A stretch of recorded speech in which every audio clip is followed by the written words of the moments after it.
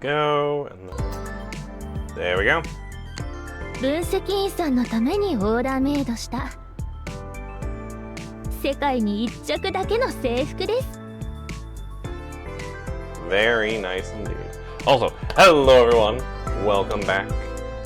I don't know if I told you guys last time, because I don't remember if I told you last time we played Snowbreak, but I got the new Vidya. So I don't remember last time if I said that or not, but as you can see, we have her in her stewardess outfit. So very, very nice. Yeah, and I don't know if I'm going to be able to get her in time, but I would maybe like to see about getting the Chen. Or Frida, I guess. Either one of those two would be good. But there's also only like 4 days left, and I don't have a lot of things, so I'm not getting my hopes up. But we'll see. Something that might help, though, is if we do... Because I kind of want to wrap up the last little bit of the event stuff that we haven't done yet. Which is the Gradient of Souls rerun. So a rerun of this wonderful story about one of my favorite characters, Cherno. So yeah, I guess it's just kind of just a complete story. We're just kind of going through it again, I guess. So I don't know. Part of me kind of just wants to just kind of just skip the story stuff because we kind of know what happens in the end and everything. But I don't know. So I thought about it. I might maybe see, like, it might not be bad for like a refresher, I guess. I don't know. But there's a prelude apparently that we can watch, so we'll start with that. 10 months ago. I understand you, Tao, so I have no reason to be nervous. The 5th Research Institute, I can give you the access to the key to the control room. I'll be activated after our transaction is complete. 5th Research Institute. You haven't told them yet, Tao. From whose hands were the Titans born and who escaped their cages leading to all of this? The truth is hidden in the Research Institute. Yeah, and then we had that whole incident happen. The only good thing that came out of that, though, was that we got Katja. So, Large man didn't say anything, just patted me on the shoulder and walked towards the security door. I admire you, Adjacent. You are the most extraordinary young man I've ever met. I believe you will make it there and learn everything. However, as far as true knowledge of the divine is concerned, it is only the tip of the iceberg, that is. Sound of his cane hitting the floor acted like a silent order, leading the security door to open in front of him. Tao, thank you for giving me the opportunity to get closer to the divine. It was a good deal. Farewell. May you and I retain true to ourselves in the pursuit of true knowledge.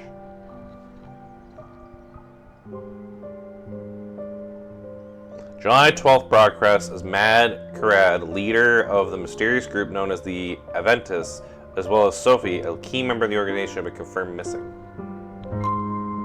Insiders had revealed that the disappearance of these 2 individuals was unexpected even within the organization. This incident is still under investigation. Ah, why? Why only Sophie? Welcome to our November 15th broadcast. Conflict has broken out in the towers again, starting at 9 o'clock yesterday night, continuing to 4 o'clock this morning.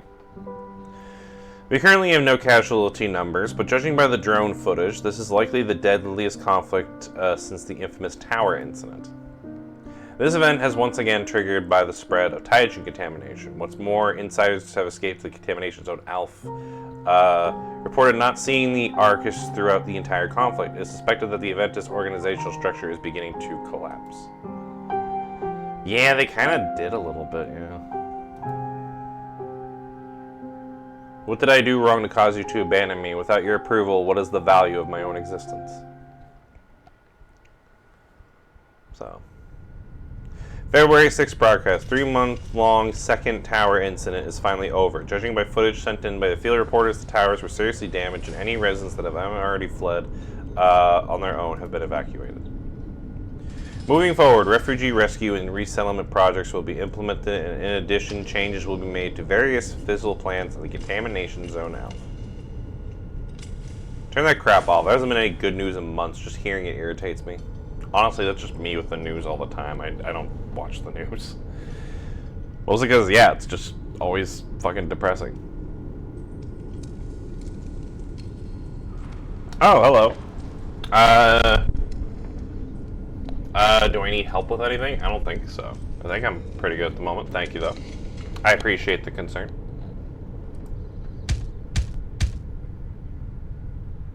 Who's there? Hey, take a look through the window. Maybe they're one of ours. The man stood up from the ground, slowly drawing his pistol to his hip. Oh. However, the moment the woman stuck her head out the window, her body exploded in a bloody mess. Oh, Jesus. Oh, hi, Rosie. You behaving? Yeah, you behave. Okay.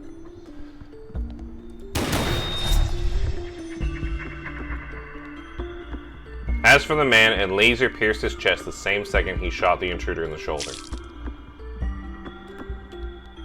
There's no sign of the high prizer here either. Well, time to go.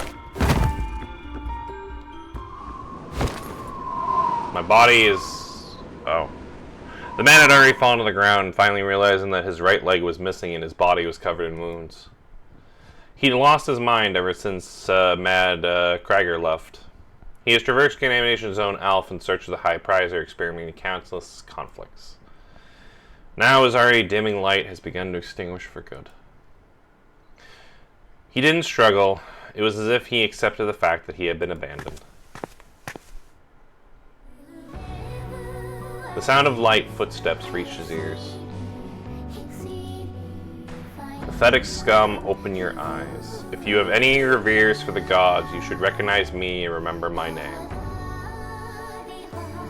Oh, Edda. Oh no. The girl who wore white clothes and held a white branch stared at him with blue eyes. Edda, our willy white deity, why have you come for me? In pursuit of misery and suffering, or to bestow you with a new purpose. My poor child, it is not yet time for you to give up on life and enter Valhalla. I want you to become the new high prizer and grant you and the other abandoned individuals like you happiness. Are you willing to accept this new purpose? I will become the new high prizer. I will replace the one who abandoned me. Sounds about right. I accept. Then the pact has been established. And with that, the girl raised the white branch in her hand and stabbed the man in the chest with it. From now on, you work for me.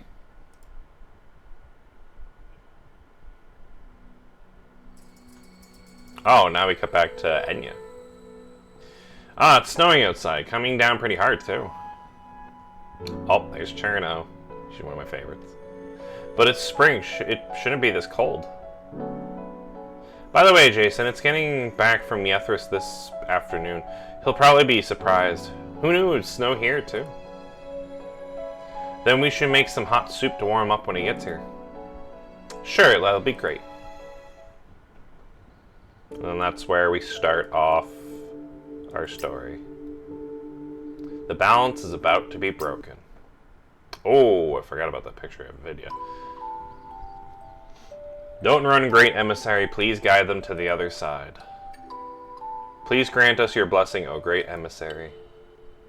The girls collapsed on the altar before Cherno's crystals crystals creeping from her body, freezing them in place. Their souls cannot react to the pure realm without your blessing. Come, take the scepter, pierce their hearts, and grant them peace. Oh yeah, because I forgot this. Yeah, the story is about Cherno's past. I can't do it. How weak. It's all my fault, High Prizer. I can't be the emissary. Please forgive them. Yes, it is your fault, but Cherno, do you know something?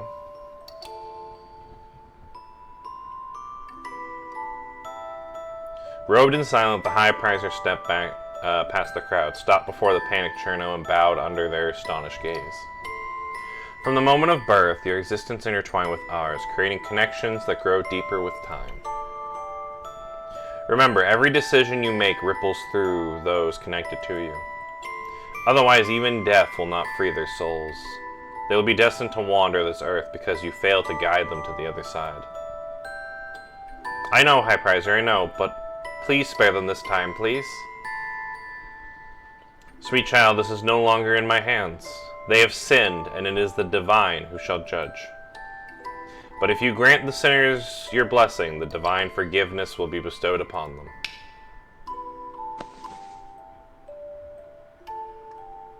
The man snapped his fingers, and a handmaid immediately moved forward, covering Cherno's eyes and ears with a white cloth.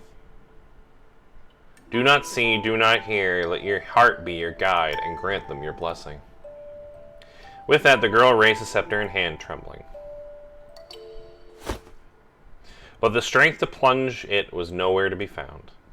She stood there until... How unfortunate, the souls of these sinners will be imprisoned here forever. The woman behind Cherno grabbed her and released the white cloth. Before Cherno was a lifeless face of girls warped by crystals. What?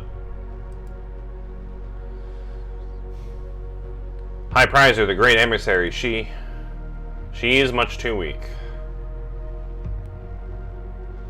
After this breakdown, the girl was later shut back into her room. For several days, no one came to disturb her. Naturally, no one came to console her either. She was all alone, waiting in the darkness just like before. This was the punishment of an incompetent emissary. If only I was stronger, if only I had more courage. If only I wasn't the emissary. Always being forced to do things against your will and hurt people. Must be hard for you. Who are you? I'm sorry, but now isn't the time to give up. The dark shadow in the front of her didn't answer the question, instead just gently laid a hand on her shoulder. You must survive, Cherno. No matter what happens, I hope we will fight to live on. So let's make a deal. From this moment forward, I shall shoulder all of your misery and suffering. And you, Cherno, can search for the salvation that belongs to you alone. Then, when you find that true salvation, you can take me, hand stained with blood. And we didn't get to see what the rest of her sentence was. Cherno, careful. The lily white deity in the eternal promised land. They are coming. Great emissary, please guide us, please guide us. I don't know where the change in front of her uttered words in a clear human voice. Please guide us to the eternal promised land. Oh. You okay, Cherno? I'm sorry, I made you worry again. Cherno gripped her hand tightly, and her warm sweat soon soaked through her gloves. Don't worry, I won't let go. Okay. Cherno, are you sure you're okay? It seems like you've been distracted on missions lately. I'm sorry. I watched on as Cherno continued to apologize, but I couldn't help think about something. She was clearly in danger just now, but Merasult failed to show up.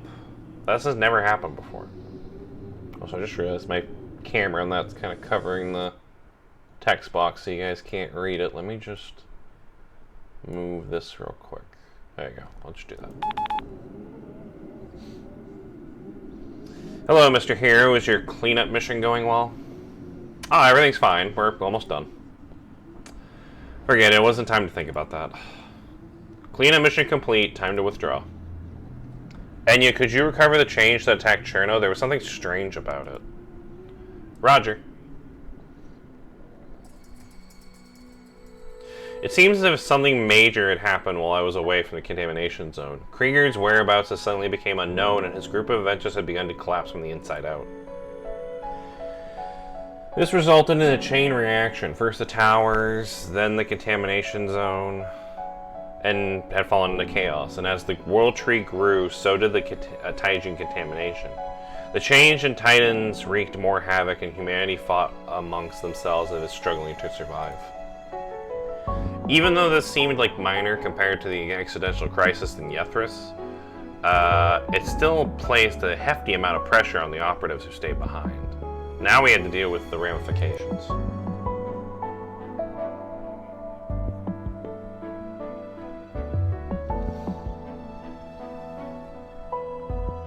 Welcome back, everyone. Miss Cherno, please follow me. The psychiatric treatment room is ready.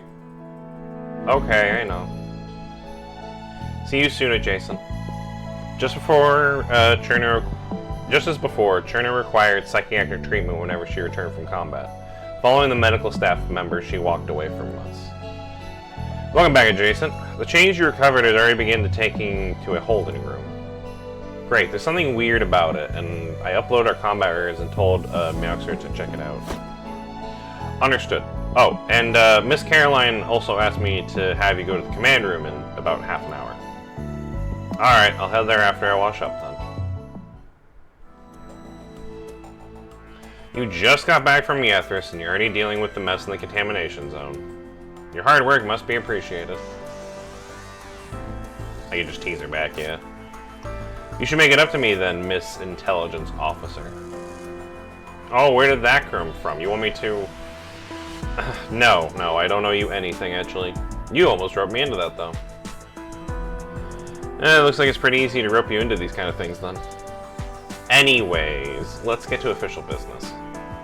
Essentially, the situation in the contamination zone has already been improving lately. That's naturally been in part due to your return, but also it's due to... Caroline touched the tablet softly soon after the holographic image of a stronghold somewhere in the contamination zone appeared. This is a group known as the Blessed Ones. They were once an activist section. However, please regard them as an independent organization, seeing as they no longer follow Kriegard and the behavior is completely different from the Eventists. They come to power among the bottom levels of society in the contamination zone, creating several strongholds they call Blessed Lands within the city of Reykjavik on behalf of their white deity. Looks pretty exciting, but what were our people doing while all this was happening? Unfortunately, rather than trust the age or so, everyone seems more willing to place their faith in this group since they've been in the contamination zone for so long. They also provide everyone with enough supplies and can guarantee absolute safety in the areas around the stronghold. Absolute safety? Yeah, for some reason the Change and the Titans have never attacked the strongholds, which claim to be blessings from their white deity. Surrounded by Titans, we descended upon the snow in a white gown and a red bow.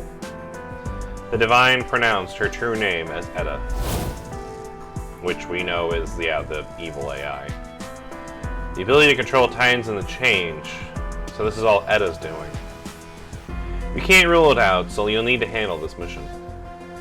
Even if you didn't ask me, I'd still want to figure this out for myself anyway. After all, a Change screaming about some white deity attacked us a couple hours ago, and according to Meowxer's investigation, the Change had only turned recently.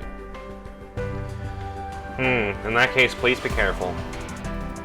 Alright, let's talk about tonight's operation. Our informant in the contamination zone reported that the Blessed Ones seem to be getting ready for some big ceremony to happen at midnight tonight, to welcome the white deity's arrival. The event is going to be held here at the biggest stronghold, the Blessed Bazaar. Of course, you can pick any operative to go with you. I'll probably pick Enya then. Well, that was fast. You don't want to think about it some more?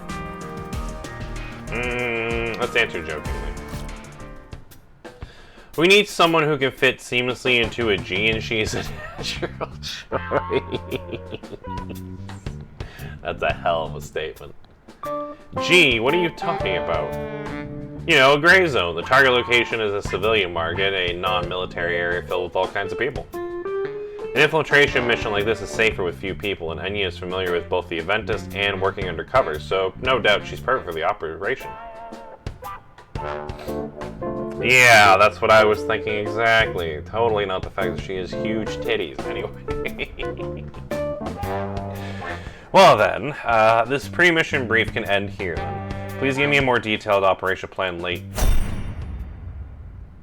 Hey, hold on. As soon as the door of the command room slid open, I saw a girl standing at her feet apart, looking at me with fierce eyes. Seems like Merasult's awake.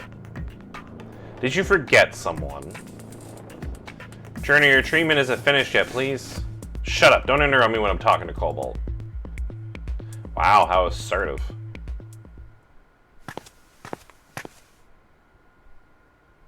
The girl began walking towards me.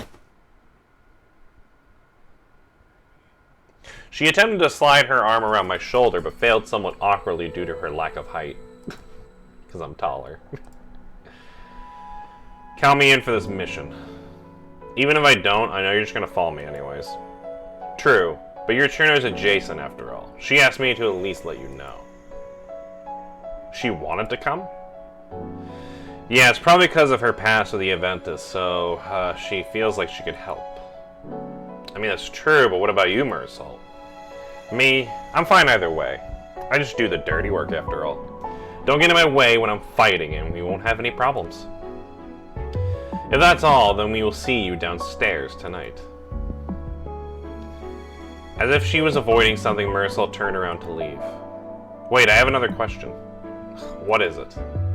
When Cherno was attacked by the change this morning, you didn't show up. Where were you? It seems like you were showing up less and less recently. Ooh. No quick remark either. So let's make a deal. From this moment on, I will shoulder all your misery and suffering. And you, Cherno, can search for the salvation that belongs to you alone. Then, when you find that true salvation, you can take me, hand-stained with blood, and... I was just asleep. Really? Yes, really. You don't need to worry about me like Cherno. I'll be there for the entire operation tonight. Merasult waved her hand and disappeared down the hallway. It's getting harder and harder to control this body. Seriously, why do you need to care about me? I'm just a tool. But in the near future, when she grows close to that person, I'll completely disappear. I don't know about that. Alright, on to the next part. Cans of meat, peaches, and more, all free of ptytogen contamination and free of charge. 3 per person, only 3 per person. Are they really free? Absolutely. Please, take some, brother. These are all provided by the Blessed Ones. Blessed be the White Deity. Come over and take a look. Who wants an old cotton coat? It's warm and durable.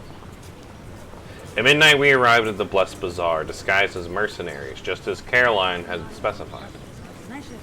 Festive decorations adorn the area, making it more lively than a night market at the camps. All different kinds of people walked amidst the colorful lights, their smiles revealing a happiness seldom in the contamination zone. Adjacent, the atmosphere, it's completely different than the other Aventus strongholds. She was right, it didn't seem like a bleak or anything like the others, and maybe that was only on the surface? I nodded and shifted my attention towards the area where the most noise was coming from. It was a row of makeshift stalls selling meticulous goods, and it seemed like the perfect place to gather intel. Wait a second, Adjacent. Your mustache is crooked. I'm wearing a mustache. Ah. I intended on fixing it myself, but Cherno moved around Enya to beat me to it. Her small, warm hands poked out from her thick coat, softly touching my cheeks. All done, Adjacent. You look really cool now. Oh, thank you, Cherno. Oh my, Cherno. Very cunning. Oh, wait, what did I do? Looks like I need to keep a closer eye on the Adjacent from now on. Anya then took me by the arm. Come on, I know exactly what you're thinking. We can pretend we're a family of 3. Let's come up with some stuff to say. Anya, we agree not to drag our personal interest into work, and there's not enough of an age difference among us for anyone to be your child. You saw right through me. Let's just play it by ear. You don't need to do any role play, but let's others think whatever they want. Which stall should we head towards? Let's start with the canned food. Oh, you 2 brought your daughter to the gathering. Blessed be the White Deity. Here's an extra helping of cans. So there were people who believed we were a family. Oh. Thank you, but do you mind if I ask, are these cans really free? Oh, it looks like this is your first time at the Blessed Bazaar. No, my stall is entrusted by the Blessed Ones to dispute supplies. I see. We used to live on the west side of the city. We moved here recently when we heard there were no changed. I see. Blessed by the White Deity, raising a child is hard work even for a skilled mercenary. But there's nothing to worry about. There are plenty of supplies here, and we are protected by the white deity, meaning the change can't get in. So what's this white deity and its protection? Oh, the white deity's protection is exactly what it sounds like. In all honesty, I'm not sure what it is. It might be some type of shield or special position. Your mercenaries probably know better than I do. I mean, don't you think it's a bit suspicious, though? Suspicious? This place has been operating for a week without a hitch. And I'll tell you something, the western side of the city is probably fine, and we can get even more supplies from Yagersil. But here, people were starving before the Blessed Bazaar was set up. I believe it if you told me they were resorting to cannibalism. I can see that. Oh, don't misunderstand. There's no human meat in these cans. They were stockpiled by the Blessed Ones from all over the contamination zone. Completely safe, don't worry. After some probing, it didn't seem like he was hiding anything. He was just an honest vendor. But how can a truly honest person survive in a dog-eat-dog world of contamination zone? Let's check the clothing stall. Hey there, mercenary. Have a look at these clothes. They were taken off the dead, but they're still completely clean. Well, at least you're honest. Have they been washed? Reusing old things is common in the contamination zone. If I told you they were new, you probably wouldn't believe me anyway. But don't worry, I cleaned them all myself with disinfectant. Good as new. Disinfectant? I believe you told me that before we were all recent unrest, but now disinfectant is hard to come by. You'll need to think of another trick to inflate the price. You can change your voice that much just to hide your identity? Oh, come now. Why wouldn't I lie to you? Listen, I got a guy with connections in the Blessed Ones. A little cash is all it takes to swipe that disinfectant from this warehouse. So you surely sell more clothes then. What's it to you? Interested? You better hurry because these things are getting more and more strict by the warehouse. After some probing, it seemed as if the Blessed One organization wasn't controlled as tightly as that in the towers once was. And even though they had stockpiled supplies, perhaps they didn't actually have as much as they let on. Alright, next stall. What is this stall selling? Looks like weapons. There's plenty of well-established market for them in the contamination zone. Let's take a look. I don't think any ordinary person would be selling this kind of stuff here. Blessed be the white deity. Are you looking for spoons? Spoons? It means weapons. It's a code word used in the contamination zone. Don't mind her. She just joined us and isn't very experienced. Then forget it. I don't deal with newbies. I suggest you just don't rope your kids into some work. World's changing and the white deity is about to arrive and cleanse the world of all its strife. Do you really believe in that? Even though I have my reservations, I can't help believe it. Stay for a few more days and you'll see what I mean. People don't need to arm themselves anymore in the blessed lands of the white deity. People like us will cease to exist, and it's time we consider changing our ways. After some probing, it seemed like a lot of people had converted to joining the Blessed Ones. But they weren't as radical or unwelcome as the Adventists. The people here are different than us, for sure. They don't seem to worry about this white deity, or who it actually is.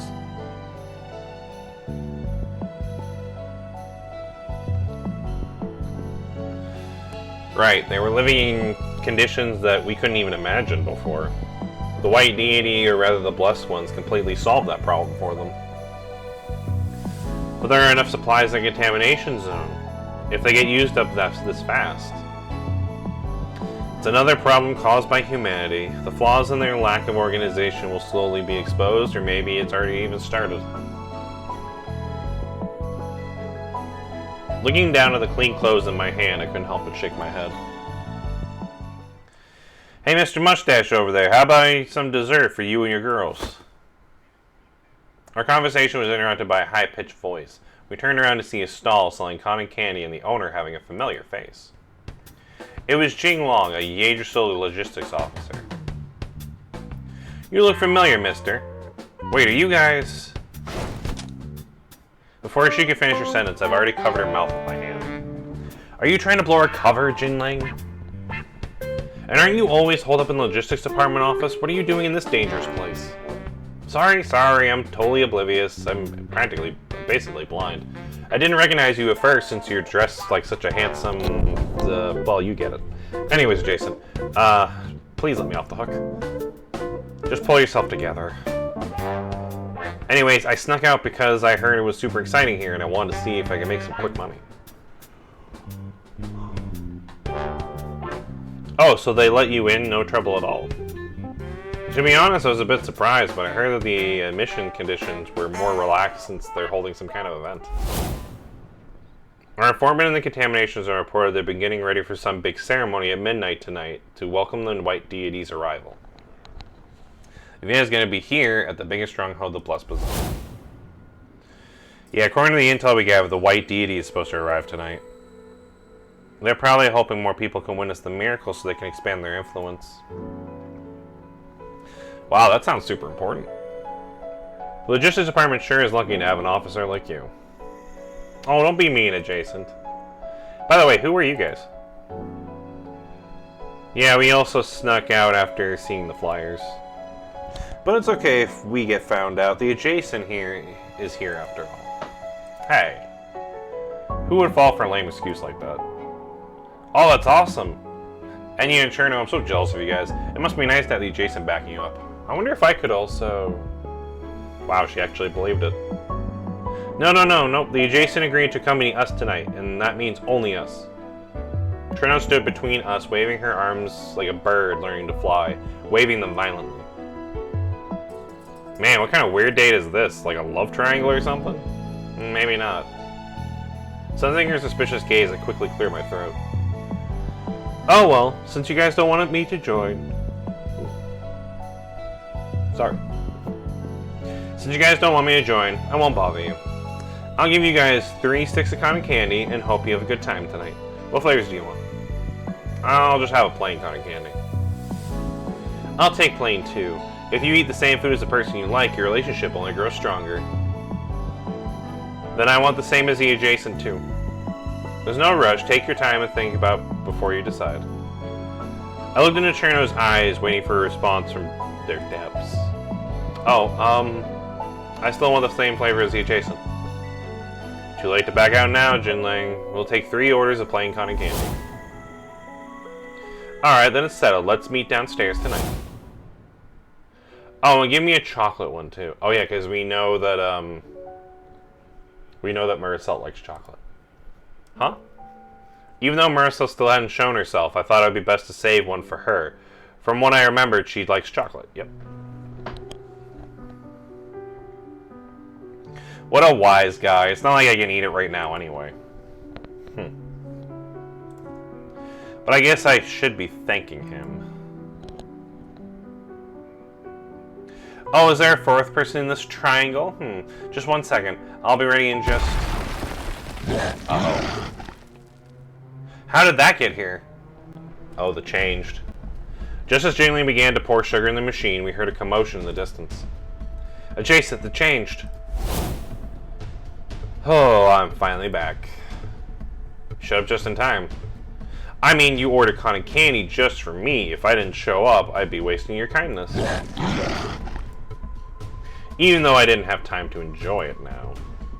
I'm sorry. I'll let you have another one later. Let's just focus on the matter at hand. Remember not to reveal your identities. Yeah, knock it off. I don't need your approval.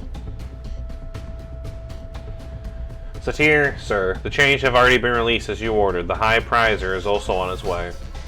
Excellent. Everything is coming together. People will desire salvation when they are in danger. Ah, we also spotted the emissary at the venue. Predictable. Keep an eye on her and let me know if anything else happens. Understood. Yeah, Cherno's here, so... Not too surprising.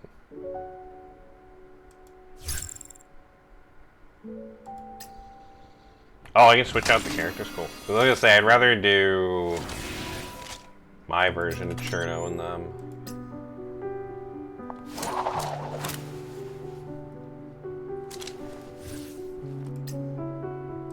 Oh, we get Calcio with us? Cool. Yeah, I'm just looking at it now. Wow, you can tell that this is an old storyline because I have all of the upgraded versions of them. Instead of Blue Bolt, I have Dawnwing. I have the 5-star. Yeah, I have all the 5-star versions of them. That's how long it's been. Thinking about it, this Grand Souls. 私に前に誰か助けて。分析員、私たちはどうすれば。一般人を先に保護ですね。わかりました。チカチカ。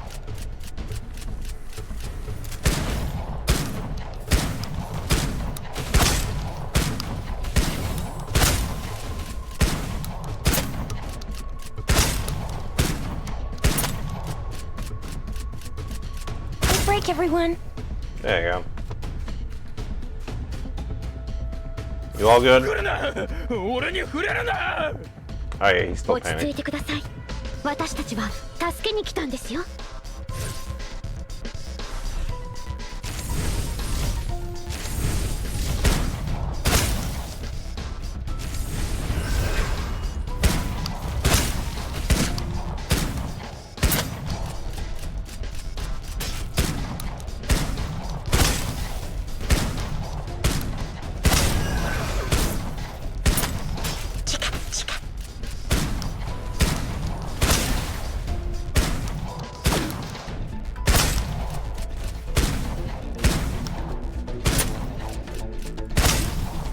Go.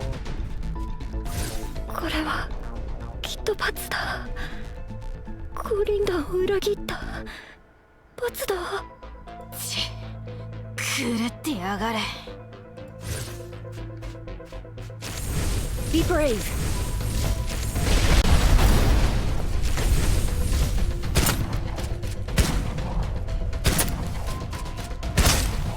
Break everyone.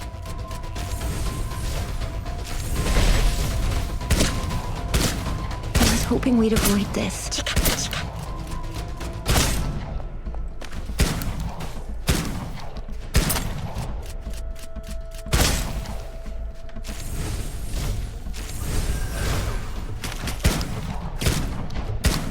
Jama させませんから。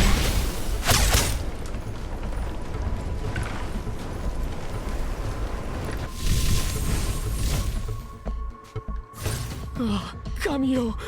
どうか我が兄弟たちが私を傷つけることがないようお守りください。あいつらは兄弟なんかじゃねえぞ。ですが我々と同じ格好をしているのを見ました。分析員、広場の方でまた騒ぎが起こっているようです。チカチカ。Be brave. 助けなさい。I'm fine.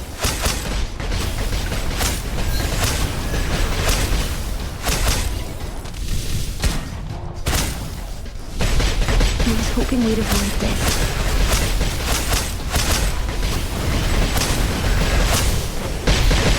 Break everyone.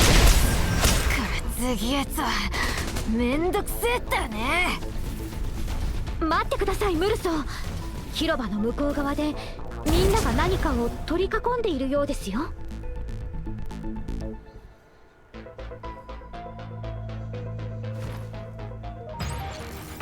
Nice. すべての幸せと喜びを分析員に捧げます。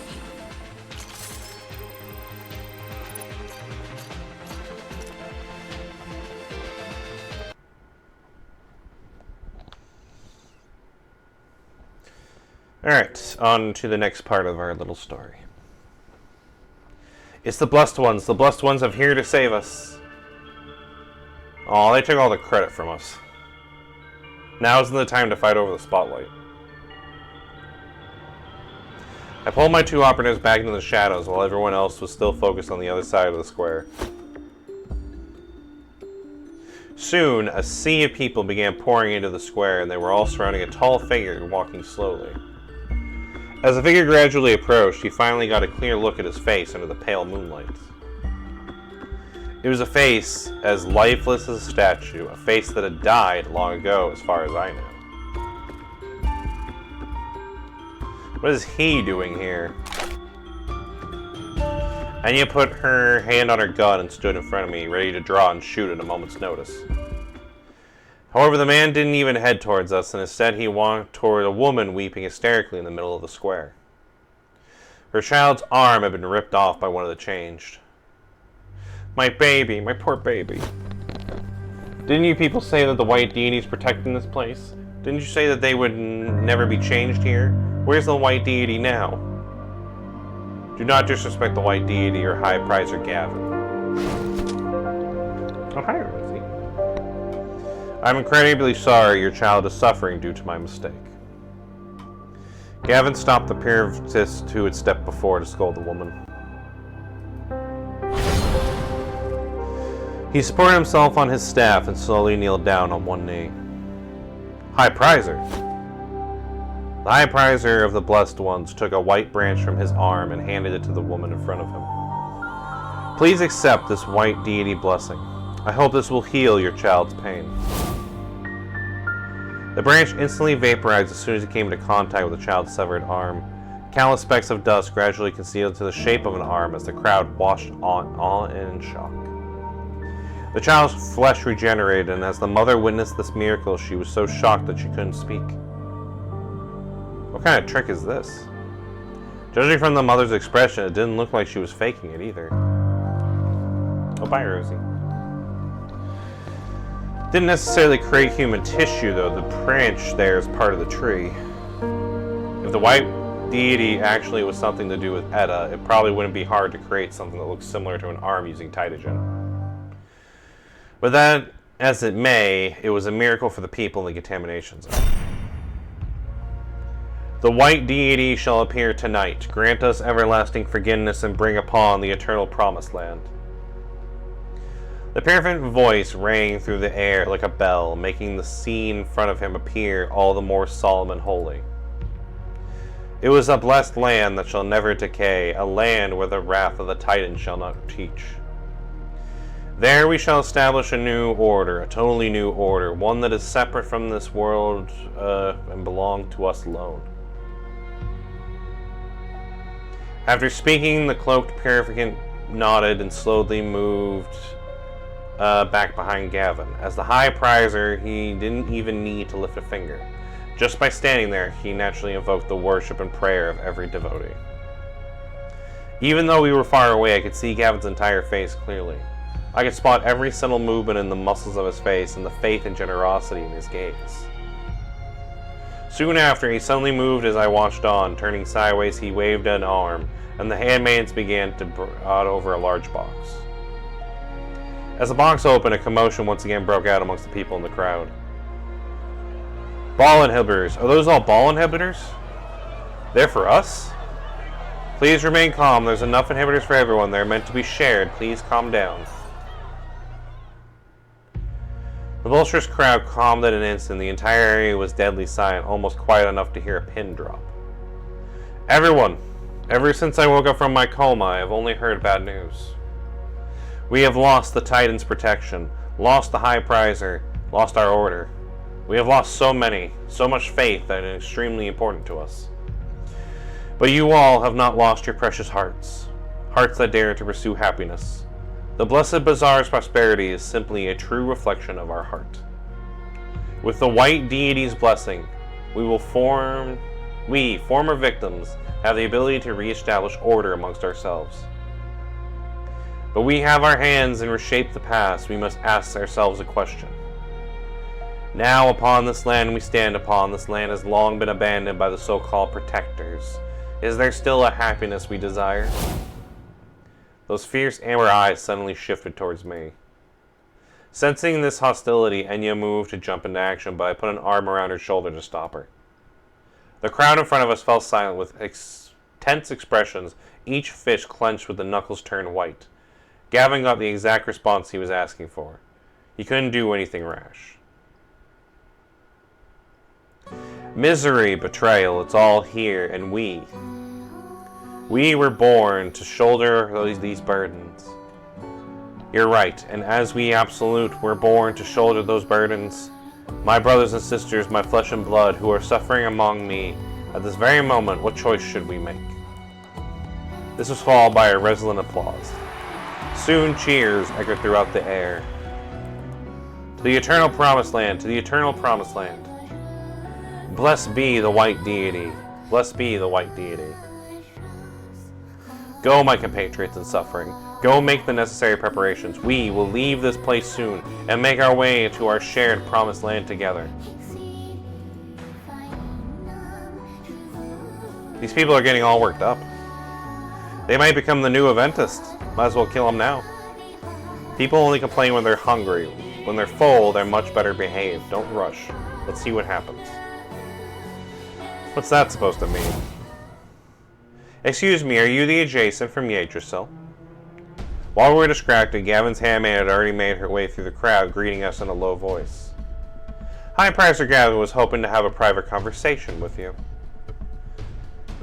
What, are you seriously inviting us to this paradise? What is he plotting?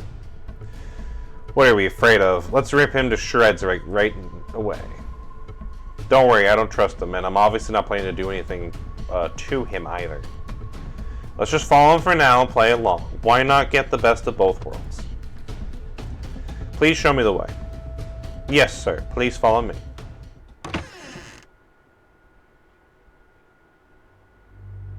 In the dark room, the man on the sofa wore a cold expression. An equally cold chair was placed in front of him. Have a seat, Cobalt. Alright, I'll take the comfortable sofa then. My surprising response put him at a loss for words, as I intended. He raised his head, looked at me in shock, while he still never met me before. You've changed. You're different. Different? What about you? You were the once protector who was willing to risk it all for your companions. Now you're revered High Pricer? Please wait a moment before you try to humiliate me. At least let me explain why I invited you here first, or maybe you'd like a little gift as our greeting. Go ahead.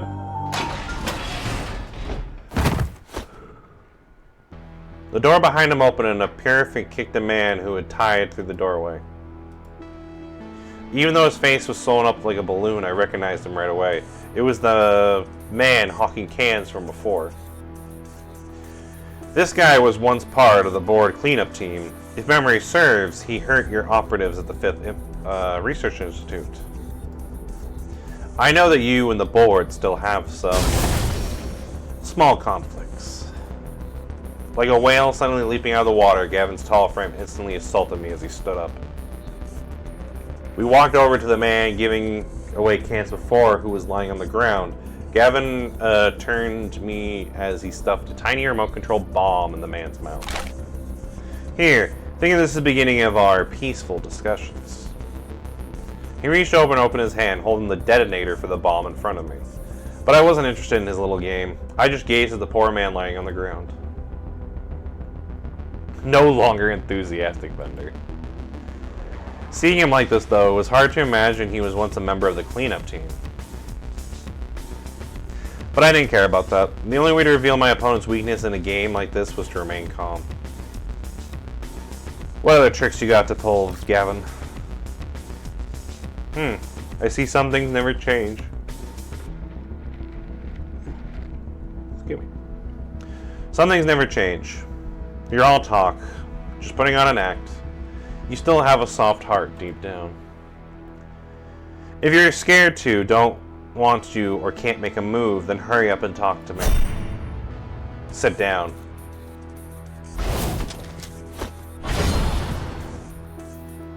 As Gavin shouted, I heard the whipping sound of 2 muzzles being rapidly raised in the air. Anya and Merasult dashed out from behind me so fast that it would have been difficult for any ordinary person to see it. The roof of his mouth and his temple, the 2 operatives each pressed a black barrel in their guns against his fatal areas. I won't let you get away this time. I told you we should have just ripped him to shreds right away. Are you the only happy if things come to this? In that moment, as Gavin and I looked around at everyone in a closed space, we saw the same thing. His followers donning Adventist garbs weren't as determined as he and I originally assumed.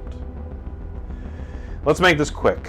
What are those white branches, the white deity, and the eternal promised land? What are you up to? You don't need to know that. You only need to know that we are about to leave. As soon as you all won't be able to find a single trace of us. Everything here will belong to Yggdrasil once again. I'm sick of listening to him. The core of the barrel of the gun inched deeper into his mouth. A bitter expression finally appeared in his face, and the words he did not have time to transform to sobs as the gun against his jaw. Some of the people standing behind Gavin looked like they wanted to act, but they stood still in hesitant gaze and trembling hands. Don't try anything stupid. I held Marasult's slender wrist and motioned for her to slowly move the gun out of Gavin's mouth. Get back, everyone, and stand down. It was a ridiculous scenario, but there were no humiliation in Gavin's eyes. There was only a vague sense of anger. Don't you want to know my goal? Fine. I'll tell you. What I've wanted has been the same from the beginning. I only want the people in the contamination zone to live with dignity, far away from people like you. Your Yggdrasil is adjacent, and you recently became Yethris's hero. You think you're qualified to insult me like this? Fine. But I have to ask you, what are you to the contamination zone? Where were you when Krieger abandoned us? Where were you when people were killing each other? Where were you when we needed a leader, needed faith the most? You want to point the finger at us again now that you are back and all. But even if I'm completely sincere, it won't be enough. You'll only be satisfied once I kneel down and talk like this, right?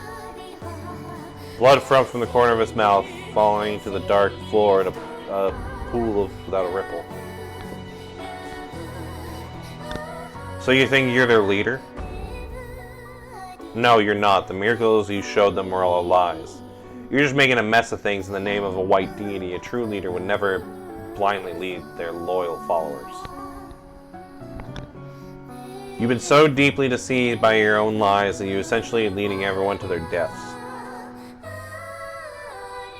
He was despicable, but wasn't I as well? You really have some merit. How dare you criticize me like this? That sensation of stiff heaviness. Since returning from Yethris, I experienced this horrible feeling every single day all over the contamination zone. And today, the sensation coming from the person in front of me was particularly intense. Reach out and touch his forehead.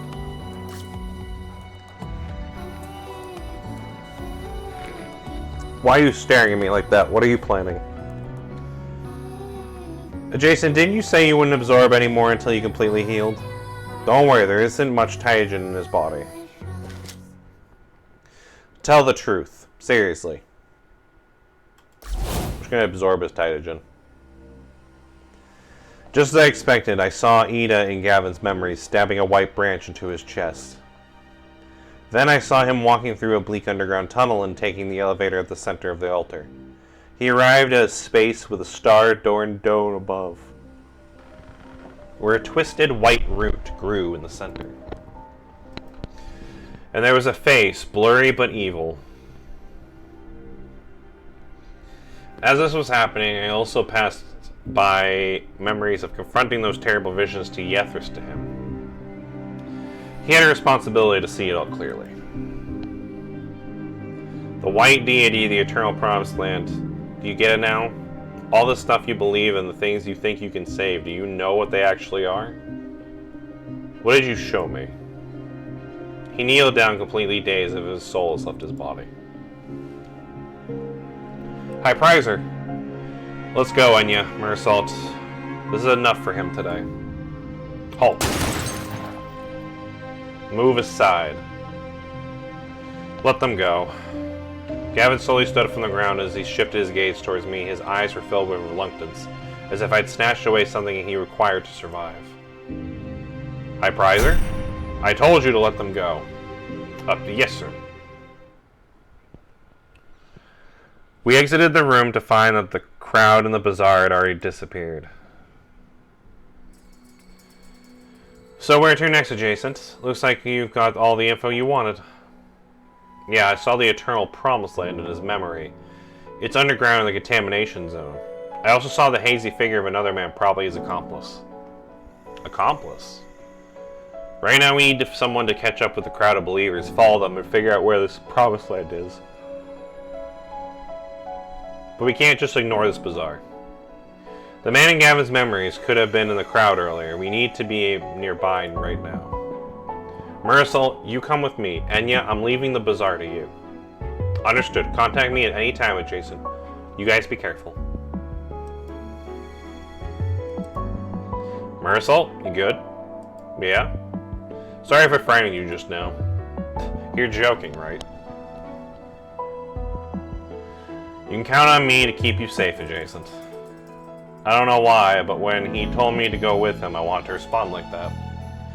But Merasult wouldn't say that, right? Yeah, Merasult's a monster, born just to handle the dirty work. Is it really that crazy that I want to protect him, though? Yeah, I wouldn't say it's that crazy. That looks like we got a combat thing. Yeah, I'll just keep the operatives. Just because I know it's going to be a hassle, just keep changing them out.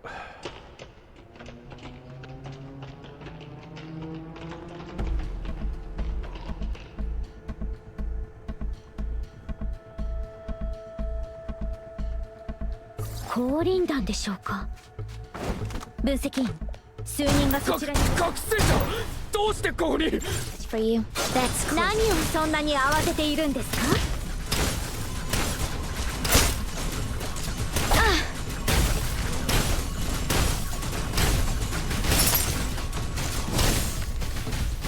私一人で十分。その勇気は褒めてあげる。赤い。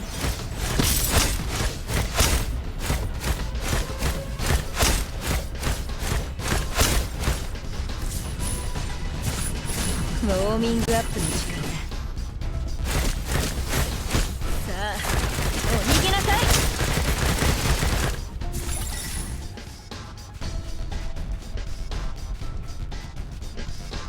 Oh, I guess I was supposed to go up the stairs.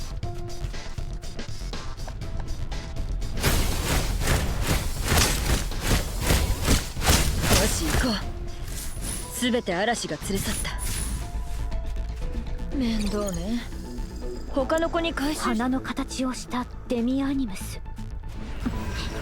違いますね。汚染物ですか。付近には他にも箱があるようです。回収すべきでしょうか。分析員。ええ、気をつけます。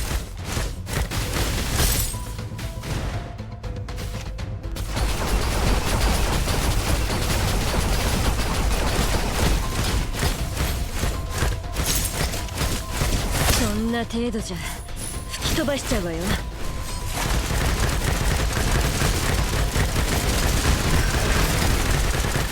薄暗い道ですね。分析員さんに手を握ってもらわないと前に進めないかも。冗談はよせって。心配いりませんよ。今のところは順調ですから。その勇気は褒めてあげる。よ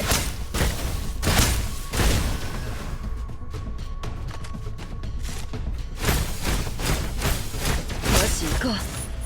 すべて嵐が連れ去った。面倒ね。他の子に回収してもらえばいいのに。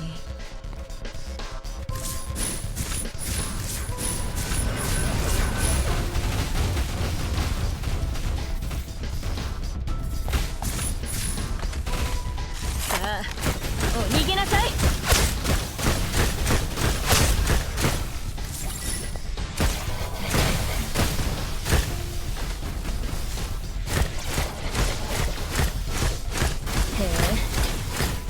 面白いじゃない。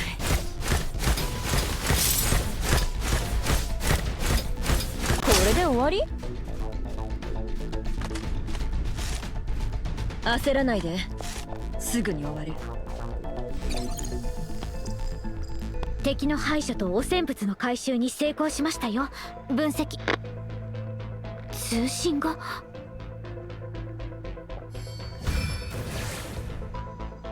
Oh. ボーボワールってことは彼もこの近くに。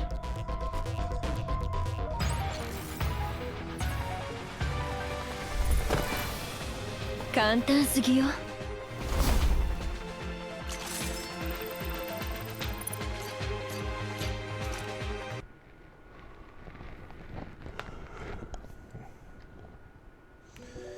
Alright, on to the next stage.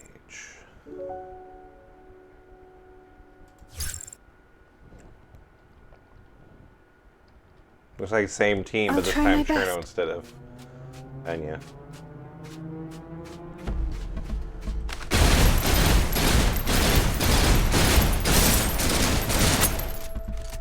I just got lucky. We need to fight?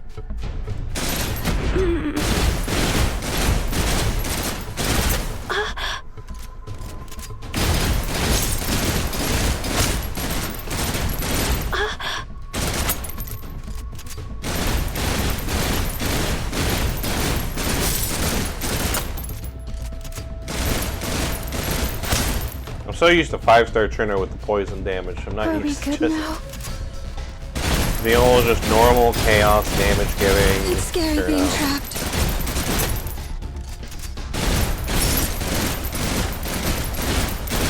It's okay. Pull myself together.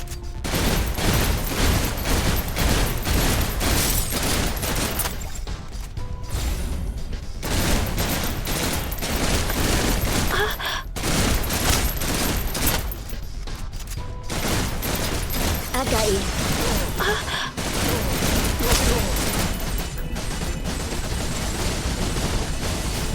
Thank goodness.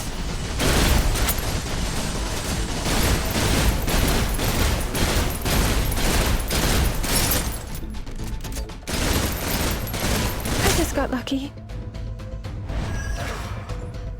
Oh, looks like we have a little boss. Definitely wish I switched Cherno. Reloading. おい、てめえの仕業だったのか、サルトル。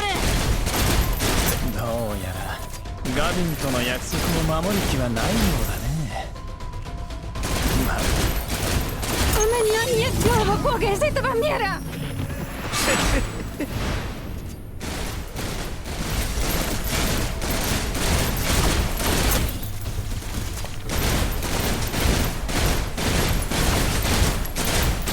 It's okay.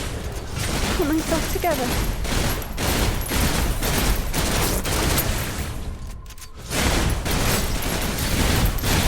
Don't hurt me.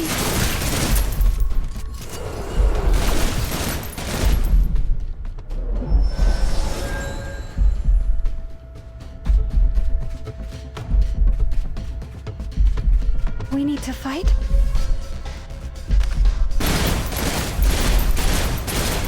Reloading.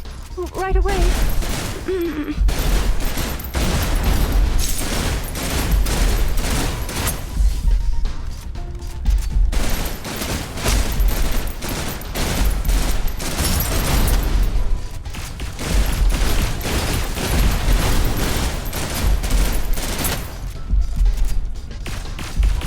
Need me to save you?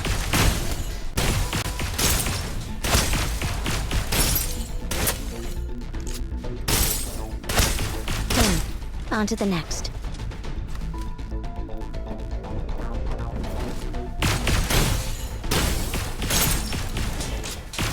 Time waits for no one.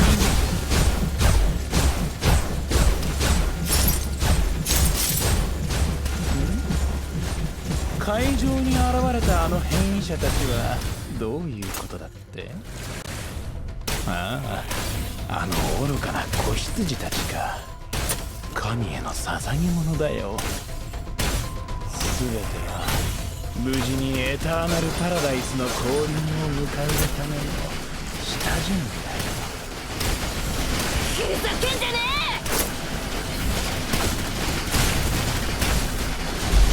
え！問題ない。行こう。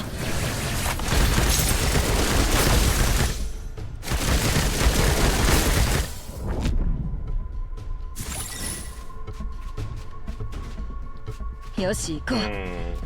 すべて嵐が連れ去った。勇気は褒めてあげる。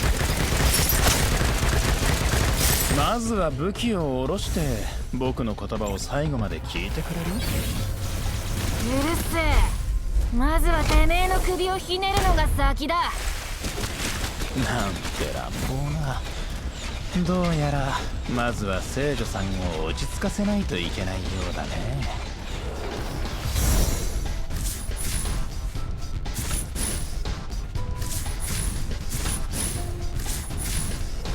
Wait, ready to go?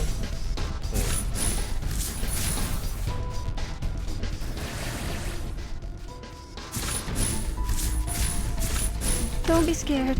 I can do it.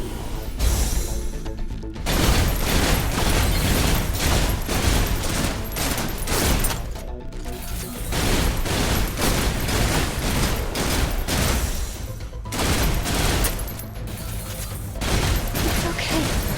Pull myself together.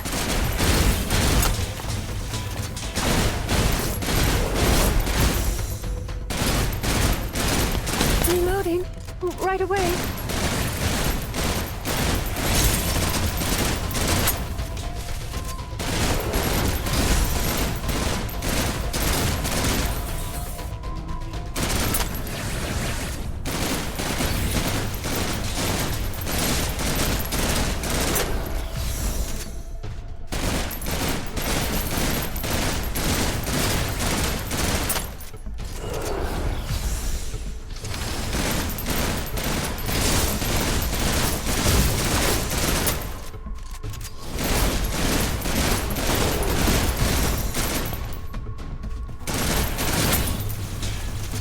It's scary being trapped.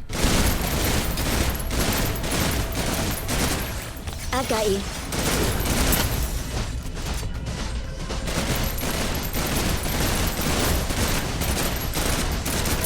気をつけてね、可愛い子ちゃん。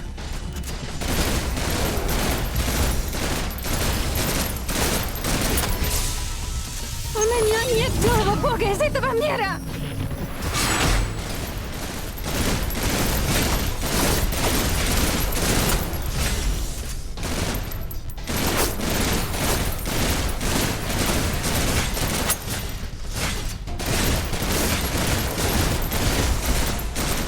It's okay. Pull myself together.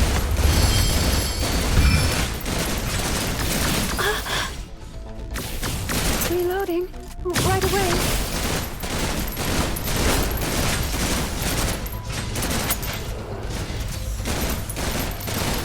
Don't hurt me.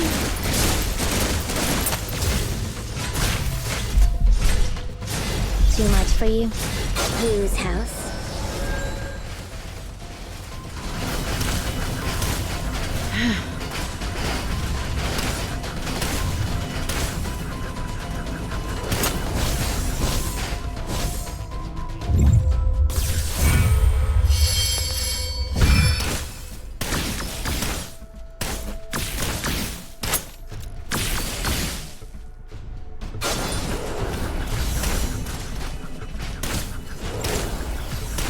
That's close enough.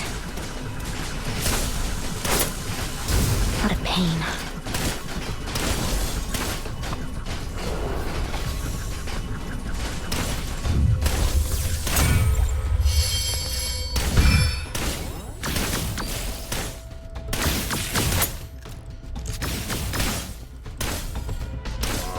There.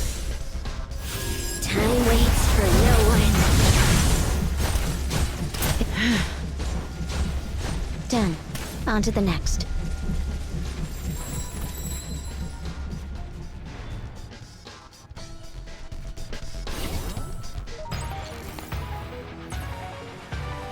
I gotta get back.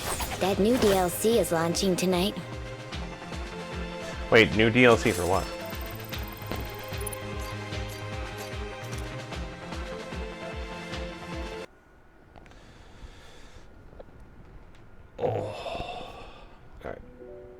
I am going to go take a quick bathroom break, and then we shall continue. I mean, we're already good, decent, a little bit in. I didn't get 3 stars on that one. Oh, I didn't complete the. I'm gonna go use the restroom. We'll come back and we're gonna do this quest again, but I'm gonna use the upgraded operatives. So I'm gonna use my operatives rather than the story ones. So I will be right back.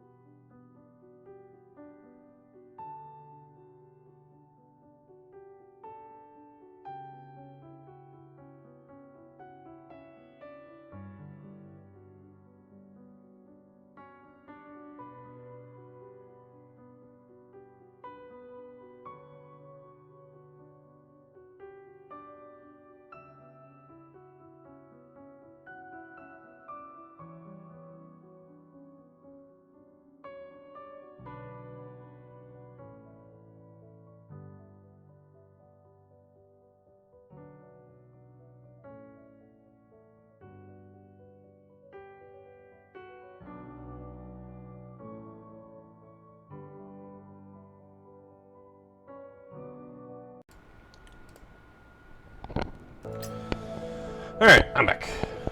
Let's go ahead and continue where we left off by doing this one again, but this time I'm using my versions of them.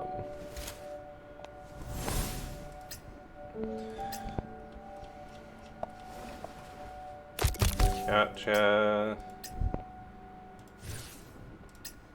There you go.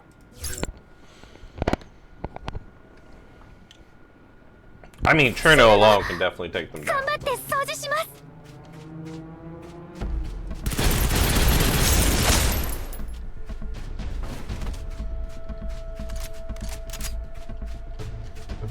We need to fight.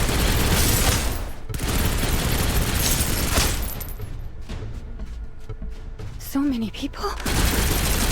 Don't look at me. Reloading. Right away. I just got lucky.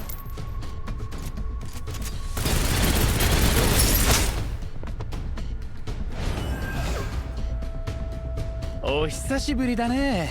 分析員。おい、てめえの仕業だったのか、サルコル。どうやらガビンとの約束を守る気はないようだね。まったく食えない人たちだよ。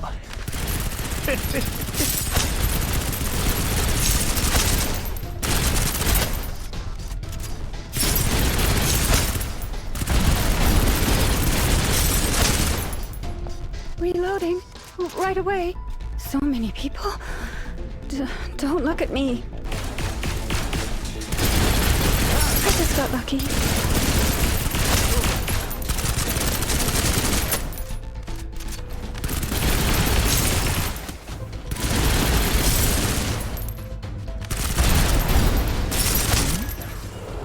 会場に現れたあの変異者たちはどういうこと？あの愚かな子羊たちか。神への捧げ物だよ。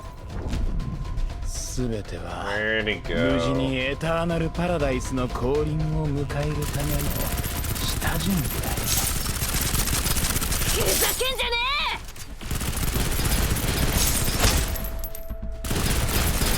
え！まずは武器を下ろして僕の言葉を最後まで聞いてくれる？うるせえ。まずはてめえの首をひねるのが先だ。なんて乱暴な。どうやらまずは聖女さんを落ち着かせないといけないようだね。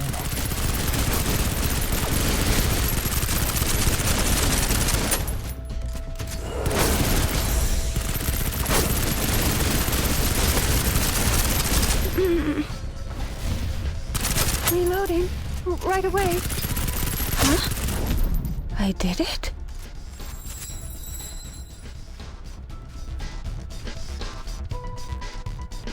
There we go. 処理はチェルノにお任せください。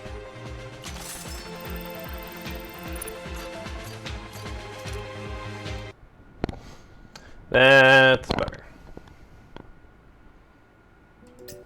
Alright. Time to continue the story part.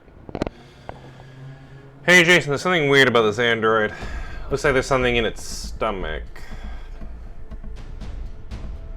We'll handle it later. As Merasult emerged behind me, I started up ahead through the thick fog and the shadowy figures moving between buildings. They can attack us at any time. Merasult? My question was only met with silence amidst the thick fog, and an ominous feeling began to crawl its way into my heart. Time to hold my breath and aim the gun. Seems that you caught me. My bullet grazed Satir's ashen white cheek and lodged itself into the wall. After avoiding this fatal shot, he immediately drew back to Merasult, who was lying unconscious on the ground. He then shifted the sight of his ray gun from me to Merasult's neck. Don't do anything rash, Jason. Use your head. Your bullets aren't faster than my ray gun. Your body can't win against a bullet, though. I observed Merasult while I attempted to distract him, but she was unconscious. Thankfully, she didn't have any injuries and her breathing seemed stable. Maybe she was just...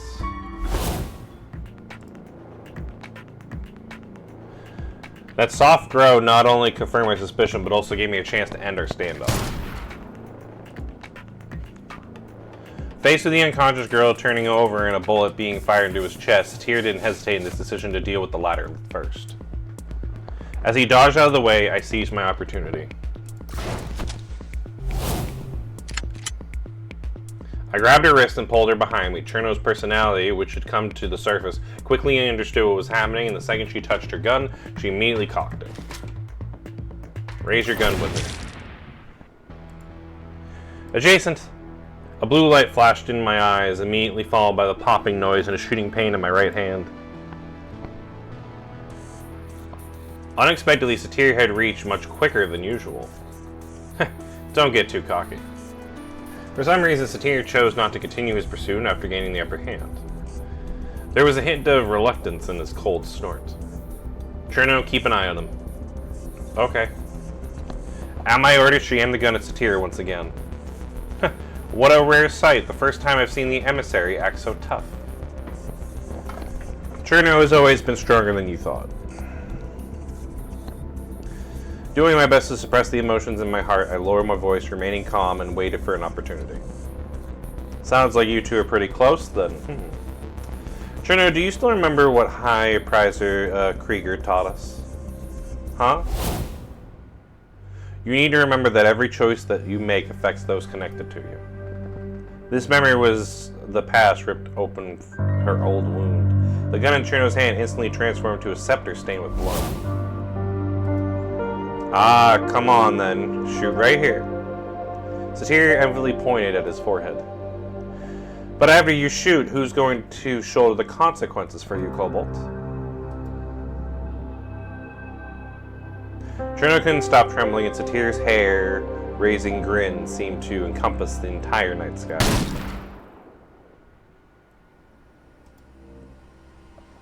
While his attention was focused on Cherno, I drew my spare pistol with my left hand, aimed at the spot his finger was pointing, and pulled the trigger. A dark, bloody hole was carved into his nauseating face. However, before I could breathe a sigh of relief, the bloody hole vanished.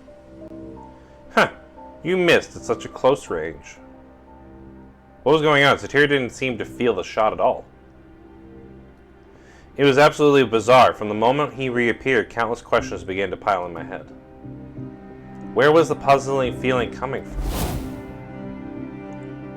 Up next in the list of heirs who died during the tower upheave, please have a look. Yeah, Satir was on that list of people who died. Didn't I try to cut you a break just now? My memories were interrupted by his dismissal voice. He raised his right hand, a bright spot of light condensed in his palm, murderous intent flashing through his icy eyes. The moment it was about to turn into a piercing light, though, Satir was interrupted by a bullet fired from the distance. Looks like she caught up, huh? Adjacent, sorry I'm late. Another annoying insect. But I was able to calm down a bit thanks to your reminder. After the anger disappeared from his face, the same cold smile revealed itself once again. Perhaps I won't be able to keep the sacrifices offered to the divine all for myself. With a burst of light, a tear disappeared and the fog followed suit. The area was once again shadowed by the silent darkness of the night. Adjacent, your hand. I'm okay, Anya. Can you inject Cherno with a ball inhibitor? Here, you can use this one. I can't do it. Absorbed in her memory, she was now flooded. I understand, but I need to treat your wound first. Fine, I'll leave you to it. Okay, after we're done here, let's head back to the company. Be grateful, Jason. Be grateful that Edda specifically asked for you to be spared. But that's only for now. Once the Titan is complete, everyone in the contamination zone will be pulled into Valhalla, including you. At that time, I will also fulfill my long-held wish. Blanketed by the night sky, Satir watched our retreating figures as his phony smile vanished from his face.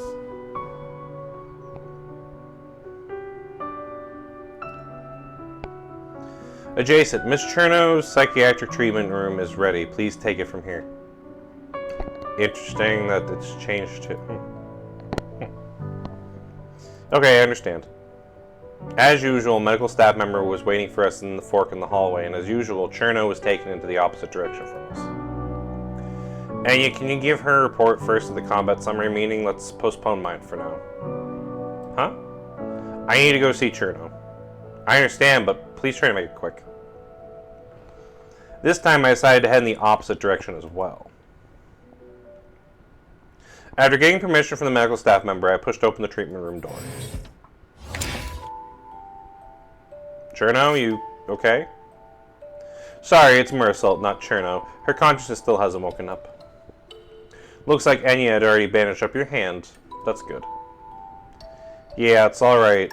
Oh, and this is for you. Chocolate? I bought it from the vending machine, but think of it as a replacement for the cotton candy you didn't get. You really are something else. That wasn't even that big of a deal to me. But it's a big deal to me, and I made you a promise after all. Ugh, fine. There's no one else around now. So you can move a little closer to me if you wish. I nodded and sat next to the girl. When she saw this, she immediately laid her head on my shoulder with a bonk. Thank you, Adjacent. The girl took a long breath in as her chest continued to rise and fall, her heartbeat grew clearer. Sorry for suddenly disappearing during the mission just now. I almost hurt you. I mean, I'm fine, aren't I? You're really good at comforting people, Adjacent. My existence must have made things hard for you sometimes. Not at all, actually. I understand Cherno much better than now, thanks to you. But I wouldn't say I know you both extremely well. After all, you don't really talk to me much. Then what do you want to know? I can tell you about what happened when Cherno and I were young. Of course, tell me whatever you want. I'll listen. Well, it's like it says in the files. Cherno was rumored to be naturally resistant to the genosis, so she was raised as an emissary. Her most important purpose back then was to complete the blessing ceremony. According to the Aventus, it's a ceremony that is supposed to set them free at the end of their battle with genosis. The way they see it, the souls of the people who die from genosis will be trapped in crystal, so they need to end their lives before the bodies crystallize. Of course, this can only be performed by an emissary. For those at the bottom of the society, it's normal for them to have hope in death since they feel they have none in life. But we never had the courage to take action due to, our cowardice. So many of our companions died painfully, regrettable deaths in front of our eyes. Unable to perform this task, the other Aventus cursed her and me.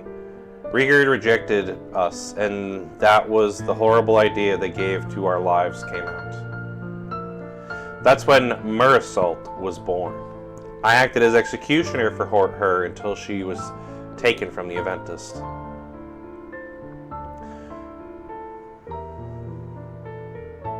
when you find true salvation and completely erase me. And so I served as Cherno's substitute until we were rescued from the Eventist. Actually, I should have already served my purpose, but for some reason my personality still hasn't disappeared. I keep feeling like I have some unfinished business. Maybe it's Cherno, or maybe I'm the one who can't completely let go of the cowardice deep within. Well, in that's the case, I say keep it. Huh? You're only cautious because there's something you treasure. There's nothing wrong with that. People who force you to make a choice are the ones who truly are at fault. And to be honest, I don't want you to disappear either, Merasult. Ah, is that how you feel?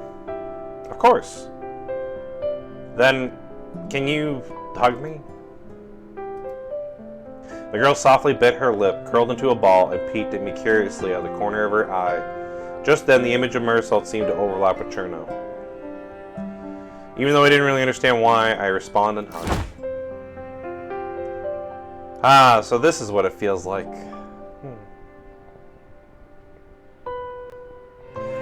Adjacent? Oh, it looks like Cherno woke up. Yeah, I've been awake. Adjacent, I remember something about Merasult tonight. I think I've always been wrongly placing the blame on her. I don't think she's ever blamed you. You two just need to get along in the future. I will. I mean, we're the same person after all. We both have the same feelings. The girl held on tight to my collar, then buried her warm face in my embrace. It seems like Merasult and I both like you, Adjacent. Sorry to interrupt. Are you better now, Cherno? Yeah, we're much better. That's good to hear. Thank you, Cobalt. Oh, and you just finished your report, so... You really have impeccable timing, don't you? Alright, I got it. Sorry, I need to leave for a bit. I'll come back and check on you later. The girl reluctantly loosened her grip on my collar. I understand the feelings you have, both of you. Okay.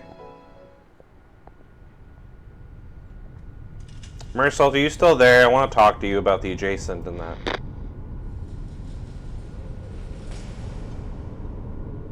I'm guessing no. Weird, she was here just a moment ago. Please grant us your blessing, great emissary. Huh? What are you doing here? Have you forgotten the blood titagen that soaked your hands? Hey Jason, something weird about that android. It looked like there was something in its stomach. Etta. As the girl peered at the sticky liquid inside, a pair of hands suddenly reached out and tightly lashed onto her wrist. Cherno, it's time to wake up. Back then, you were... Where's Merasult? Merasult isn't here right now. What? The instant she decided to face her own heart, her purpose to kill ended, which is all she was born for.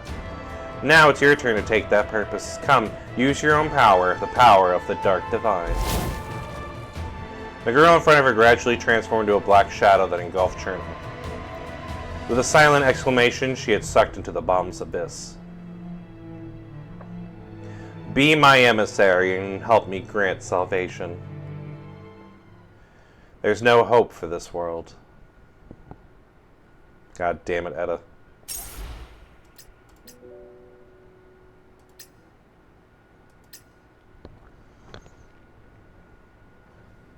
You said you guys ran into Satir and he injured you.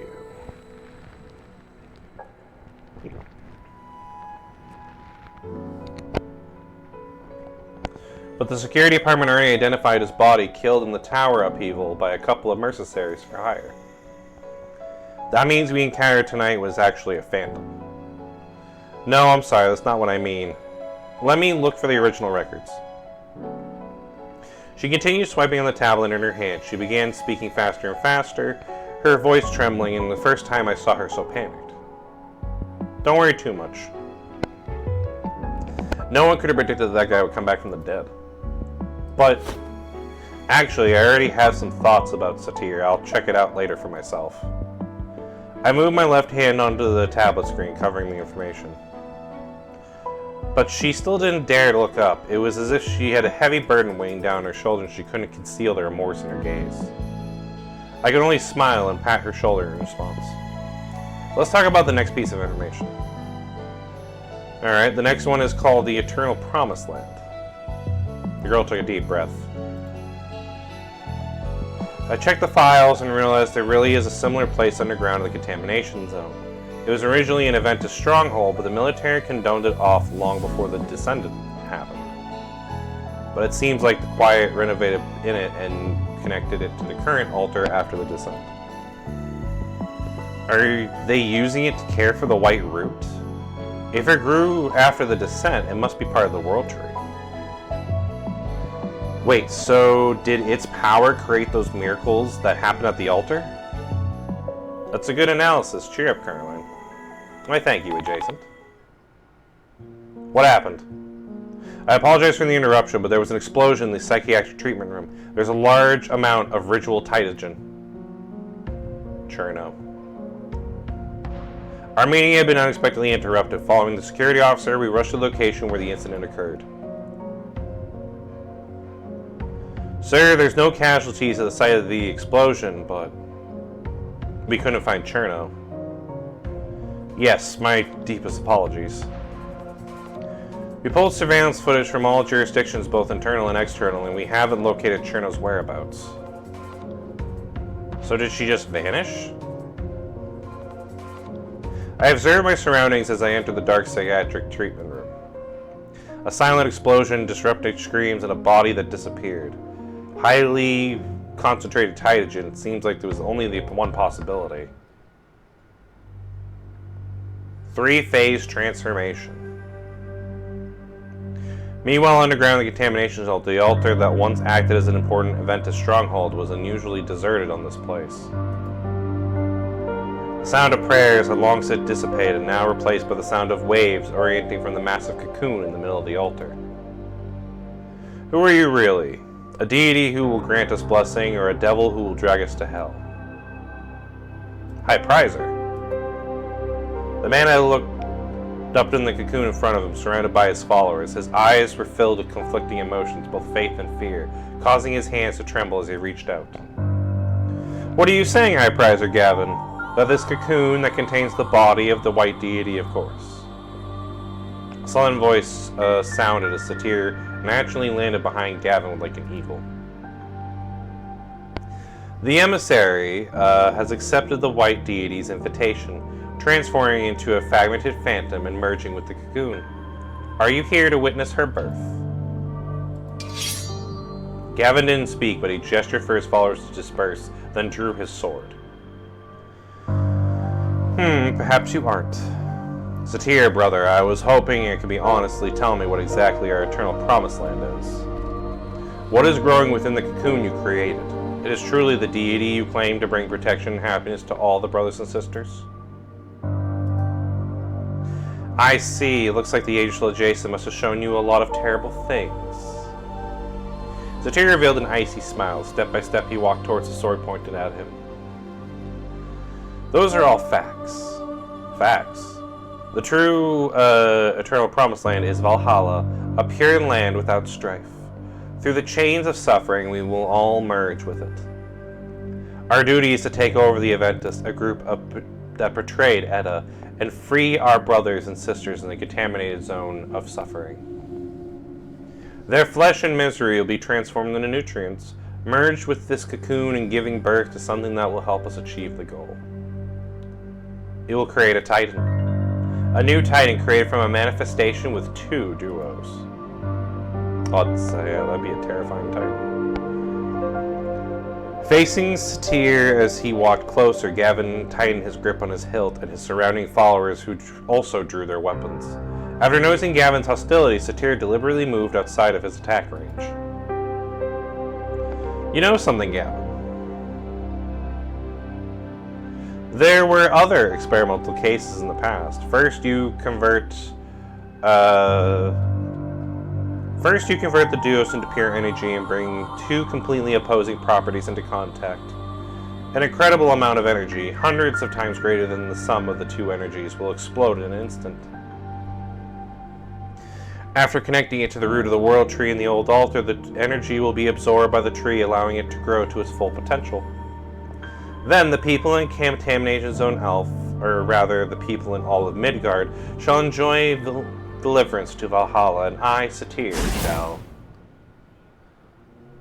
The man's monstrous fury transformed to his sword, and a heavy slash cut through the air before Satyr could even finish speaking. However, his attack, which Gavin used nearly all the strength to perform, was easily dispersed. Several branches suddenly burst from the ground to form a shield above Satyr's head. Almost simultaneously, an invisible force exploded from the cocoon, decimating the followers who stepped forward to assist Gavin. I see, so you want to launch a sneak attack, huh?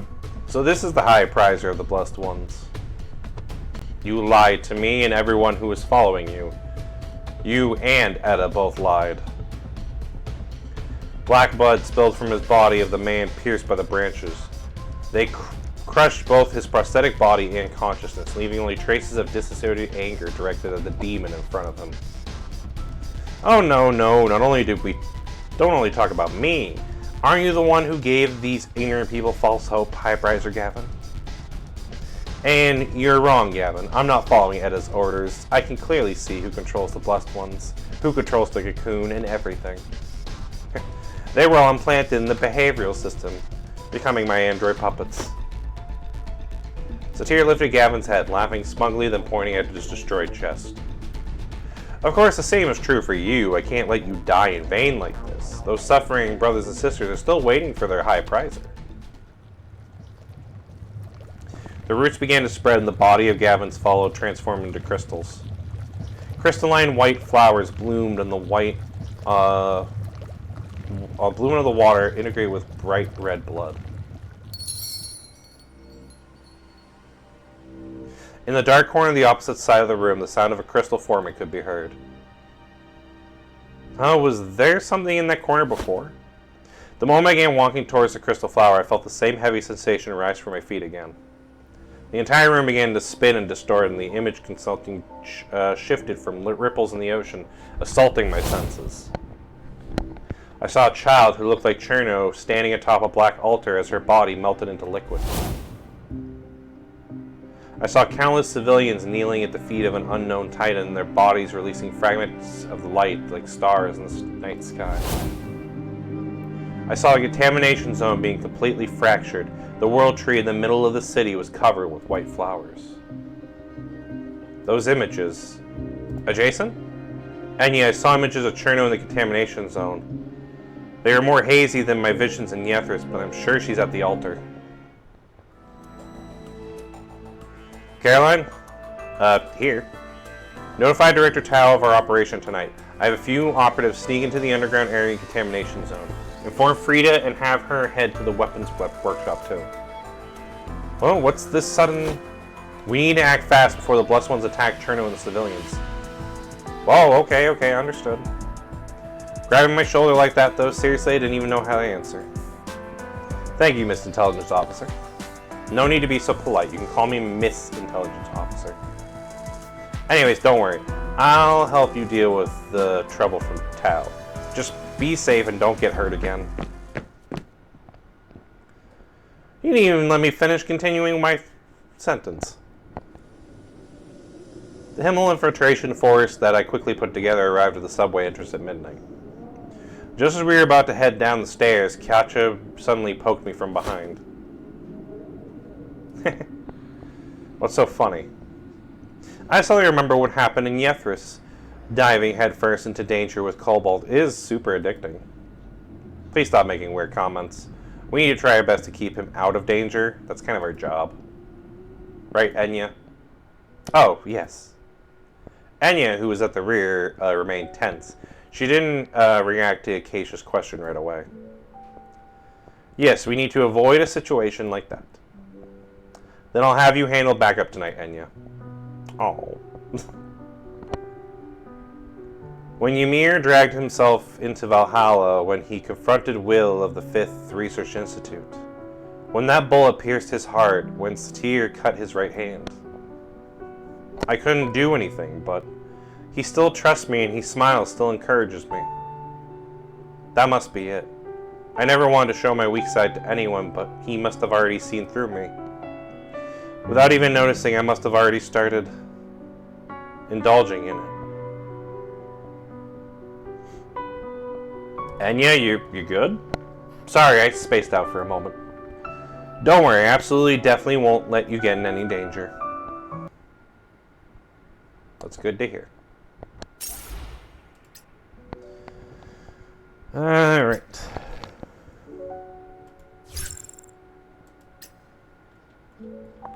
Let's use my versions.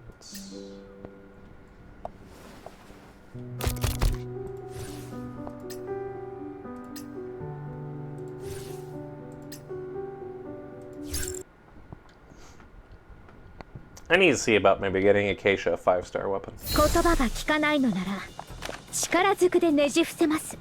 私一人で十分。分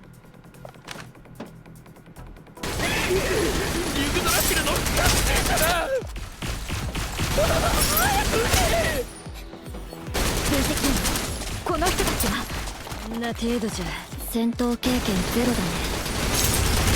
ね。でどうする？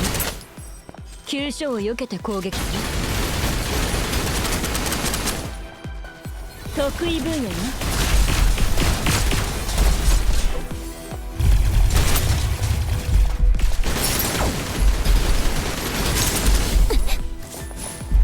Leave it to big sis.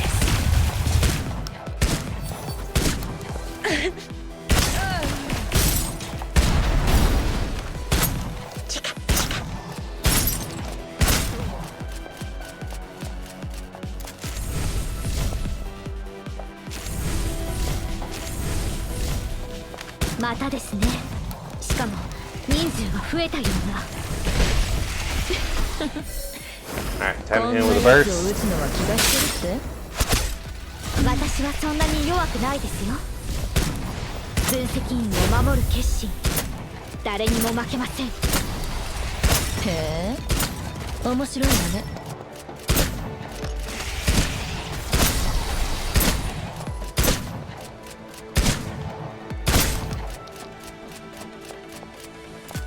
It'll be fine in a sec. 問題ない。行こう。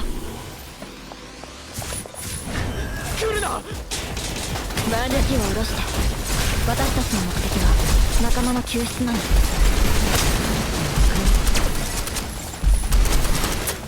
やっぱり聖女様を狙っていたんです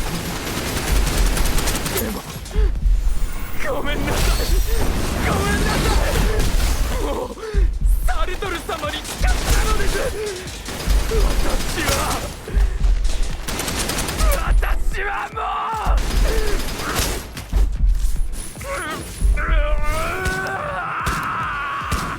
風が来ます。分析員、近くに汚染促進装置があるかもしれない。Quick break, everyone.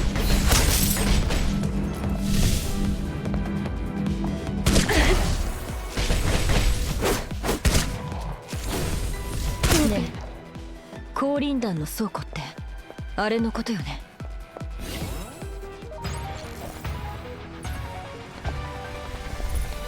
私の道しるべと信仰は分析員に他なりません。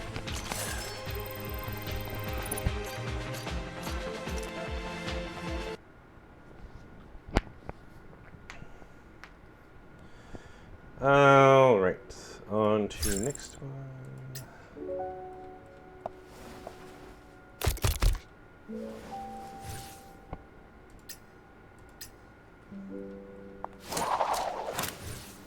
Tempest.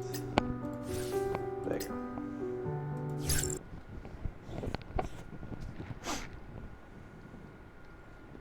言葉が聞かないのなら力やっぱり人間はもう Oh, this 残 is ってい stealth ない one. みたいです Oh. ね。潜入作戦開始。段ボールでも持ってこようか。Too much for you? Yeah, I think you might be more stealthy.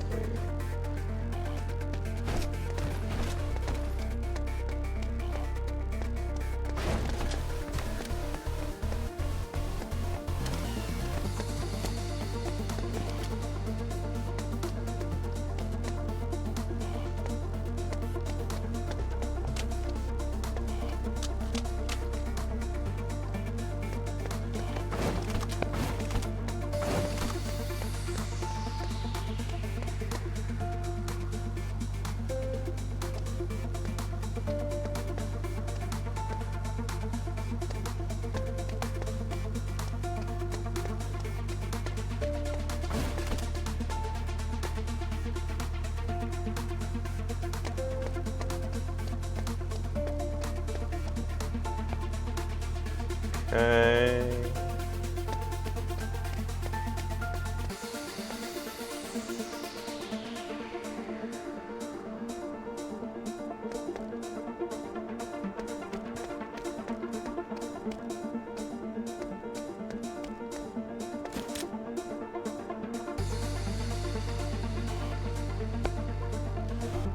So stay behind cover.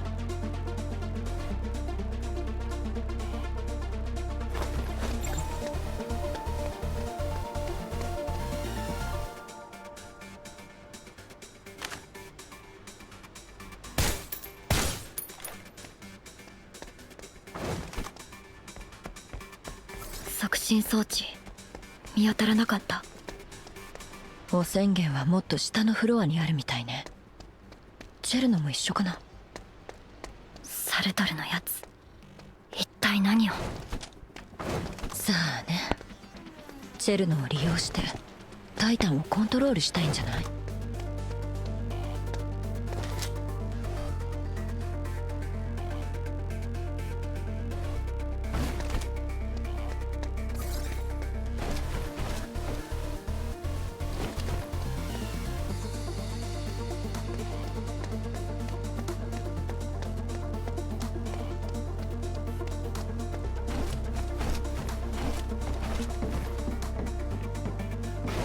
？Done. On to the next. Nice job, Acacia. 待ち伏せです。私たちの場所がバレているようです。結構大きい敵ね。さあ行くわよ、分析員。私の後ろに下がって。あら、私から分析員を横取りする気？小柄の割に独占欲は強いのね。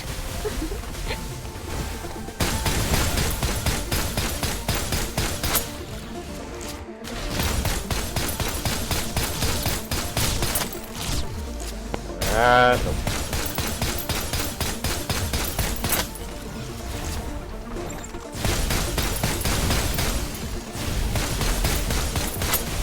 It's just a scratch.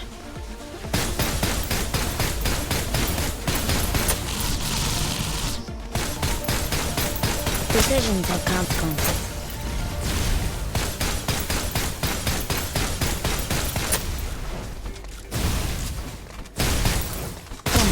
Done. On to the next.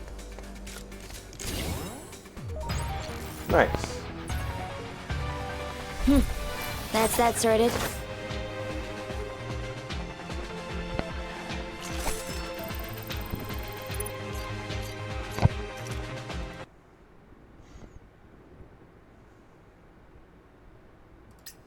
Alright, let's keep going to get Cherno back. Looks like we've been spotted. Before I knew it, the Taijin branches in the warehouse seemed to have grown rapidly in direction as if awakened by some sort of force. Soon after, the first row of shelves collapsed, countless tiny branches began to converge, engulfing the steel and surging towards us in a torrent. Quick, get to the elevator. After throwing a few bombs in to create a distraction, I hurriedly led the operatives towards the elevator entrance. Acacia! A brancher grabbed Acacia at the back of the group, attempting to pull her away. Aim at the branch and shoot. Nice shot, you saved me. What are you doing still lying around? Get up. After setting up her shooting mount, Katja began an intense counterattack against the snake-like branches, momentarily holding them off. Acacia hurled some of the daggers too, ready to stand her guard and face the enemy. Anya, cover me while I move to the elevator. Got it. Let us know when you guys get to the altar. We glanced at each other, knowing what the other was thinking. After saying a quick goodbye to the two behind us, Enya and I sprinted the final distance to the elevator in front of us. You're the only one invited to this ceremony, Cobalt. However, the elevator door was one step ahead of us, opening first.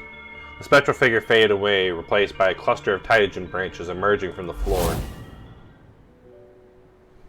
Adjacent! She grabbed my hand the last second, but it was no use. The strong branches were dragging me into the abyss, and her along with me. Even a tough manifestation like Enya struggled against the combination of Tyrogen contamination and strong pull of the branches.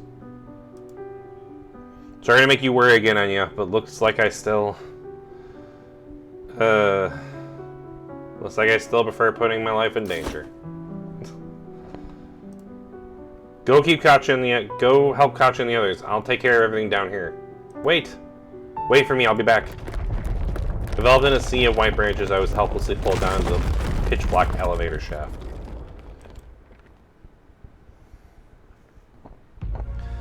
Is this the Eternal Promised Land?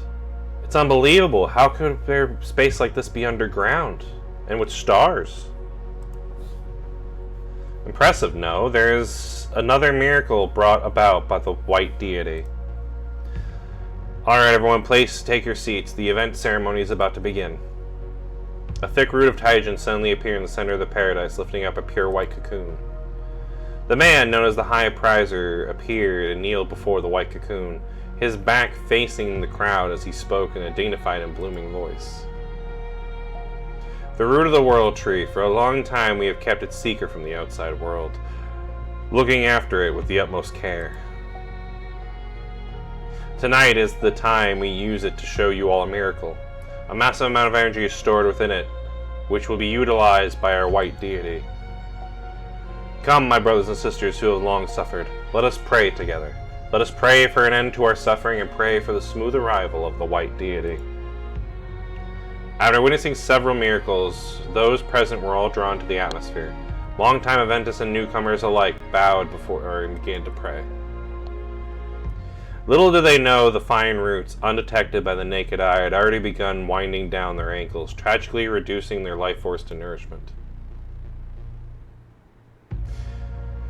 In the other altar, Satir hovered mid-air as he savored the dispute expression of each person in attendance through Gavin's vision. It was as if he was the one the crowd was truly worshipping. What a fantastic spectacle. Everything is going according to plan. It will be complete soon. The gift I will offer to the High Prizer will be arriving immediately. However, as his electronic monitoring device beeped, Satir was pulled back to reality, and a projection explained to some familiar figure was in the tunnels. That pesky Isset is still alive. Looks like you can't really rely on AI for anything. Doesn't matter either way. That guy's body is quite special. It would make a nice addition to my collection. The further down I go, the worse the Tyrogen contamination gets. Standing up in the cold ice water, I examined my physical condition. I was completely fine, just as I expected. The second I let go, though, Enya activated the Exuvia exosuit's device, and thanks to her, I landed safely. Of course, it only meant that I was safe for the moment. I stared down the dark tunnel in front of me, drawing the gun in my hip. As if reading my mind, the spherical Guardian pod fractioned into shards of armor, tightly encasing my body to create a form-fitting exosuit. Has she designed a defensive mode customized for me? Before I had time to get used to the exosuit, a group of change surrounded me and let out agonizing screams. I haven't fought on my own in a little while. I'll use you guys as warm-up.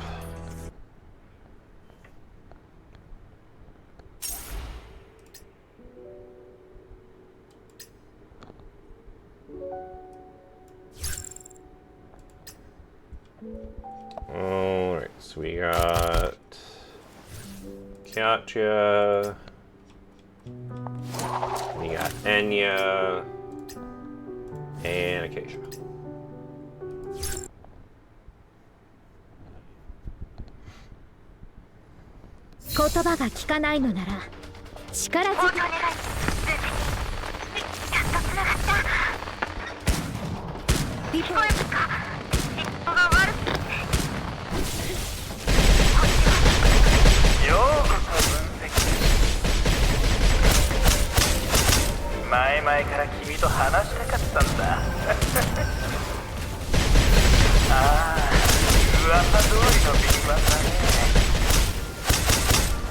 それでも神への生贄であることに変わりはないよ。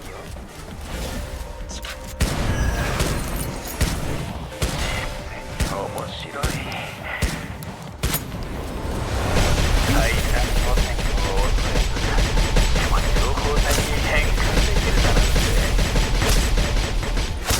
君の体にはとてつもないほどの秘密が隠されてるんだね。君が死んだ後、その体をたっぷりと研究させてもらうよ。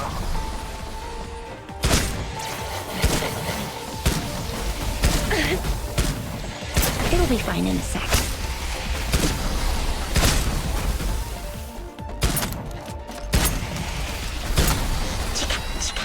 あの世でゆっくり懺悔しててください。 Just need a quick rest.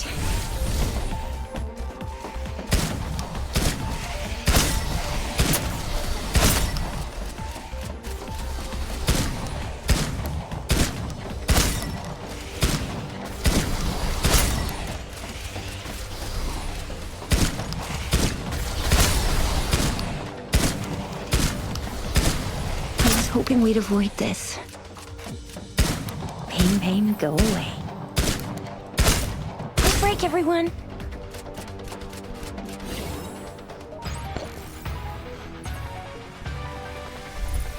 私の道しるべと信仰は分析員に他なりません。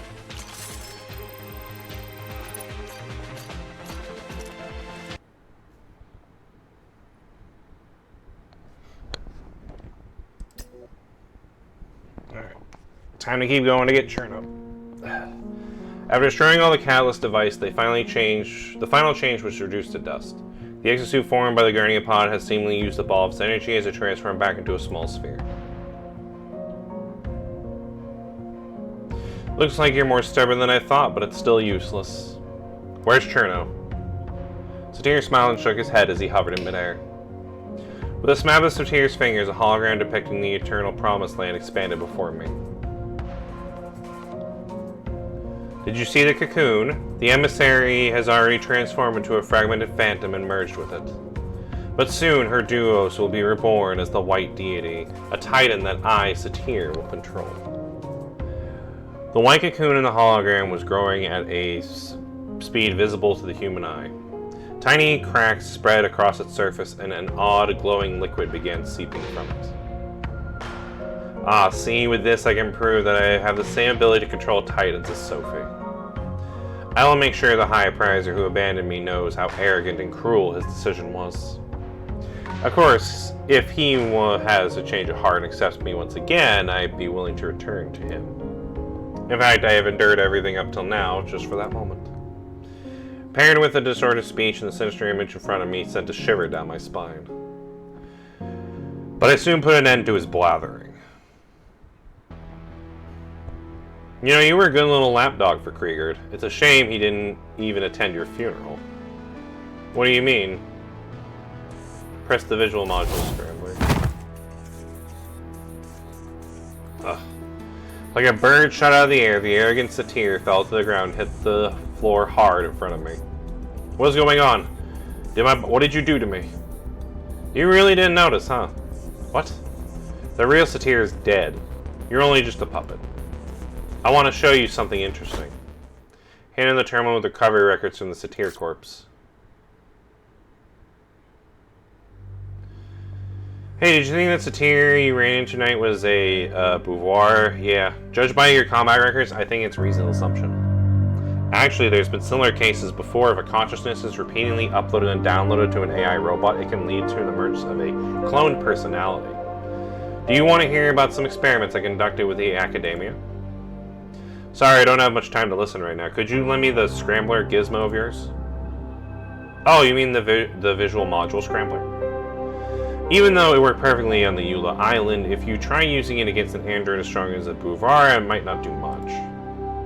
It might only work for maybe a short period. That's good enough. I'll be prepared. What is all this? Looking at the images and documents on the terminal, the Beauvoir, who had only just crawled to its feet, staggered backwards. Oh, you forgot. That was your master. He died pretty arbitrarily. What are you saying? I'm not some Beauvoir. I'm Satyr, the only Satyr, and my only master is Kriegard. That's right. Edda brought me back to life. What about the images of that? Why isn't it recorded within the terminal? You must have tampered with it. How dare you insult me with just basest lies? It's unforgivable. You just can't accept the truth, can you? Aim again in his head. No matter how much humans strengthen their bodies, they'll die immediately if a bullet pierces straight through their head. Why don't you touch it and see if the hole in your head is still there? You missed at such close range. The second his finger came in contact with his forehead, he felt a deep indent. It was a scar that had been forcibly concealed to prevent him from going insane. Do you feel it? At this moment, his sanity had finally crumbled. You liar! I have to hurry and finish the Titan. I must get back to the High Prizer. Ah, hello, Eskin. Thank you for the follow. Welcome to the Chimera crew. Hopefully you enjoy your time here. We're kind of just finishing up what's left of the current Snowbreak event, which is basically, yeah, just the rerun of the Grant story. So, peering into a bit of Cherno's backstory and all that. Cobalt, you little... curse you. He sprang up and dashed towards me like a madman. However, after previously being attacked by W, I was prepared. Oh god, yeah, this was back when W was alive. Oh wow, yeah, this is... Thinking about how long ago the story was, that is, it's quite a long time ago.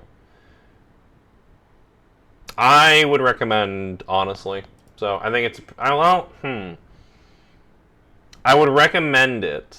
I definitely recommend playing the game. The problem is I think the timing's not great because the current event is about to like end in like a few days. So I mean, if you think you can catch up in a few days would be nice. But I think the banners and everything else are gonna probably change here within the next like week or so.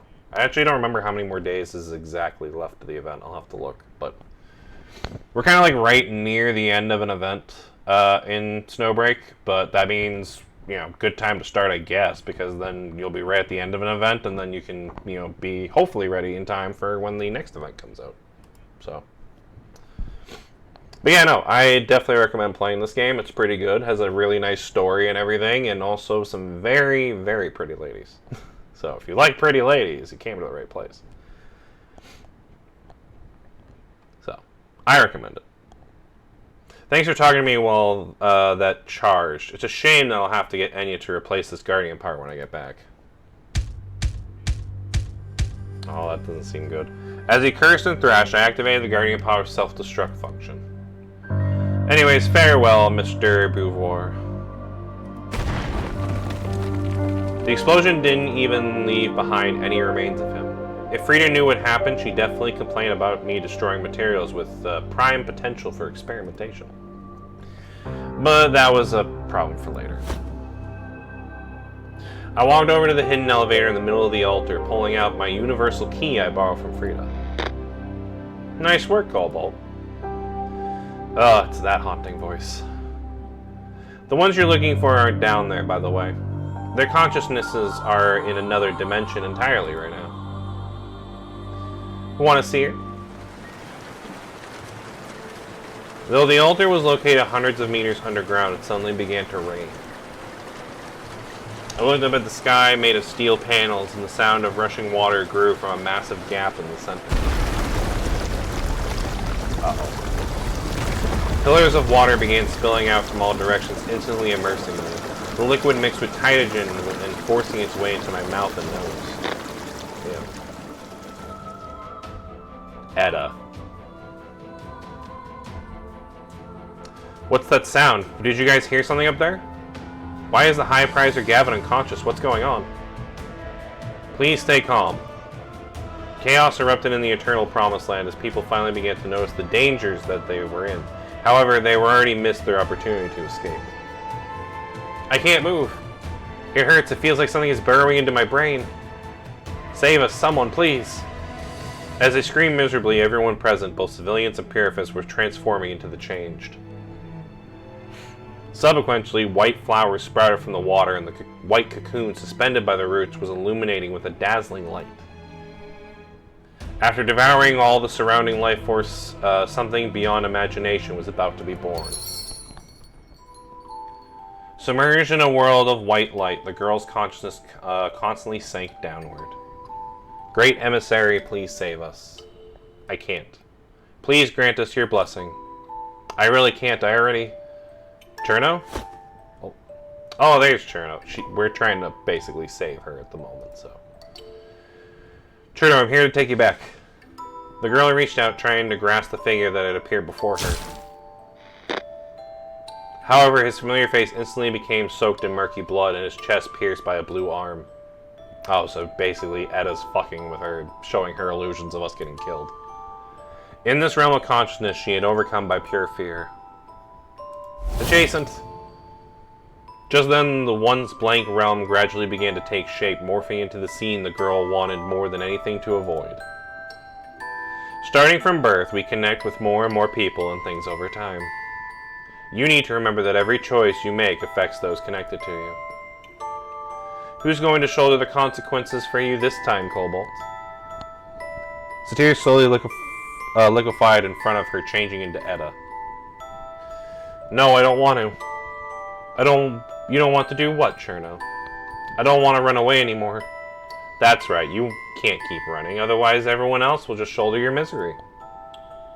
Those innocent girls, the poor civilians tonight, and Cobalt will all lose their lives due to your weakness. The scene just now flashed in front of the girl's eyes as Edda stared at her through the hole in Cobalt's chest. Ow, my chest, damn. Yes, he died to save you. Shut up. Louder. The girl pulled the trigger, shattering the phantom in front of her. I won't let you win. However, the blue smoke quickly condensed and reformed. Oh, you want to kill me? If you kill me here, you might still have a chance to turn the tables. Calm down. Jason, was that you? Where are you? Just wait for me. She frantically searched for the source of the sound, but the phantom in front of her latched onto her wrist.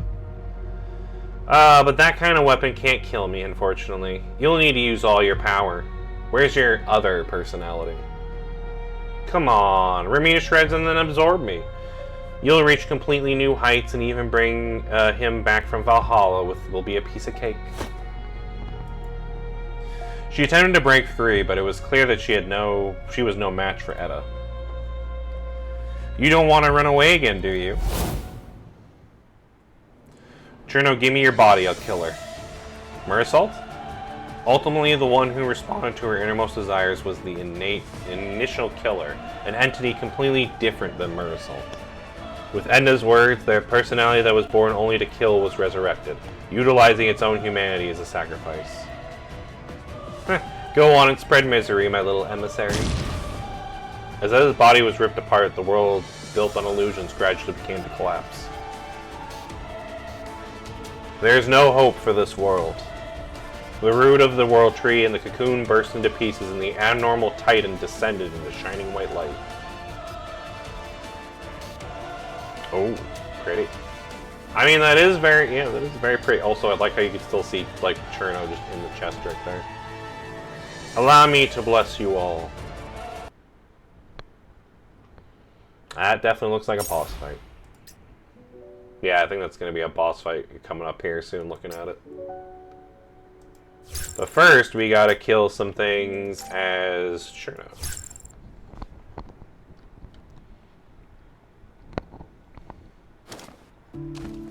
Oh, we get to kill them as the type. Oh, that's interesting.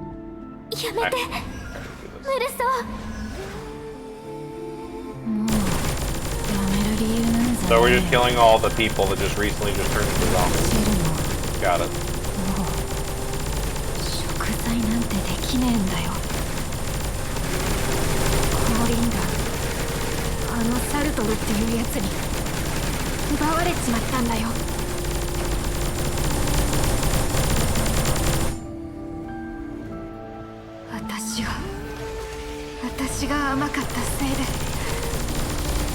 私が育児なしのせいで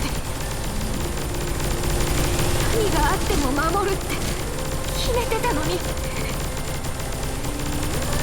結局壊れちまったんだ。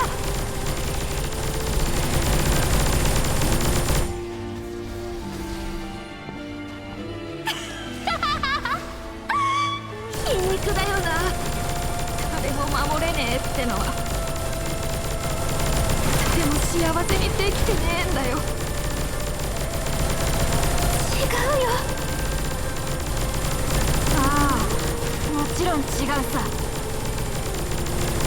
あの娘の力を使ってみんなをバルハルに連れて行けばまた会えるもんな。Can't really get good.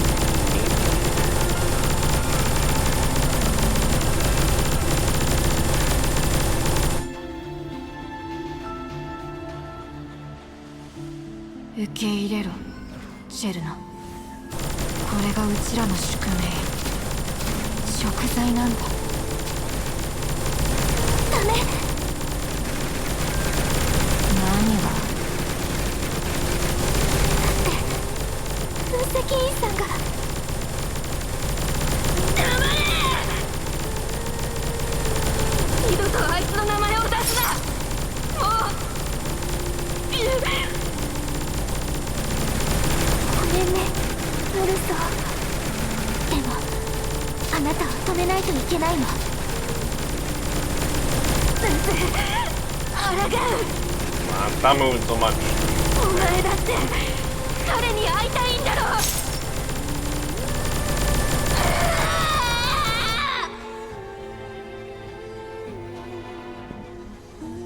Ooh, cutscene.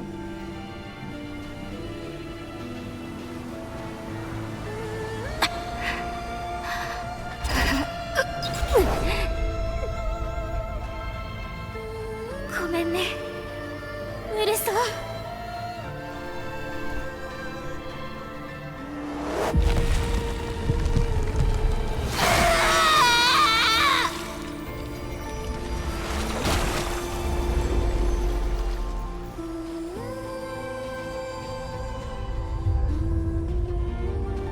これからは私が全てを背負う。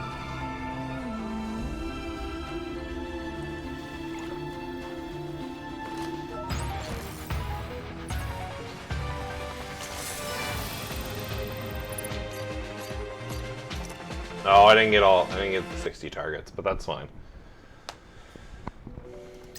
Yep, looks like we're about to have a boss fight here soon on our hands. My body's separated? What? Merasult.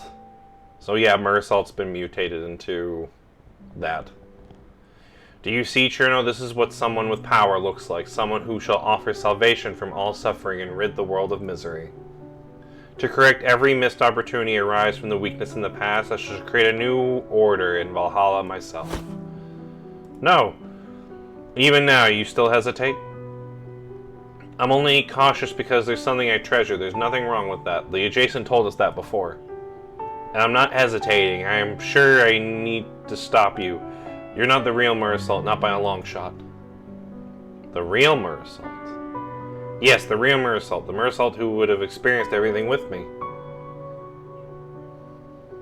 Do you remember? We were locked up in the underground back then in the dark. We thought things would get better after joining Agersil, but we had no choice but to fight. But we thought that that was the way things had to be. After all, we were taught from childhood that we were born to function as tools. That was until he appeared. He fell from somewhere in the universe and was thrown into combat before we could even figure out who he was. Others always tended to be attracted to him, but when we first met him, I never saw him smile. At that moment, we unconsciously aligned our existence with him.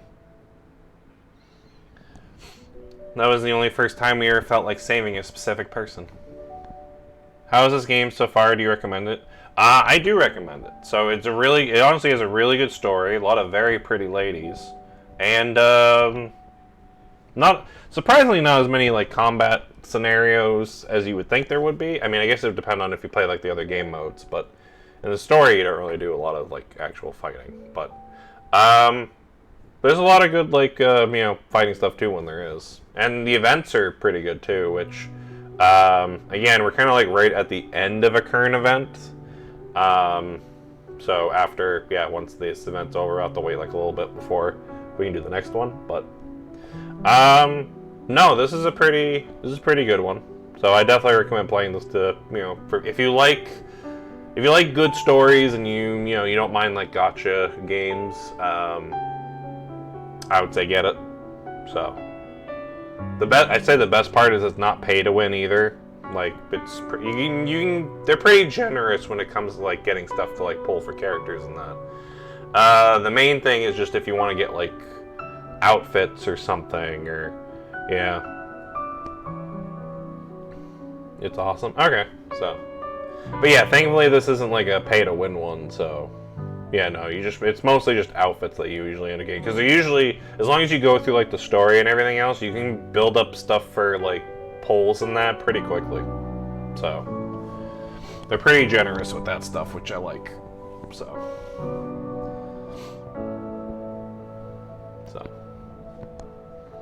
yeah. No, but yeah, no, I definitely recommend playing it. Suitable for work breaks? I guess it would depend on how long your break is, but I would say so. I mean, I would say you could probably at least, like, I don't know about, like, story progression, because I know some of the story chapters are quite long, but you could probably, like, bump out, like, the dailies and stuff like that in, like, 15 minutes. So you could probably do at least, like, your daily stuff within, like, the measurement of, like, a break. But the story chapters themselves usually go for a few hours. Like, we've been going through this story chapter. We're almost done, but we've been going through this story chapter, and it's almost like 3 hours now. So, yeah. So, some of the story chapters are a bit long, but in terms of, like, stuff that you can do, like, in small breaks, yeah, there's stuff you could do. You could do probably, like, most of you could probably do your dailies and maybe, like, some other small things, too. So, yeah. So I'd say some parts of this game are good for like short sessions, but if you're gonna do like the story stuff, I recommend, if you're gonna do a story chapter, I recommend sitting down for like a few hours to get it done. So, but in terms of like breaks, yeah, you could probably do like some small things here and there. Work 12-hour shifts, and after I finish my initial round, I sit around for at least another hour or two.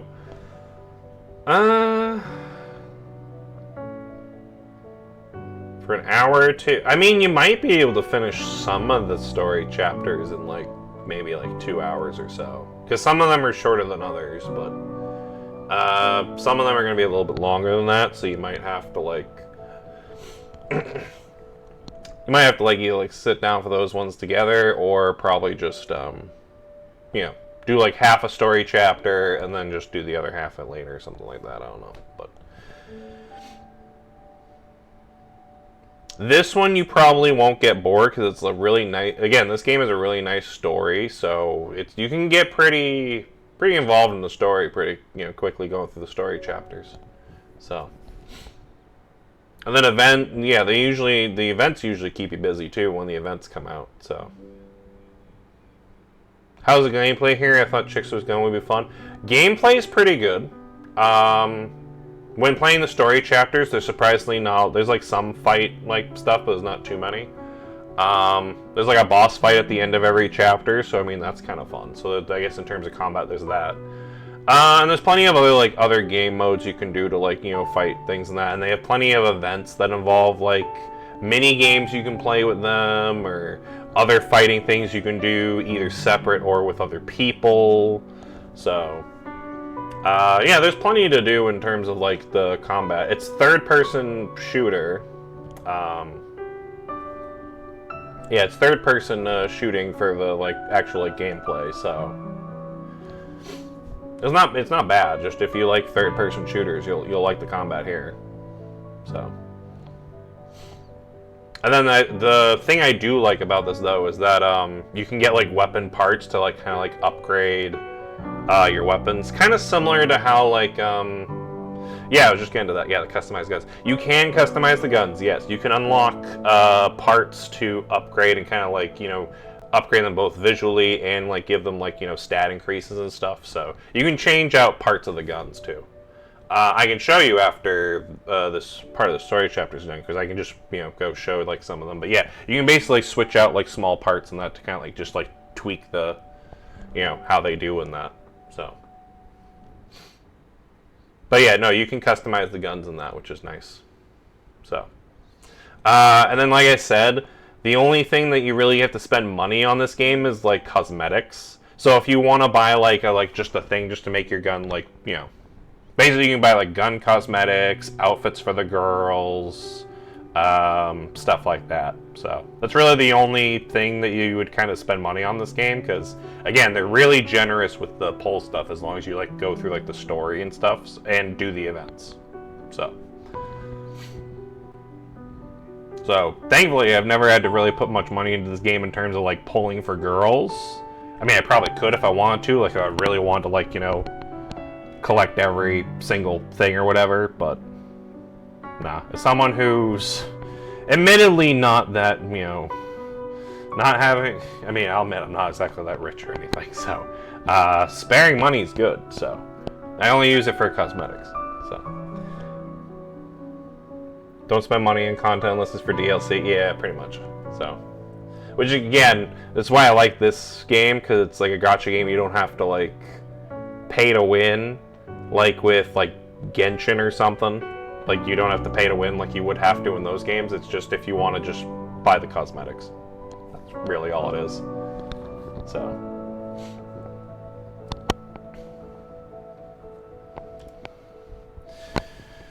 But yeah, no, I definitely recommend this game, and I can kind of show you like some of the stuff after I'm done with, I mean, we're almost done with like the story chapter as a whole, but I can show you after I'm done with this like little cutscene here.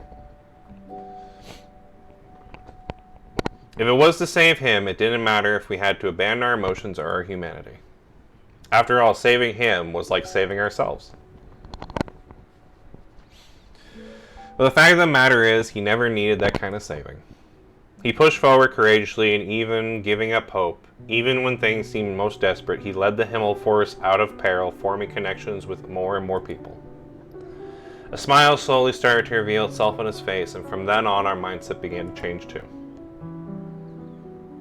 We wanted to catch up to him, we wanted to be like him, and someone who followed their hearts and faces all were hardships and challenges head on. Just like that, he saved us. We went through that transformation together, and that's why I can't acknowledge you as the real Merasult. The Merasult I know wouldn't completely abandon her humanity. But Cobalt's consciousness has already been faded. You felt it too. The person I am now was created from your own anger. Refusing to acknowledge me is the same as refusing to acknowledge your feelings for him. Yet you still want to be my enemy? Don't worry, I won't let go. Cherno has always been stronger than you thought. I understand the feelings you have, both of you. Wait for me. I can't deny that you were formed out of the urge to protect him. But that's exactly why I have to hold on to the possibility of him overcoming this difficulty. He isn't lost forever in that world. I can hear his voice. How tiresome. How do you know that you aren't imagining things?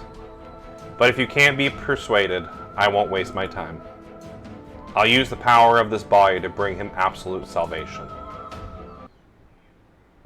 Oh, yeah, that's one from another one of the story chapters, Vidya there. Oh yeah, boss fight. Okay, but before we do the boss fight, I want to show you some of the stuff I was talking about.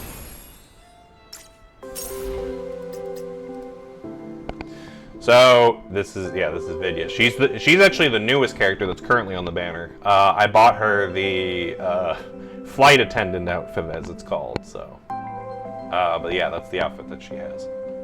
But yeah, if you want to look at like operatives, there's a lot of different ones. There's like there's multiple versions of some of them because they have like different like 5-star versions that come out, and there's 4-star.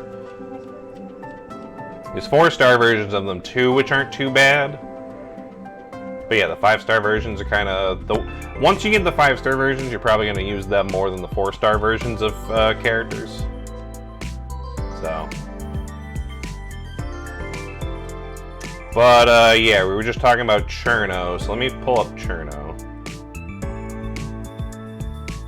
Looks like the one in PGR. I mean, I guess kinda, a little bit. I mean, I feel like most gacha games usually have like this kind of, you know, with a lot of like different things to go to like the different menus and that. So, I'll admit you are a bit late. This game has been out. When was the 1-year anniversary? That was a little while ago, I think. So you will be late popping into this, but like they do plenty of reruns for some of the characters. So you can definitely kind of like, you know, eventually get the ones you want. And if you look at like the banner polls, it's not just like one character. They give you plenty of options. Like right now there's 4 different 5-stars on the banner that you can kind of pick which one you kind of want to mainly go for. I went for Vidya because I already have Yao. My Chensing's pretty good and my Frida's also pretty good, so I mostly just wanted the Vidya. So, but yeah, so plenty of girls to go through. They all share the same pity system, so if you pull like 10 for this character, it will, you know, go to the next character you want to try to get or whatever. So, yeah. So plenty of girls on the banners. As you see, there's only like 3 days left of this banner. So honestly, considering you're probably just starting out, you could probably easily, if you wanted to just like kind of just go through the story a bit, because you know they give you a lot for going through the story, you could probably end up getting like one of these 4 characters, honestly. Like probably before the banner ends, if you just kind of like grind out through the story a little bit in the next 3 days, you could probably end up getting one of these. Which, if you had to get one, I mean, that's kind of, I don't know, they're all actually pretty good, honestly. Because Vidya's really good sniper, Frida's really good for like quick attacks, Yao's really good for support, Chensing is also not bad either for damage, so, yeah. But yeah, there's a lot of 5-stars and a lot of good characters that have been out. They did, I think it's been at least a good few months, but they did have their one. So you're at least like a year and some odd months behind when this game came out, so. But that's not terrible, honestly. So, but yeah, the weapon thing. So this is Cherno. As you can see, I also bought her the maid outfit. So that was one of her cosmetics, was getting that maid outfit. But yeah, as you can see, here's her weapon. But you can go ahead, if you go to train, you can go to parts, and then you can kind of like swap out the scope, swap out the silencer, and stuff like that to kind of like give her like the best, basically like the best kind of like setup you want. So like you go here, there's a few different ones that I have.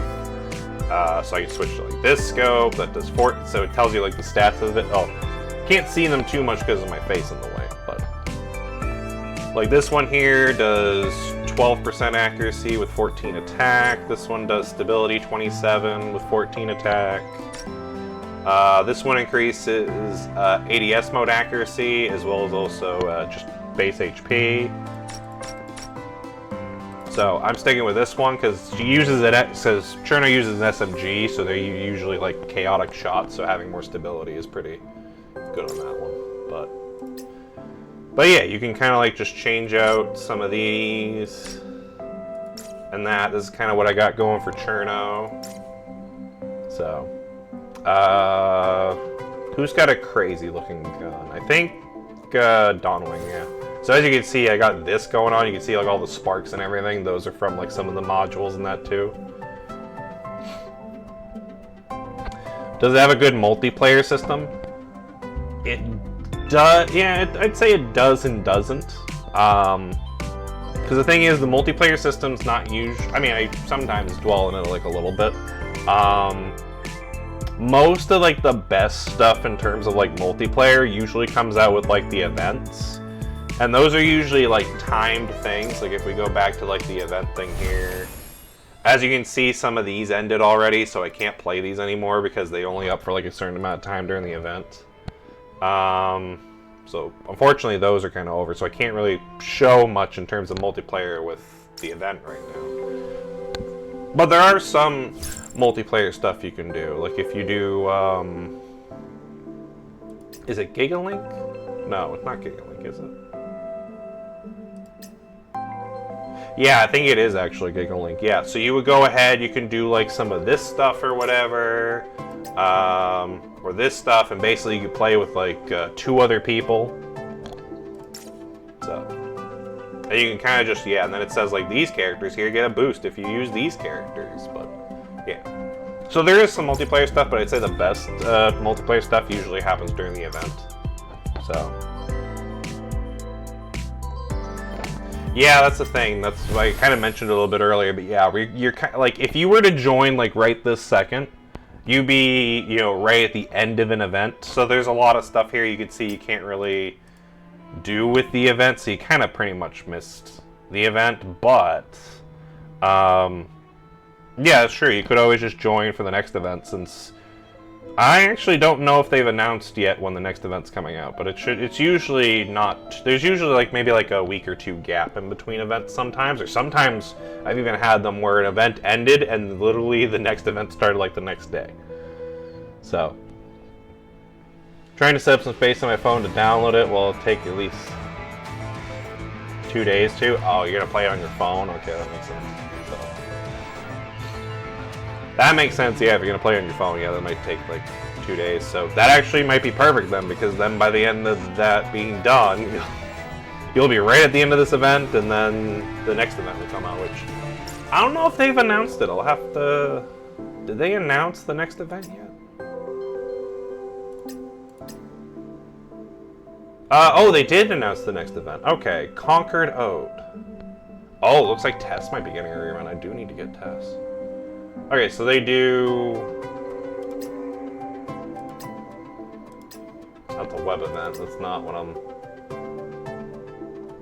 Official motion. It's not what I'm looking for either. I was looking to see when the next, like...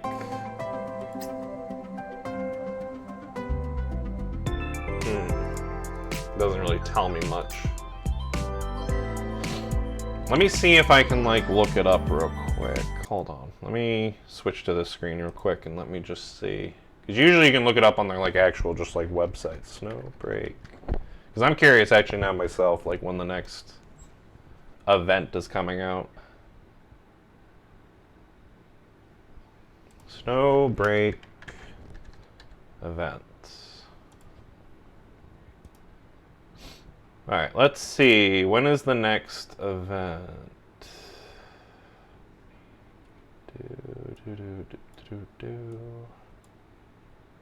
Oh, okay, so they announced what the next event is, but they haven't announced a date for it yet.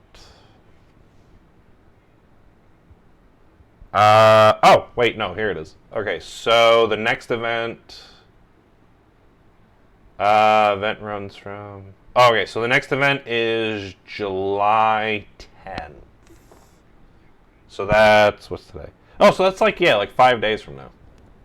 So, that's not too bad.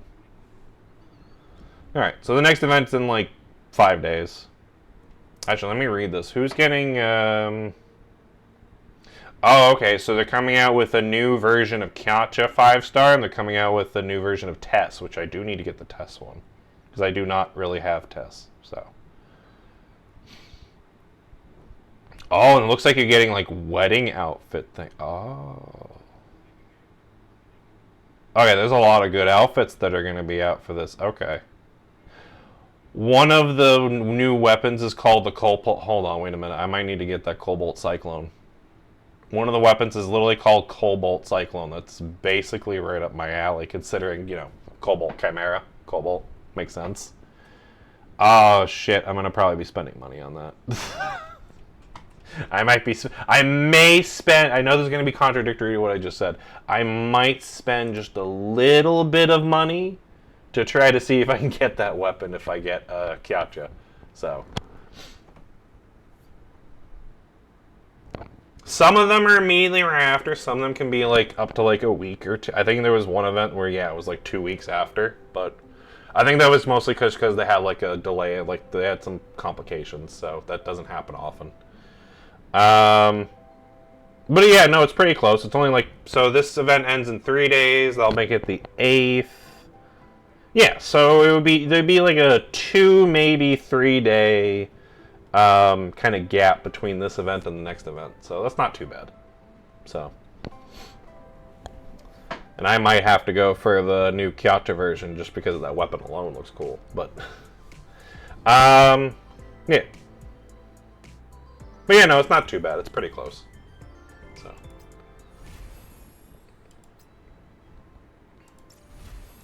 So yeah, Kyacha. I mean, when you play the story, you'll figure out who Kyacha is, but I just want to show you who she is. So, yeah, so that's Kyacha. I have both her OG version, and then I have her Dawnwing version, which is this one here that I was showing you. And I guess she's getting a new version. So, so I'll look forward to see what that new version is.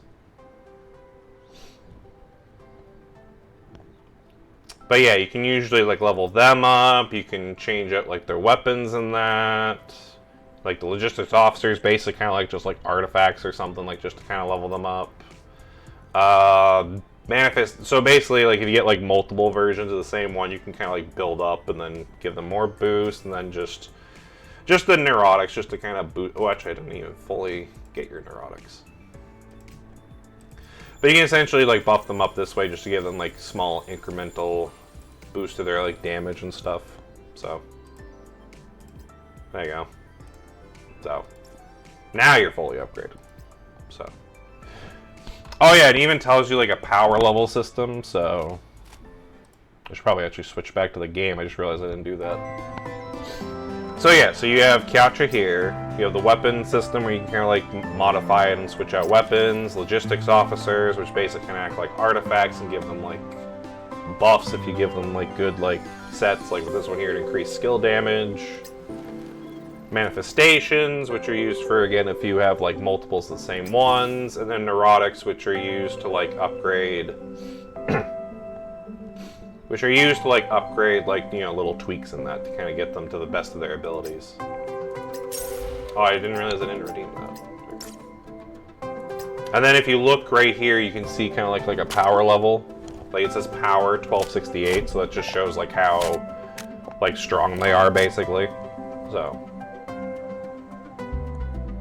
if I go here, I can sort them by power level.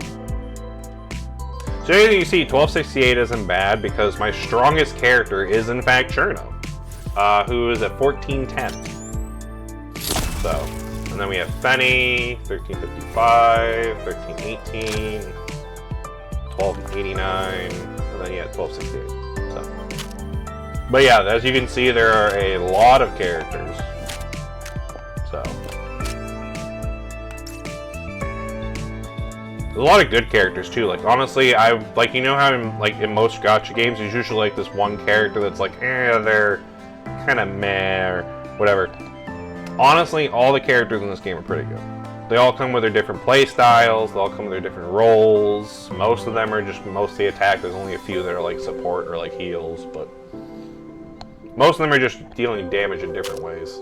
So also, again, very pretty ladies. So they're pretty much all, yeah, all of them are very pretty ladies. So.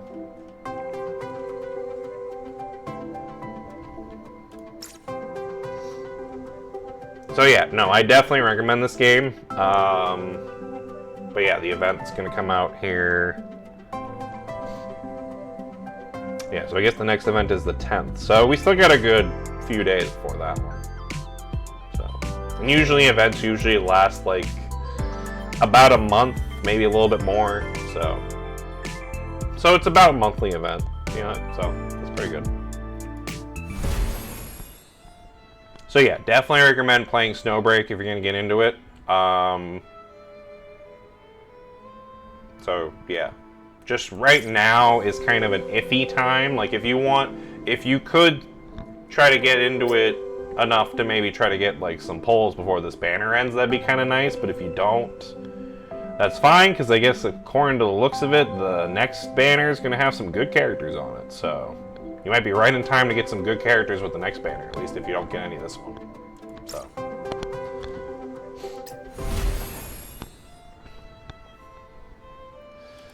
Alright, let's go back to this. Looks like we have a boss fight to do.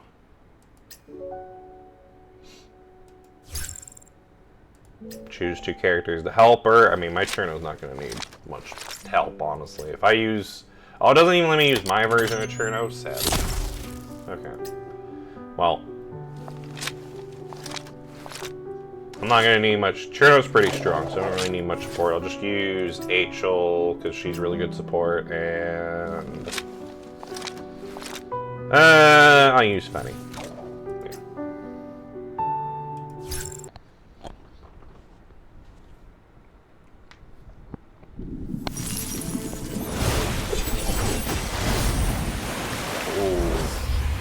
So yeah, now you're going to get to see what the boss fights are like, because you get a boss fight at the end of every story chapter.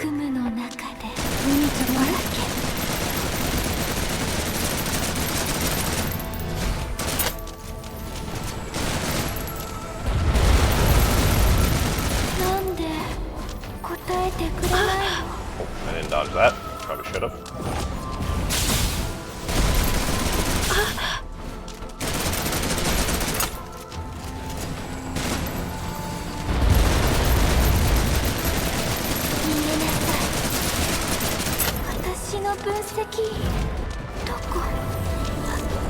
Oh, that's not good. Yeah, just gonna avoid that.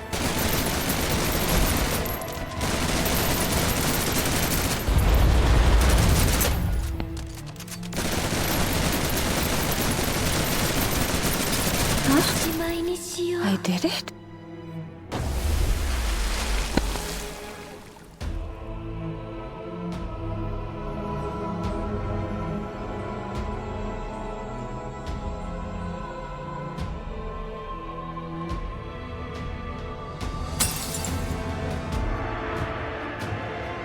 Are we good now?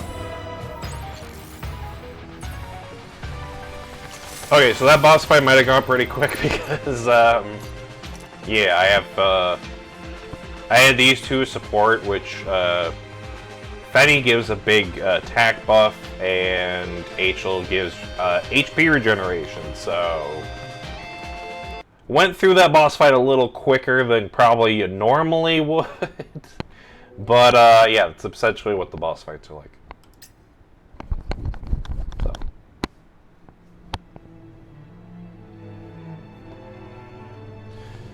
Leave me alone. Ugh. As Cherno reached out towards the Titan, a blast of light made her draw back her hand. Despite being covered in cracks, the massive Titan refused to yield to its other self. The gentle yet equality, unyielding self. I will bring him back. I will master the mighty of the white deity and amend the past. The scepter that was thrust towards Cherno, about to deal a blow powerful enough to sever bonds and annihilate all emotion. If I erase her, I will erase myself. Then I reach to where he is. But... as Cherno had said, he didn't require such a cold and cruel salvation. Scattering particles in the air formed an invisible shield between the two, blocking desperate thrusts of the scepter. Hang in there, Cherno.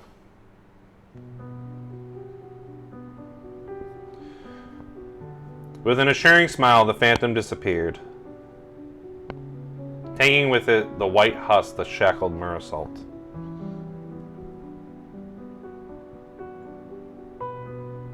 There you go. Just had to do that real quick.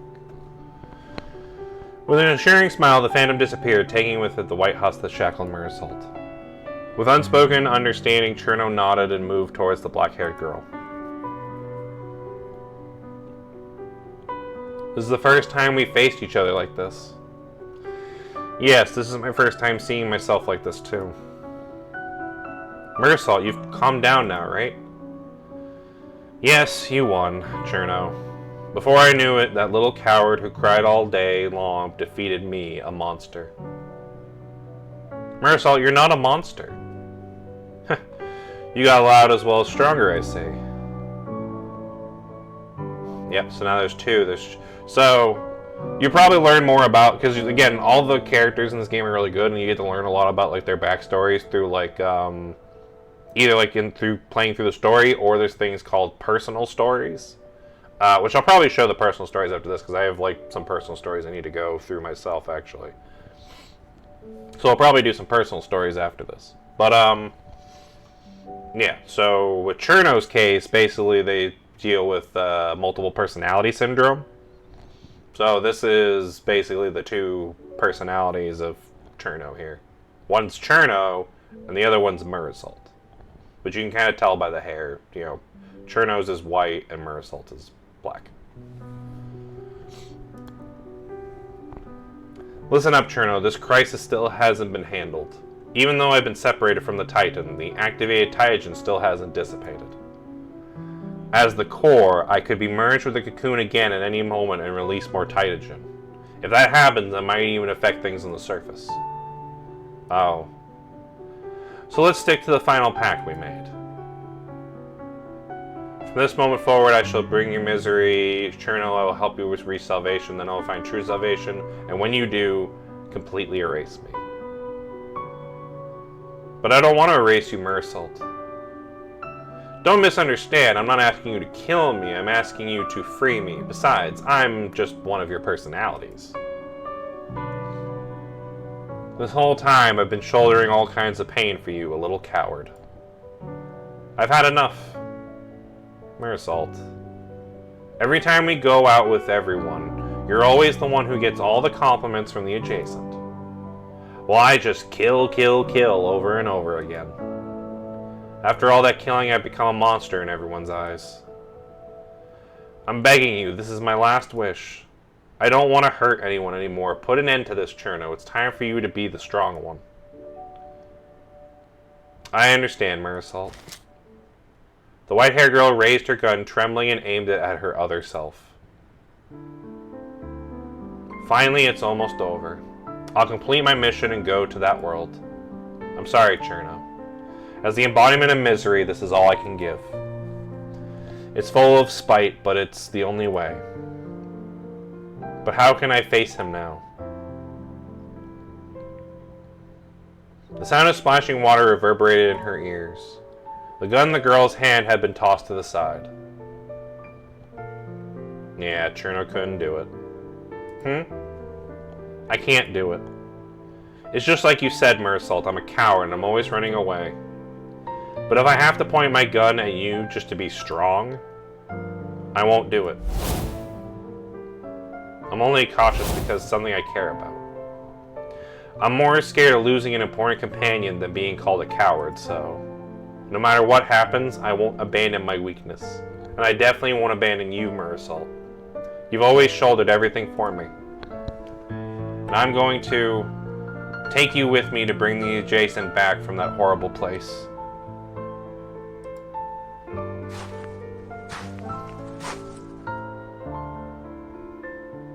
What a shame. Someone else beat you to it, though.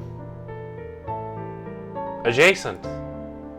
Sorry, did I scare you? It's hard to explain, but long story short, thanks to Enya and the others, I'm here to take you both home. I nodded at the girls who had been holding me up and stepped into the pool of water by myself. Cherno seemed to realize something as she took a step back to give me and Merasult some space. Take us both home, but I'm a monster. Don't worry, I'll figure out a way to help you. I can't be helped. This isn't some simple disease that can be cured. I'm not even human. I'm already caused enough trouble for everyone. Merasult. You've endured so much, all on your own. It must have been hard. What are you saying? You've endured enough. Starting now, don't keep things inside anymore. If you want to cry, you should let it out.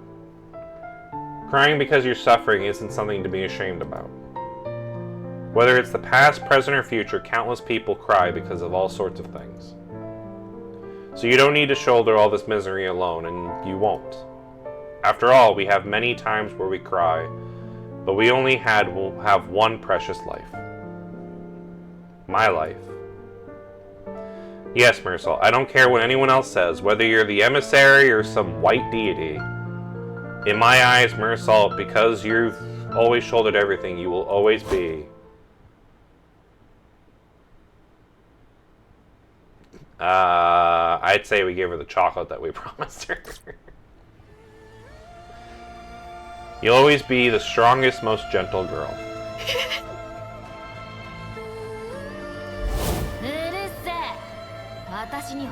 Can you stop trying to boss me around? I'm not a good girl who sits around begging for her daddy to believe in her. Knock it off. I don't need your approval. Yeah, I'm sorry. Now it's Merasult, not Cherno. Why is this happening? Why? My life. All the flashbacks of her just kind of just being a little bit of a tsundere.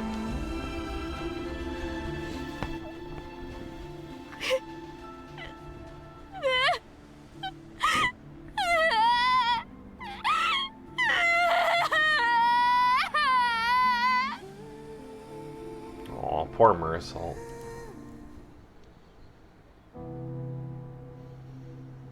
I would handle everything from there.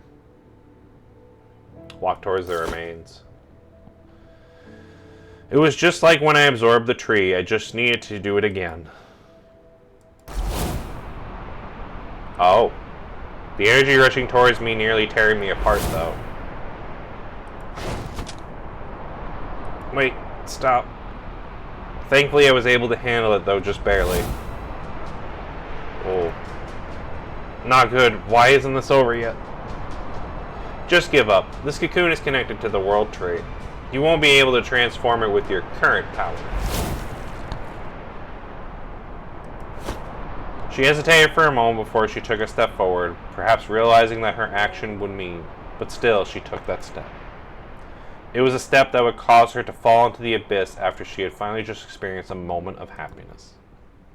As a fragmented phantom, once she touched it, she would be transformed into streams of light along with the remains of the Titan. But so what?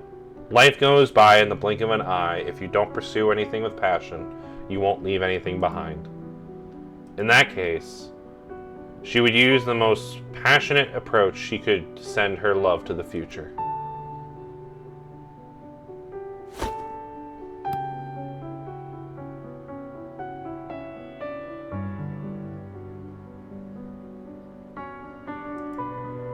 With that, the violent torrent began to stabilize and stop growing larger.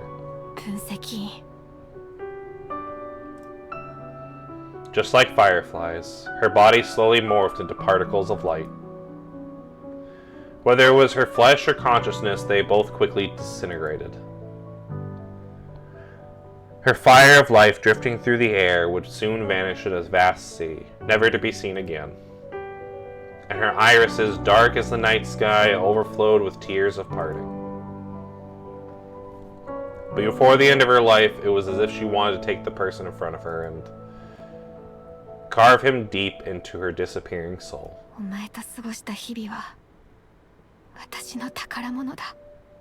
Every day since I met you has been precious to me.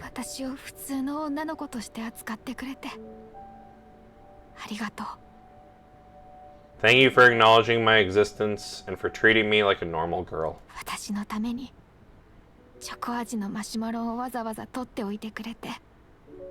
Thank you for saving that chocolate-covered cotton candy for me.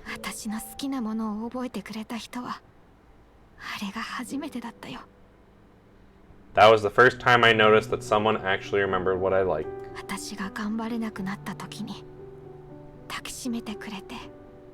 Thank you for embracing me when I could barely hold out any longer.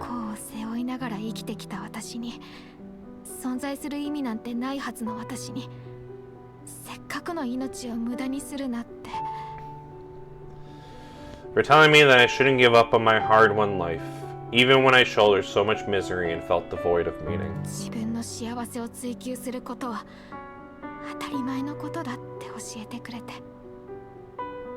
Thank you for helping me understand that pursuing my own happiness is such a simple thing. Tears spilled down her cheeks. 計なことばかり喋っちゃってごめん。 Sorry, am I talking too much? もうすぐ夜明けだ。私の大好きな月明かりみたいに優しい分析員。 It's almost light out. My favorite adjacent, as gentle as the moonlight. いつかあなたにも幸せが訪れますように。 In this long night, I only hope you can find happiness one day. だってそれが私とチェルノが長い間 That's what we, have always wanted, been chasing after. 探していた救いなのだから。 Salvation.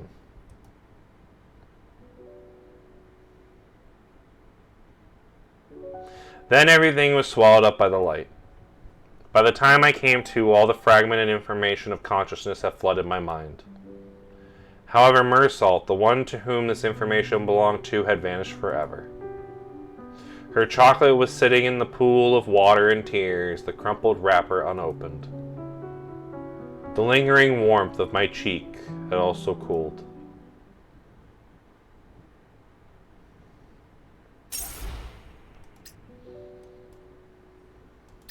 Alright, so we got another story part here. Oh, wait, no, we just did this one. I'm sorry. I clicked the wrong one. I meant to click this one. There you go.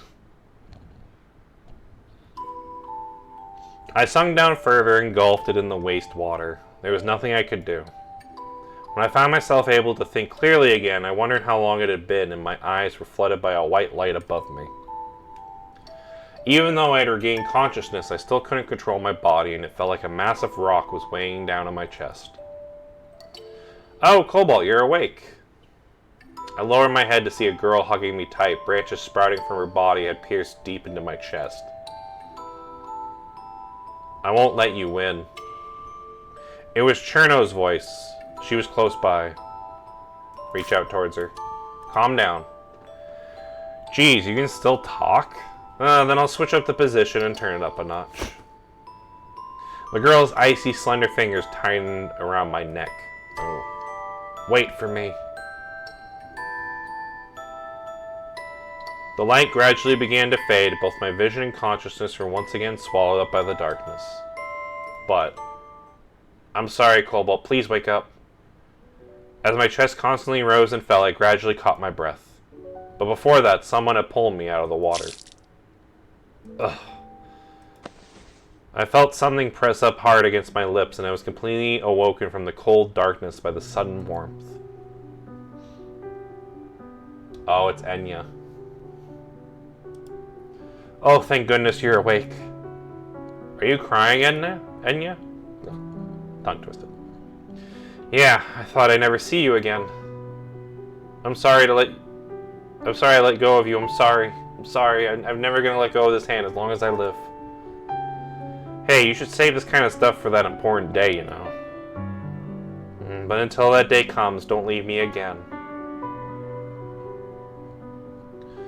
Cobalt, why do you always like to do things on hardcore mode? But if you lose, I'll restart the entire world for you. I appreciate that, Acacia. Okay, enough messing around. Don't you think you've laid in Enya's lap long enough? No. I wish I could lay in Enya's lap as long as I could. Kiantra smiled as she bent down, gesturing for me to wrap my arm around her shoulder. You probably can't sit still anyways. See, you can read my mind. Well, you're pretty similar to a certain extent. Come on, Cobalt, let's get to the next battle. Yeah, they're still waiting for me. But in the end, I couldn't bring her back. I walked through the underground tunnel since Yggdrasil had just eliminated the threats in the area.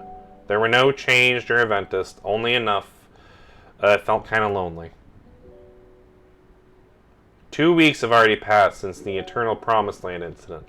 With an official investigation from Yggdrasil, order has gradually been restored to the contamination zone. New shelters have been built and supplies have been upgraded. In the eyes of many, we were the heroes who saved Yethris and the contamination zone. However, whoa, there's still chocolate in the vending machine. You don't see that every day.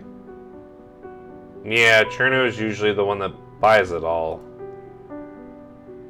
She still needs some time to recover. Ah, phew, I finally got this hospital bed in here. Well, with that, the psychiatric treatment room should be as good as new. Starting tomorrow, Cherno and... What's wrong, Enya? Oh, nothing. Yeah, I played it wrong again. Seriously, I've been really out of it lately. Yeah, everyone's kind of in an odd mood with what happened with Merasult.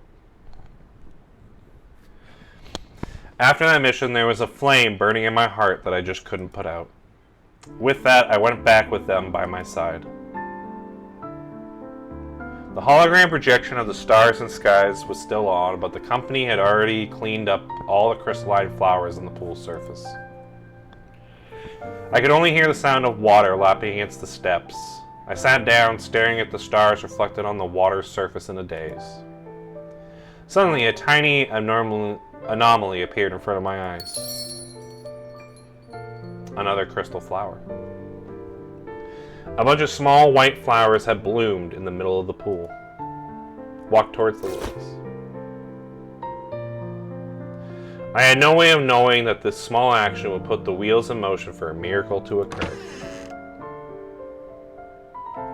But that was why I had gone back there anyway. As adjacent of the Hemel Force, I wanted to bring my operative home, to the place where she truly belonged.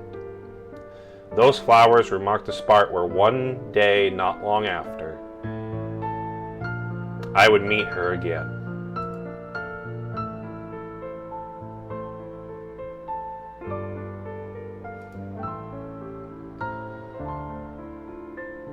Finally, we would meet again.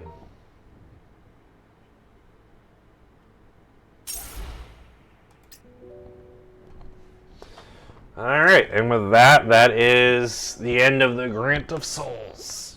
So, yeah. Did pretty good, got most of the rewards. Could go back and do them again, but not too worried. Alright, so in total I got 220. So, what do I want to buy from the shop? Honestly, I could always use more of these for weapon upgrades, so I'll take those. It leaves me with 180. So I can either get both of these, or I can get these, which will give me... that'll give me a decent amount towards a pull, but I don't know if that's going to be enough to get me, like, another 10 pull. Still will help me, I guess, with the future event coming up. So, yeah, I'll just spend the rest to get these. So another 300.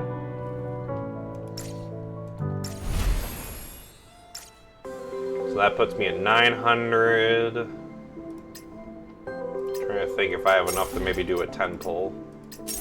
I'd like to see if I could do a 10 pull right before the event ends, just to see if it's possible that I can get another character or something. I probably would go for Chensing, honestly. See if I can get her.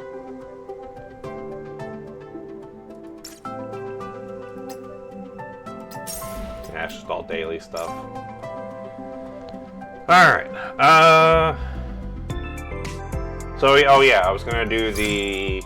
Because there's a personal files thing where when you unlock a character, you can play their personal file to kind of get to know them a little bit more. So these are like all like the different characters in their personal files.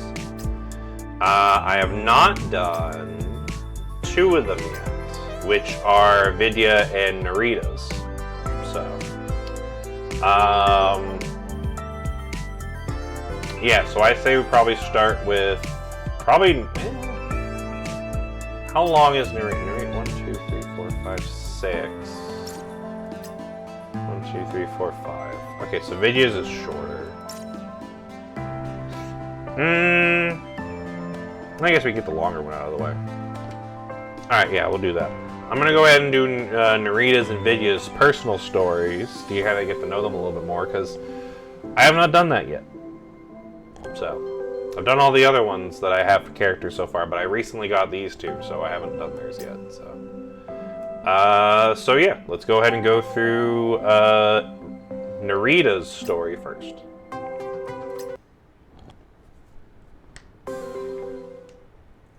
Friendly reminder from Nerida. For an optimal experience, you are encouraged to complete the Abyssal Dawn main story before playing the personal file. Oh yeah, there might be spoilers. So, just heads up now. If you only get spoiled for a future chapter way down the line, because I think this is like what chapter... Abyssal Dawn was chapter... Was that chapter 13 or 14? I don't remember, but I know it's one of like the later on ones. So if you don't want spoilers for that, this is your warning. So.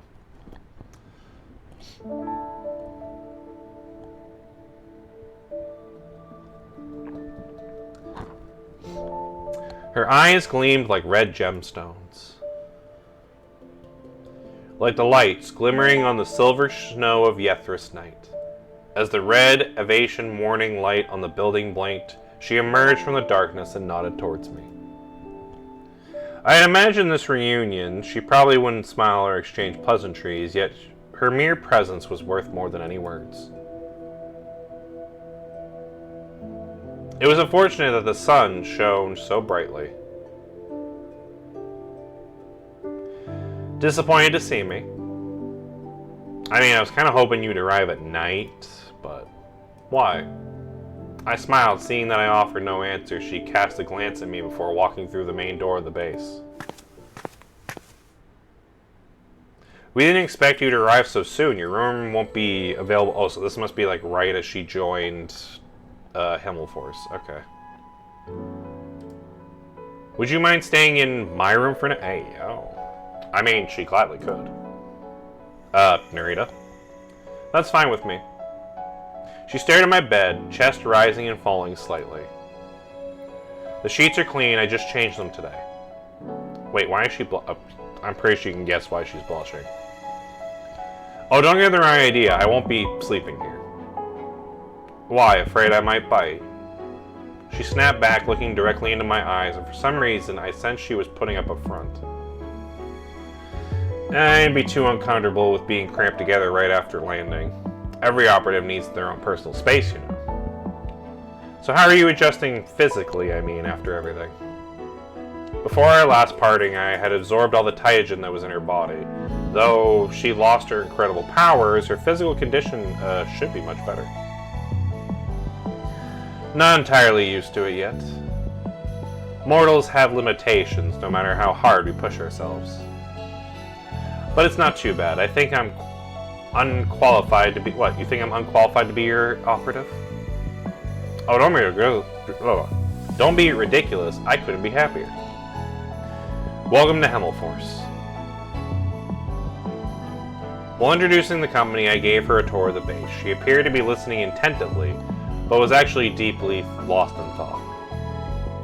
The medical department is just ahead. After your physical examination, if everything looks good, we'll prepare the theoptic nerves implant surgery, which basically just means it's going to help her control her powers more.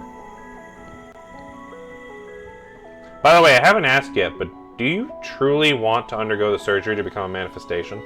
That's the other thing too, yeah, I would give her the powers of a manifestation. Why wouldn't I? You don't have to say yes, although I can guess your position. I still hope you'll think carefully before this procedure. I know everything you've accompanied as an investigator. Frankly, you've already sacrificed too much. You deserve a rest even if you just collect yourself for a while. There's still plenty of room for you to shine here without becoming manifestation. Are you worried about me? You could say that, yeah. Well, I want to do it. I mean, can't argue with her if she wants to do it.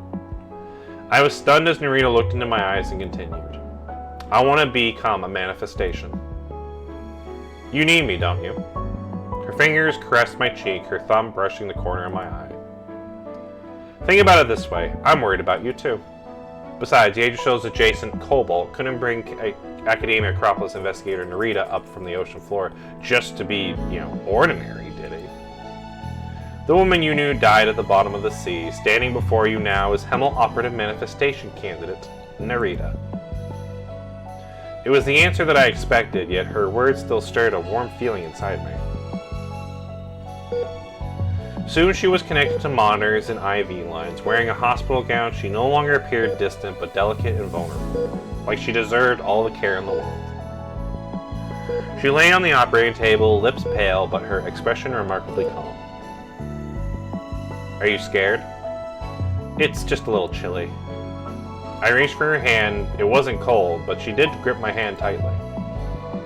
Don't worry, it'll be over soon. See you soon then. Sure. As I walked through the doorway, I looked back and she offered me a smile.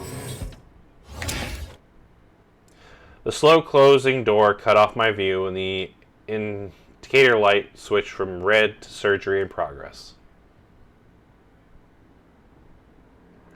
This is my will. If I don't survive the operation, please have me delivered to Madame Morzovo. Nerida, as your mentor, I must remind you that you have every right to refuse the surgery. Combining Tyrogen with living matter remains an unexplored field. Although you show to obvious negate negative reactions during testing, the Acropolis doesn't guarantee your safety. You could die on this operating table. I understand and I consent to the surgery.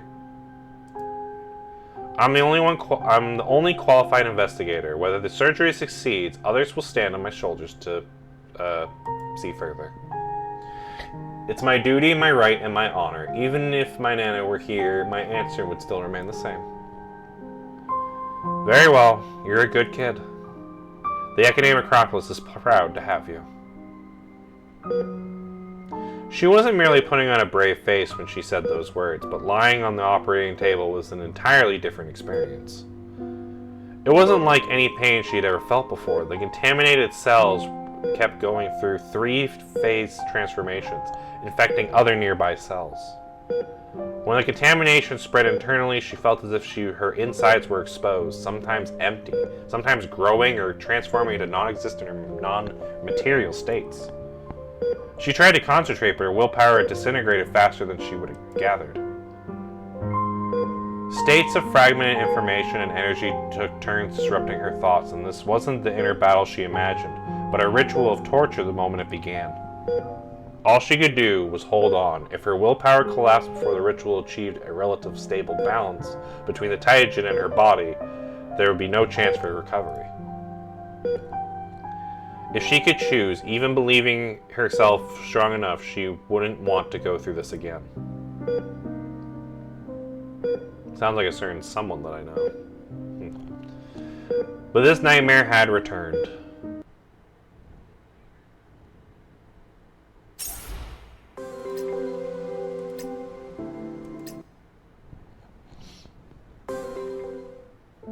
The surgery was successful, with all indicators within a stable range. Though the sterile medical pod, I could see her complexion wasn't good, eyes closed and brow furrowed. It's rare to see her like this. She opened her eyes, immediately spotting me, and forced a slight smile. Is something wrong? I have a bit of a headache, but it's nothing serious. Her voice sounded somewhat distorted through the electronics, but still calm and composed. Alright, now you need to rest and gradually adjust to this power. You're probably the only manifestation who used Tyrogen before surgery, so you should have more experience than the others. Just be careful not to get flooded. If you ever find yourself seeing hallucinations, non-existent deities, or visions that make you feel unwell, please let me know. I can help. I'll keep that in mind. So when do I get out of here? Well, let me check.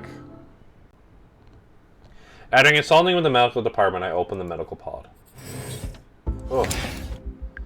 Was it stuffy in there? A little bit. She steadied herself, took a breath, and stood up. Careful. I'm fine. Her face was still pale, her brow furrowed as she stepped out of the pod. Here, let me help. No, I need to do it myself. She stumbled but quickly caught herself. After taking a moment to catch her breath, she slowly started walking towards the exit. I followed behind her, ready to catch her just in case. To my surprise, even though her pace was slow, she became steadier with each step, safely making it into the room. Sweat bedded and streamed down her cheeks with strands of her hair sticking to her face. Still, her expression was natural, far better than it had been right after surgery. Color had returned and she no longer looked like someone who just undergone an operation. Walking like this will help me adjust to the Taijin powers. I mean, it must hurt though, right? Honestly, being able to feel pain is a good thing. She raised her hand, watched as black energy swirled in her palm and streaked with crimson currents. Just take it slow. This isn't Philosia. You don't have to push yourself so hard. I'll follow your arrangements, but don't let me sit idle for too long. Alright, but you've just had surgery. Just give yourself some time to recover. I mean, look at you. You're drenched in sweat. I can't take a shower? Unfortunately, not yet. Just wipe yourself down for now. I brought over a basin of warm water and set it beside her, handing her a towel. She took the warm water and pressed it to her face for a moment. She then lowered it and saw a fleeting expression. Here, let me help you. Alright. I took the towel from her, lifted her hair, and gently wiped the back of her neck. I focused on the areas she couldn't reach, like her back, leaving the more delicate spots for her to manage herself. The room temperature was rather pleasant, and the warmth of the towel gave her cheeks a rosy glow, even when her eyes had softened to a more gentle look. Just don't catch a chill, it's getting late, so get some rest. I drained my coat over her and turned off the lights. Good night. Good night. The next morning, I knocked on Nerida's door. The bed was neatly made, but Nerida herself was nowhere in sight. I called her terminal. Hello, Cobalt, do you have a mission for me? Where did you run off to? I'm at the shooting range for practice. Did you forget you just had surgery yesterday? I felt fine when I woke up, so I decided to come and warm up. Fine, I'll come find you. I opened the door to find Nerida practicing with a pistol. The rhythmic sound of bullets streaking metal filled the air, and the moving targets jolted back from the force of the impact. The earmuffs were left on the table. Her body moved with the recoil, empty casings flying in the arc. Only when the magazine was empty did she put it down and walk towards me. So on top of melee combat, you're also incredible with shooting. Hard to believe that military let someone with your skills slip by. Is there anyone from Methras who doesn't know how to use a gun? You know what, considering that's a war-torn country, I wouldn't be surprised, yeah, if everyone knew how to use a gun. I just shrugged, choosing not to answer her rhetorical question. The logistics department designed an assault rifle for you, and it looks like there's no need for any shooting lessons. So when do I get to go on a mission? If you're really that eager to test yourself, head to the medical department for a follow-up first. If everything checks out, I'll get you a mission. Deal. Wait for me here. Half an hour later, Nerida strode back into the room with a piece of paper in hand. This is the examination report. I carefully reviewed it, and the medical department's verdict was fit for duty. I let out a sigh. Alright. Here's your rifle. A logistics colleague just brought it over. Go ahead and give it a try. Nerida picked up the assault rifle, weighing it in hand. She checked the sights, magazine, stock, and trigger, before finally releasing the safety and aiming at the target. A short burst of bullets came first, followed by rhythmic fire, and the battering metal target couldn't hold out for long and was torn to pieces. Yeah, this will do. Good. As for the mission, let's start with reconnaissance. It's similar to the investigative work you've done. You'll collect information about the mission area, terrain, resources, any positions, and so on. Understood. Don't rush off just yet. You're not that familiar with home. I'll assign an operative to accompany you just in case of an emergency. Someone to watch your back. I can handle it on my own. Is it because she's used to doing it on her own, or she's stubborn? That is a very good question. I grab her hand, feeling the concentration of Taijin in her body. Fine, but stay in touch. Don't push yourself. Just make regular reports. Trust me. Nerida bumped her fist lightly against my chest before walking off. During the brief contact, I could distinctly sense the presence of Taijin. I wasn't sure if she had her experience flooding. Her Taijin concentration was low, and she showed no signs of discomfort. Unless she told me herself, there was no way to confirm this, though. So I just left the shooting range as well. I'll tag along this time, Nerida. So it looks like we're going to go anyway. Honestly, probably for the best, considering they just had surgery. Alright, so now we gotta do a mission as Nerida. I should work on Myra and Nerida a little bit, make sure she's good stats. Wow, practicing at the boss first thing, huh?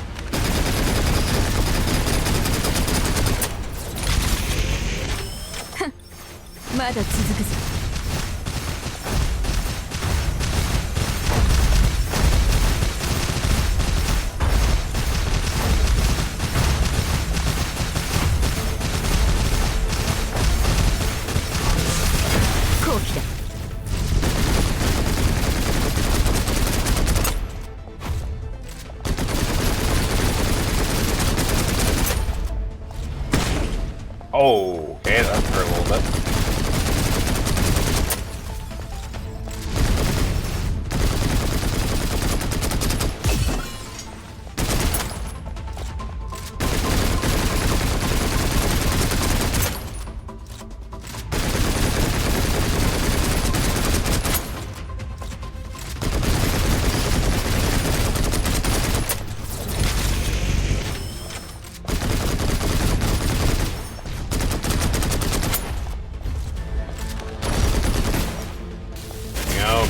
Gun there.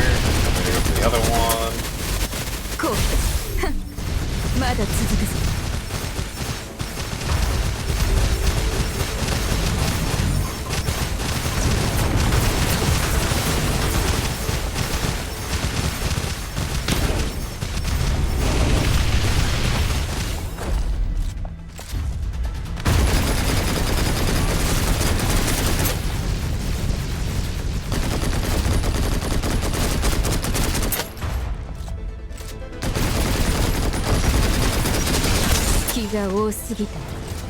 Yeah, that wasn't too hard.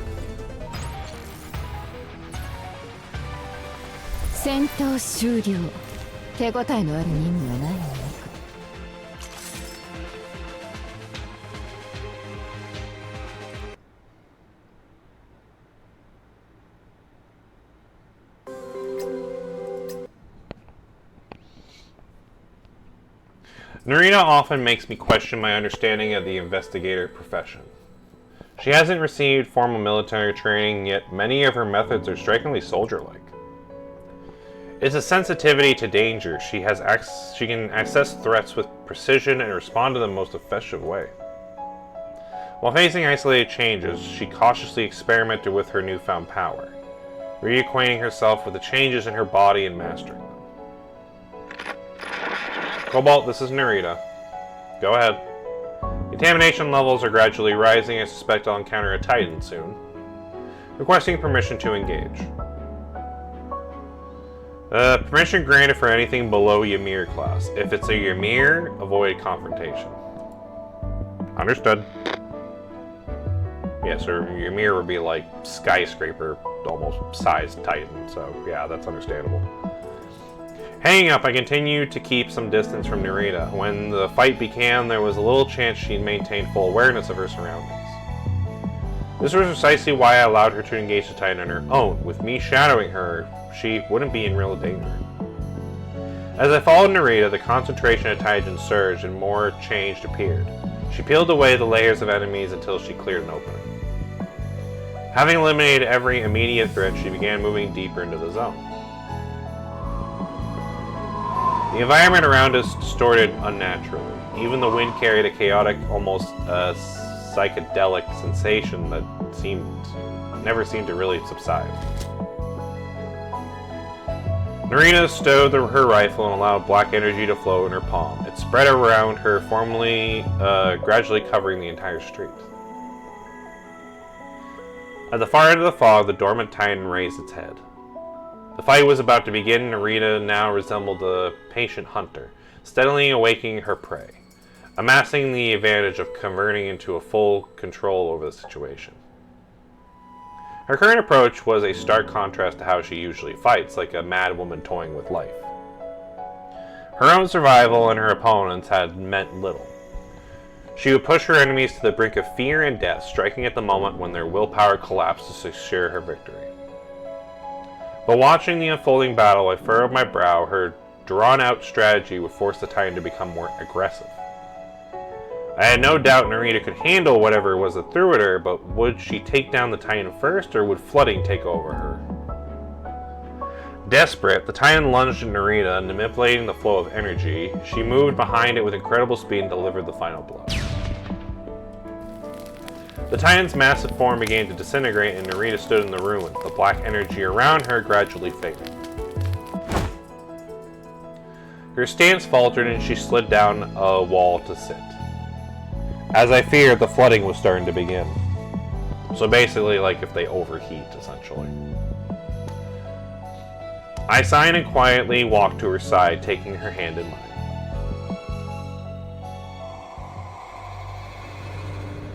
Oh yeah, now she's having the hallucinations. For Nerida, nightmares are not something to fear. They are simply reminders of the cruel and barren truths of reality. In the beginning, she often dreamed of surgery, waking up drenched in sweat, sometimes questioning whether she had truly left the operating table. Other times, she trained herself to become an observer. She would watch the horrors that blurred life and death, reality, illusion, learning to separate them from herself.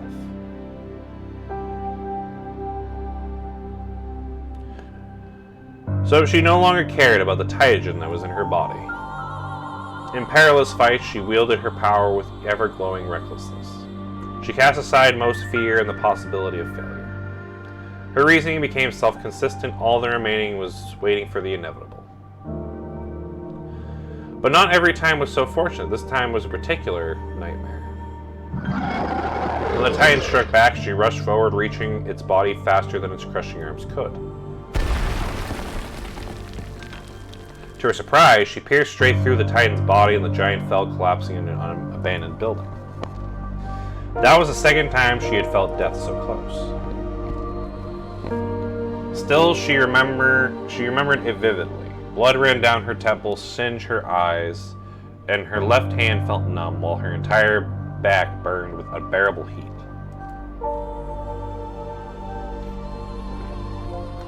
Dizziness and nausea overwhelmed her. All around was dust, making it impossible to see. The only thing she could hear was the crackling of burning flames. So is this how it ends? She calmly absorbed it all, the cold and blood drying on her skin, the exhaustion overtaking her courage, the emptiness of her willpower, and the helplessness of her body. Then suddenly her willpower was replenished, and all the negativity was drawn out, vanishing without a trace.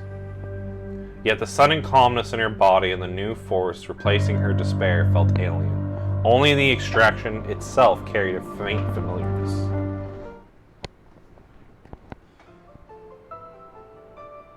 When she opened her eyes, she found herself under a crumbling wall. A single beam of sunlight shone through. She suddenly felt the wonder of being alive, and everything she just experienced was nothing more than a nightmare. And she had defeated the Titan in the way that she never tried before. Her actions hadn't been a conscious choice. When the Titan lunged at her, she still essentially sought to pierce through it, yet in that moment, a long-buried fear returned. The sudden appearance of fear confused her, it annoyed her even, and then angered her. Her body was changing, but she hadn't been fully aware of it. Even now, noticing it for the first time, she couldn't pinpoint the reason. Cobalt? I'm here. How's the situation? The Titan's been eliminated. I'm heading back now. Are you feeling okay? I'm fine. Good, I'll be waiting for you. Anyways, here's the reconnaissance report. Let's see, elimination report is more like it. I sent you to scout the area and instead you just nearly cleared it out. Isn't that a good thing? I'm just worried about you. Does anything feel strange or uncomfortable? Yes, but I can't explain it. What do you mean? She can't explain it. It was rare to see her hesitant. The word hesitant barely seemed to belong in her vocabulary. I waited for a long time, but she didn't respond. Her gaze was fixed on my neck as though lost in thought and perhaps working something out. Let's go on the next mission together next time. When? Tomorrow. We've worked hard enough today. Go to the medical department for a checkup, see how you're recovering, and then get some proper rest. Okay. She closed the door behind her and I stared down at the reconnaissance report in my hand. Even without her saying it, I could guess what problem she was facing. Somehow, she had changed the way she fought. Since she couldn't explain herself, she had to make an unconscious choice. She was still capable of calmly analyzing problems and finding solutions. Honestly, I prefer this side of her. Reckless was a trait that I didn't want to see her sustain. People usually try to understand the changes happening within themselves. I could only speculate that her changes stem from both her surrounding and her evolving strength. What puzzles me was why she couldn't describe it or comprehend it herself. Nerida returned to her room. The moment she closed her eyes, Cobalt's face appeared in her mind. For an instant, she felt as if she had found the answer, but voicing it, her fully understanding only meant make things awkward. She took out clean clothes, tied up her hair, and took a quick shower. Whether it was a fresh shower or recent changes, she picked up Cobalt's scent lingering in the room. This was Cobalt's room, so a room always carried traces of its owner. The way the sunlight fell, the height of the pillow, the thickness of the blanket. In the corner of the bed, tucked beneath the neatly folded blanket, was a piece of Cobalt's clothing. I was going to say, how much you want to bet she sniffs my clothing? And sure enough, I didn't even need to say it. After checking the door was shut, she walked over, pulled out a piece of cloth, and held it to her face. She took a deep breath. Perhaps this was the reason for the change. I mean, at the end of the Abyssal Dawn chapter, she did kinda confess her... Well, I wouldn't say confess her love, but she did confess that she had feelings towards us, so... She didn't technically say, love, but... I mean, it's not hard to see. The next morning, Nerida and I set out for our new mission. Let me make something clear. Unlike when you operate alone, now that you're a Himmel operative, you have to work as a team. Understood. Good. We're starting with following orders. You can always raise questions later, but on the battlefield, you follow my commands. Understood. Our mission was to clear all unstable factions in a designated area. To find out Nerida's issue, I deliberately selected something difficult, but something within my control. Nerida followed the orders I gave. The chains were drawn in by her firepower, divided and pulled into a bulge-shaped opening. From there, we moved in together. Get ready. Alright. Something on your mind? Nerida studied me silently, and for a brief moment I felt puzzled. Were you ever in the military? This might be news to you, although they call me adjacent. I'm also the highest command of Himmel. She suddenly smiled and reached out to adjust my collar. You're very good. Then without hesitation, she added, I like that a lot. Hey, yo. Well, don't get distracted. We're still on a mission. Her sudden directness caught me off guard, and for a moment I felt my face warm up. I can sense the Titan just ahead. Cobalt, can you direct me from somewhere safer? She paused, and her eyes landing on my hands. You're unarmed. Getting too close to the battlefield is dangerous. It's fine, the Titan can't hurt me. I snap my fingers and the echo spread through the walls, the air, the earth, even the clouds. The Titan within the environment answering, tolling like a series of distant bells. The sky dimmed drastically. On Nerida's arm, the chorus system let out an alert as a colossal shadow appeared. A Ymir Titan. Oh boy. Crystals of concentrated Titan coated the building's surface, reflecting the Titan's silhouette. Cobalt! In an instant, black energy surged from her, and Nerida grabbed me by the wrist, and with the power of her seething tide, we retreated. Just stay calm. Adjust your state. This Titan isn't as strong as it looks. We've already put some distance between ourselves and the Titan. Its size made initially overwhelming, sapping the courage needed to face it. It's too big, which makes it harder for us to target, and once we make it fall, it'll cause trouble, getting back up. I'll distract it, focus on damaging its needs. That's too dangerous for you. Just trust me. She grabbed my shoulders and without a word leaned forward and kissed me. Hey, yo, let's go. Then, without saying another word, she turned and headed towards a crumbling building. The Titan took a step forward. Though slow, the single step sent tremors through the ground. As it attempted to crouch down to study me, at the top of the building, parallel to its shoulder, a reddish-black light flickered to life. Like a doomsday star piercing the horizon, it wavered along a razor-thin line, followed by an explosion of suffering. The Titan lurched, reducing several buildings to rubble. That reddish-black light drifted over the Titans. Without hesitation, I started running towards where it had fallen. Nerida was still fighting. Just as she'd seen before, she kept a calculated approach, methodically wearing away the Titan's resolve. The Titan's remaining arm was torn apart by the energy. A piercing cry erupted, reverberating straight into my skull. A massive vacuum force burst into the core as it collapsed. Then, all at once, it stopped. The void swallowed the air around us, compressing it into preparation for something immense. Nerida! I sprinted toward the source of the reddish-black light, towards Nerida, and also running towards me. An unexpected explosion as I shielded Nerida behind me, channeling all my strength into one hand. Titan swirled like a vortex in my palm, more than enough to withstand the impact. But unexpectedly, Nerida tackled me. Black tide surging in from every direction, forming a layer upon layer behind her. She held me in her arms, turning my back towards the explosion, a force she couldn't possibly stop. The shockwaves stripped away her protective layers one by one, and the tides kept surging, endlessly filling the gap in the barrier. Nerida, let me go, I can handle this. She couldn't seem to hear me, her arms tightened around me, refusing to let go. Her body began to tremble. Even after the explosion stopped, the barrier around us continued to thicken, as if alone could block all the harm in the world. It was flooding caused by the overuse of her powers. Her senses have sealed off from the outside world. I sighed, reaching out to touch the black barrier.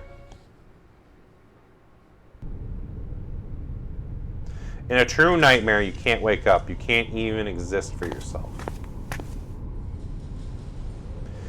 Oh, I didn't get to read that one. Courage crumbles at the barest touch. Honor, pride, truth, responsibility, everything disappears with pain and senses. There was no one to rely on, not one to help. She had learned not to rely on her Nana. As an Academia Acropolis student and contaminated sector investigator, she relied only on herself. But at this moment, all that strength and self-discipline has slipped away.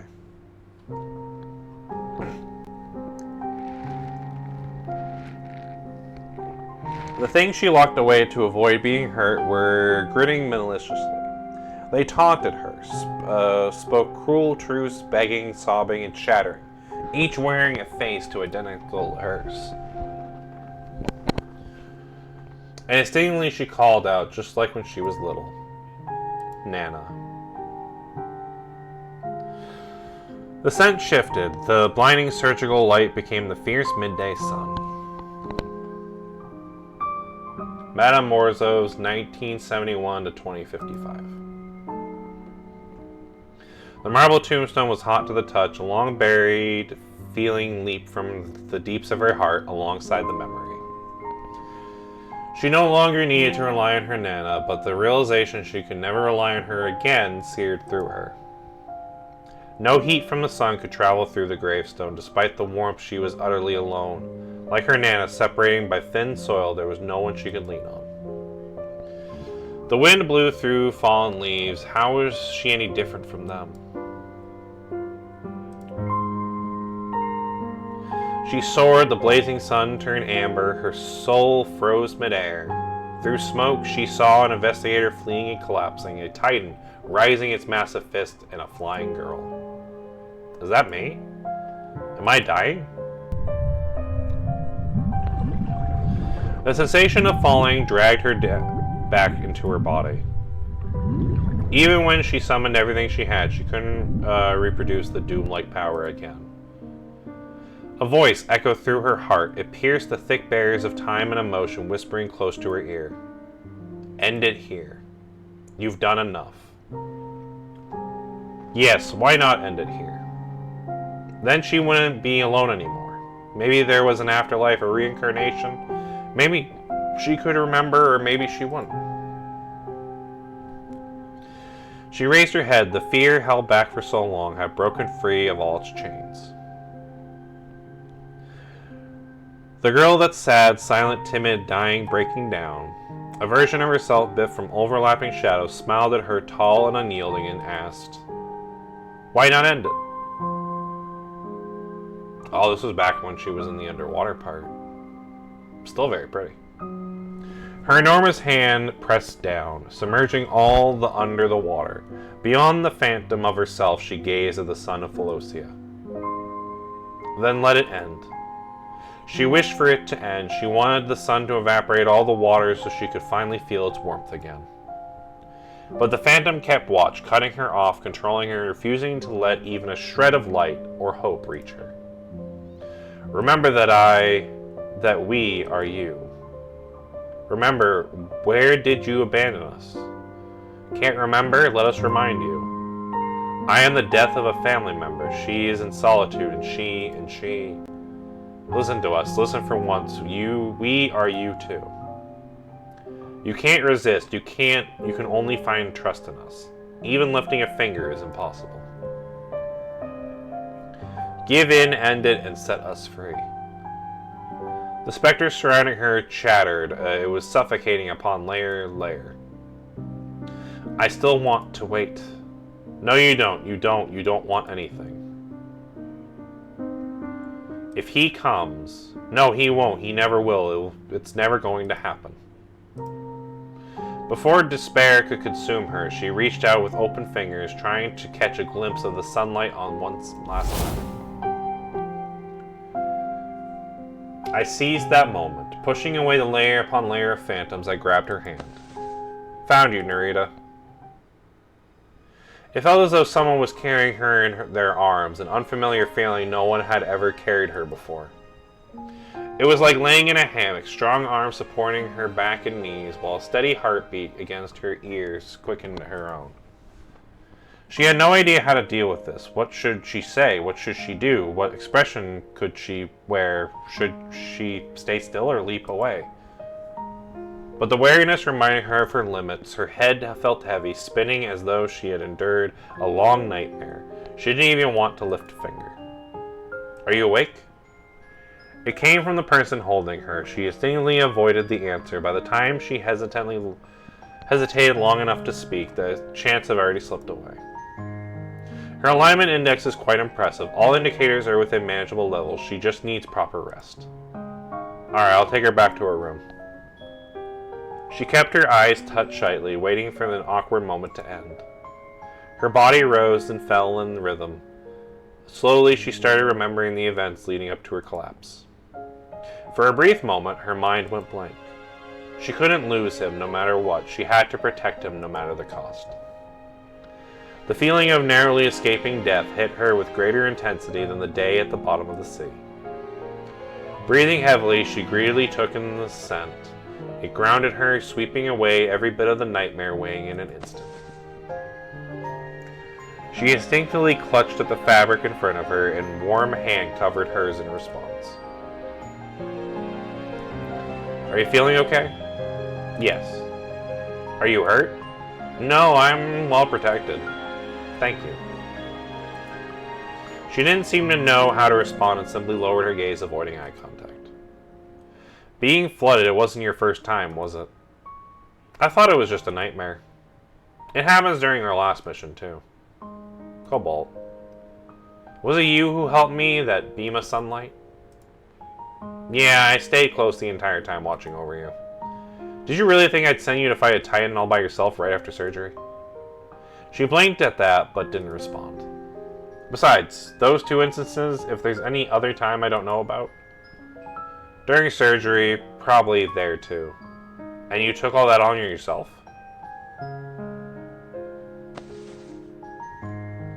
She buried her head against my chest, taking measured breaths. It's fine, I've had nightmares before. I was always fine. Don't worry. If it ever happens again, promise that you'll tell me. Come find me, like this. I'll hold your hand and it won't hurt anymore. Okay. You probably noticed it yourself, right? Your issue? To put it simply, you become afraid of death. If I were, I wouldn't have ended up like this. She lifted her head and looked at me calmly. I've already found my answer. I want you to keep looking at me. I told you, didn't I? My past self died at the bottom of the sea in Philosia. I live now for you to look at me and to understand me. I promise you I will. But I'll also like you to promise me something. I promise. I haven't even said what I want you to promise me. Whatever your wish is, I'll make it come true. Then I want you to see a Nerida who can find herself. I like seeing you in the sunlight, but I like seeing you in the darkness even more. I don't understand. You probably don't know, but I can see flooding when it happens.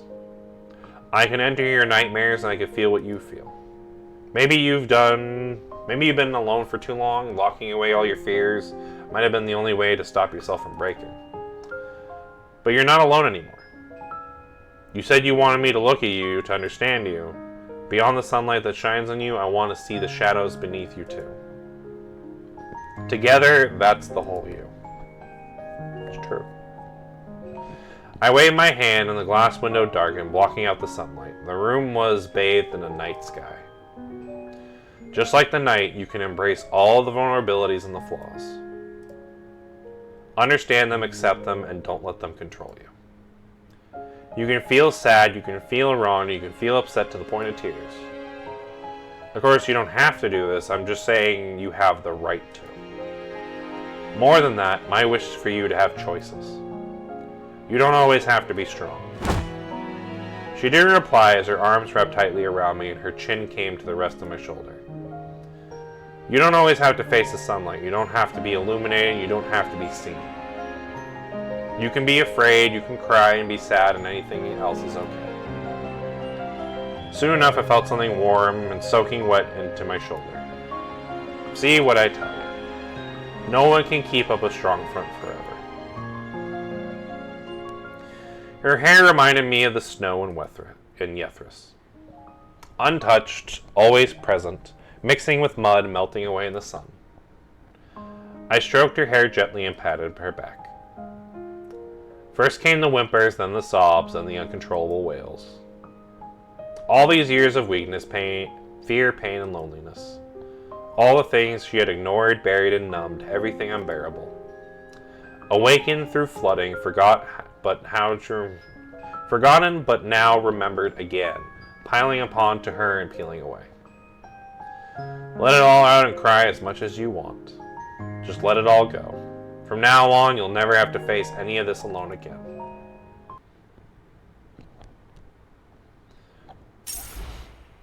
Alright, we got one last little bit, which is just like the combat part. Where I'm probably going to use Nerida to do this part, which makes sense. 騒がしい場所だな。少し静かにして。この Yeah, 戦 say 火 these は guys aren't going to be 分 strong 析 at all 員と though, 分け合 so うべ there き you だ go. な。 Mission ended. There you go. 戦場ではいつものことだ。違うか？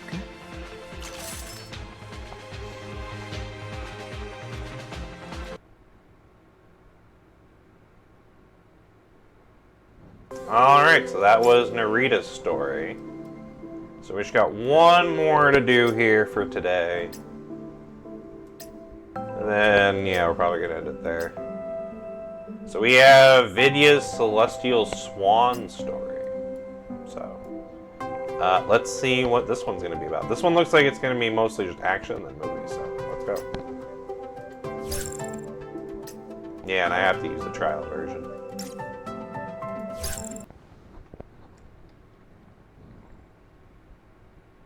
分析員さんの前ではちゃんとしなきゃ。一気に行きましょう。邪魔者の排除はお任せください。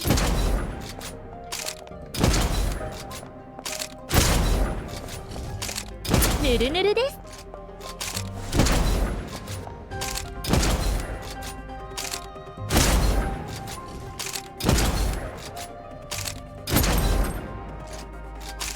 分析員さん、私できましたよね。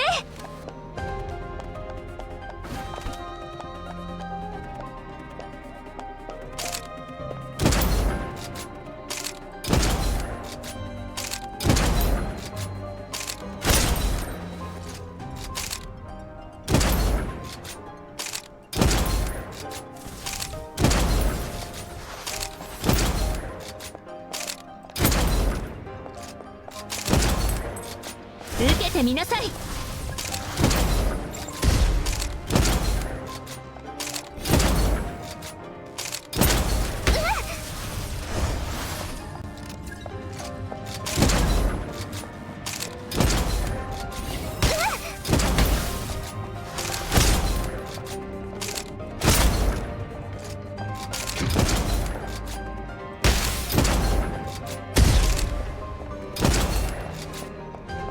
あなたたちには今夜いただくご褒美、もう思いついてます。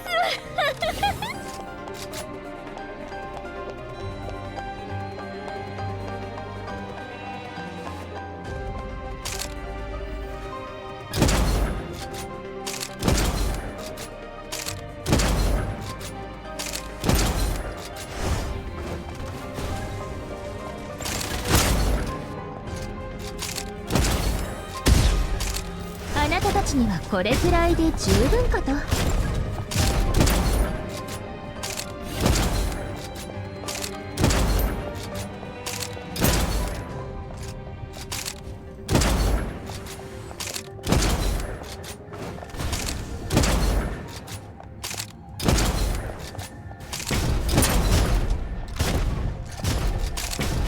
隙だらけでしたね。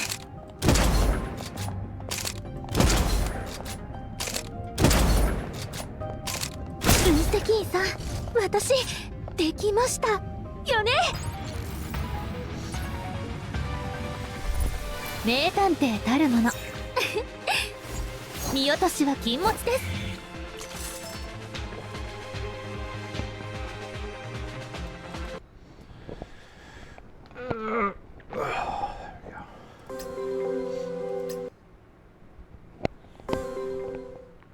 Friendly reminder from Vidya. This is probably saying that we should do the most recent story.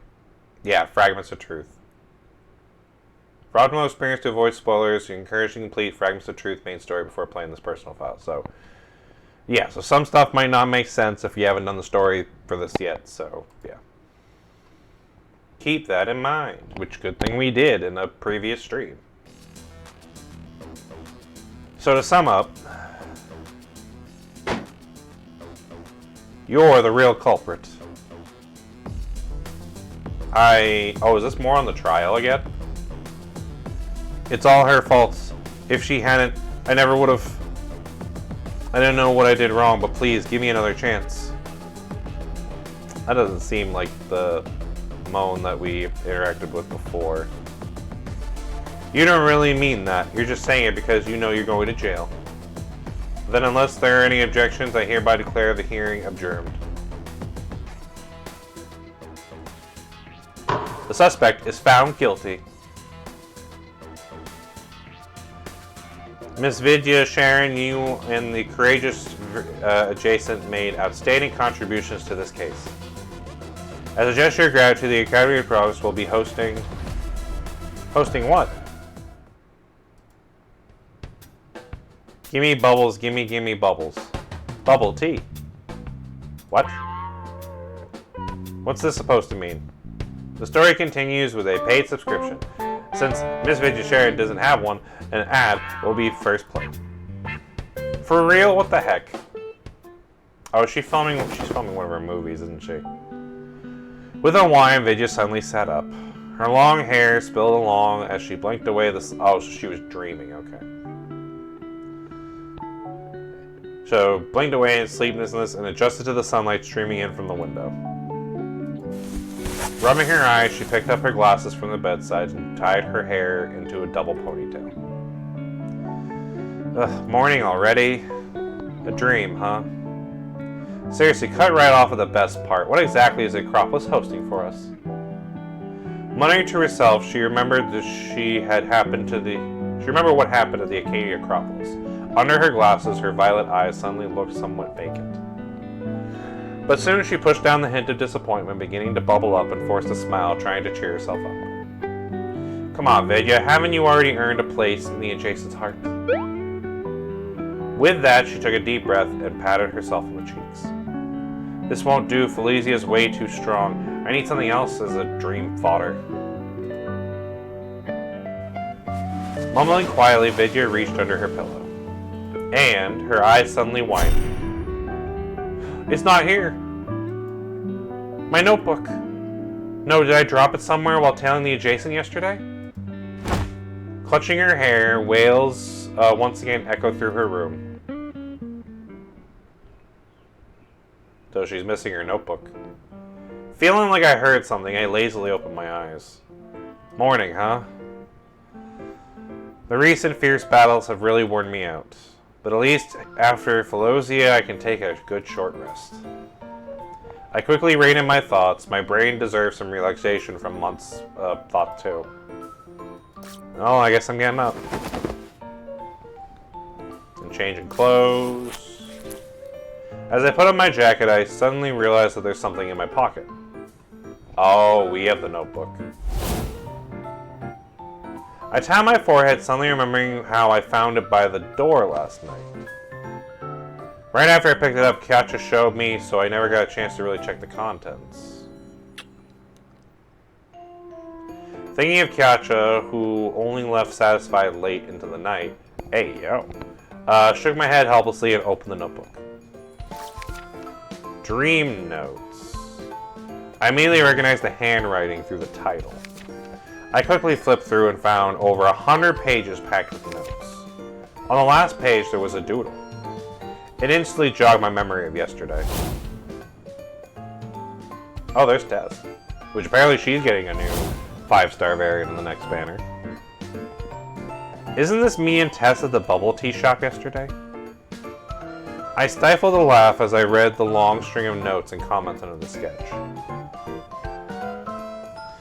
Such a great opportunity. Isn't having bubble tea way too boring?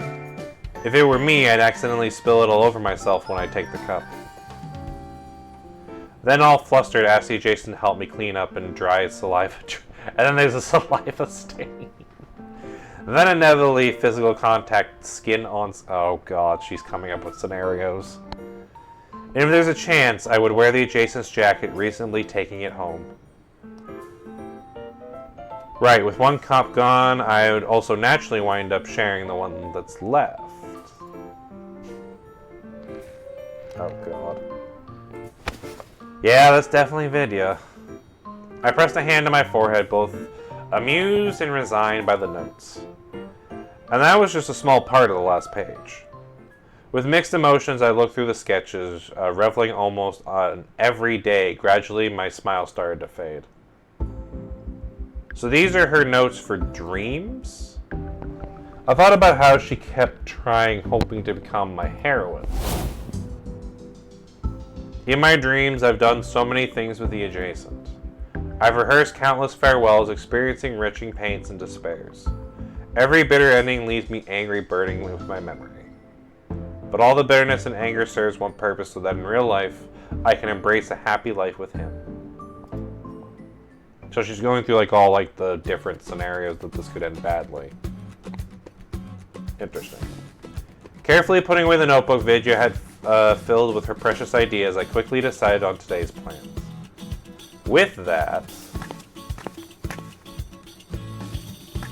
I'm guessing we're going to Vidya's room. She should be awake around this time. As I reached Vidya's door, I suddenly heard frantic noises coming from inside. Gone, why is it gone? Where could it be? Knock on the door.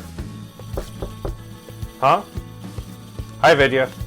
Hearing my voice, there was a brief pause before she hurried footsteps approached. Then the door swung wide open. Adjacent, what are you up to? You sounded rather panicked in here. I lost something very important. Want me to help you look for it? Would you please? Won't it take time with your busy schedule, though? Well, I pretend to glance at my non-existent watch. I mean, how busy I'll be depends on what you've got planned for today. Adjacent? Are you saying my time today is going to be all yours? Oh, I'm sure she's happy to hear that.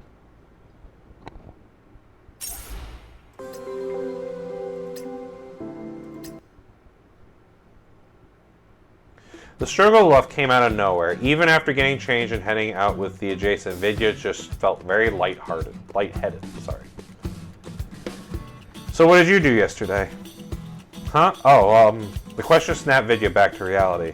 After carefully recalling and realizing she spent most of the day following the adjacent around and gathering notes, her heart began to race. Oh, why do you ask? She lowered her head without meaning to, her eyes downcast and filled with guilt. Her fingers fidgeted nervously. Despite having mastered various interrogation techniques and knowing how to conceal her emotions, Vidya found she couldn't use any of those skills with the adjacent. This helplessness reminded her of those nights with him, when she gave everything she had, yet still ended up completely defeated by his stamp. Oh, hey, yo! Oh yeah, they definitely. There's a lot of hints in these personal files that main character fucks. You said it yourself just now, didn't you? I picked up on her unease, but pretended not to. Oh, what did I say? That you lost something important yesterday? Oh, yes. That's right. She quietly sighed with relief and adjusted her glasses. I see. You mean we can retrace my steps from yesterday, right? That way they'll have the best chance of finding my notes, a very important item. Anyways, great idea, Adjacent. Listening to her praise, I couldn't help feeling amused inside. Normally, Vidya would have thought of the same solution instantly, but right now, her thoughts were a complete mess. Still, even if she managed it, she wouldn't find that notebook by retracing the route from yesterday, because it's in her pocket. After all, it's currently resting in my... Yeah, as I was just saying, it's currently in my pocket. I quietly apologized on the inside. But if I simply returned to Vidya now, the rest of the day would lose some of its surprises. Well then, Vidya, do you remember where your first stop was yesterday morning? I woke up and immediately went looking for, kinda ran into you at the bubble tea shop. But it looked like you had something important going on, so I didn't come say hi. With that, she couldn't help recalling what she saw yesterday morning. The adjacent was with Tess, who couldn't have looked happier. Just as her thoughts went hazy, with disappointment rising inside her. Let's hold her hand, and interlock fingers, of course. Adjacent! Is something wrong? you... Vidya lifted her slightly flustered face, looking at me with a mixture of surprise and disbelief as I tightly held her hand. Man, unprotected hand-holding. How lewd. My god. It's normal to hold hands like this on a date, after all, right? A date? What the heck is going on with her mouth there? That looks weird. Oh, do you not want to go on a date with me? I think there's a little bit of a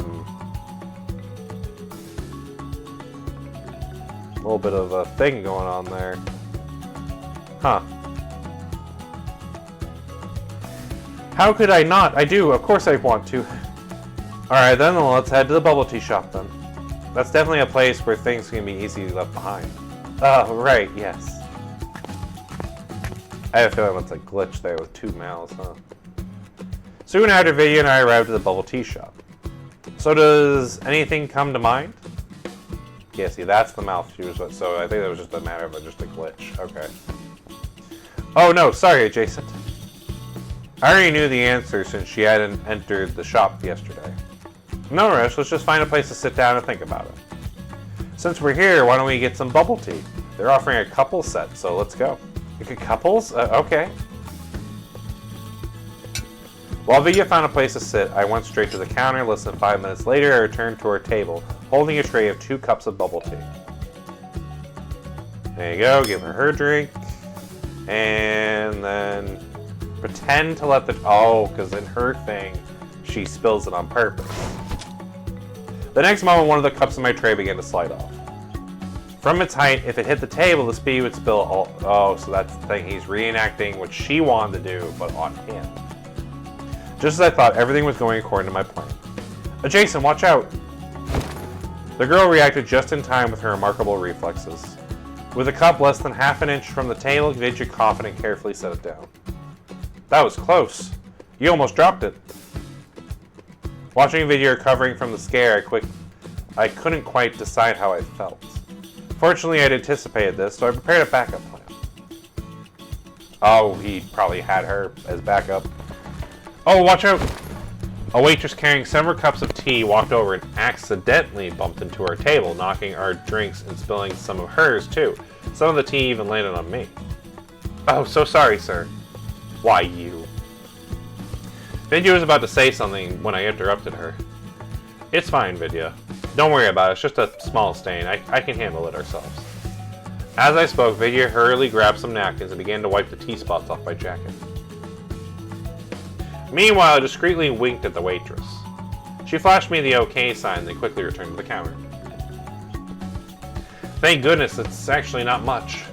Vidya muttered as she wiped away the largest stain. Yeah, just a minor incident, nothing serious.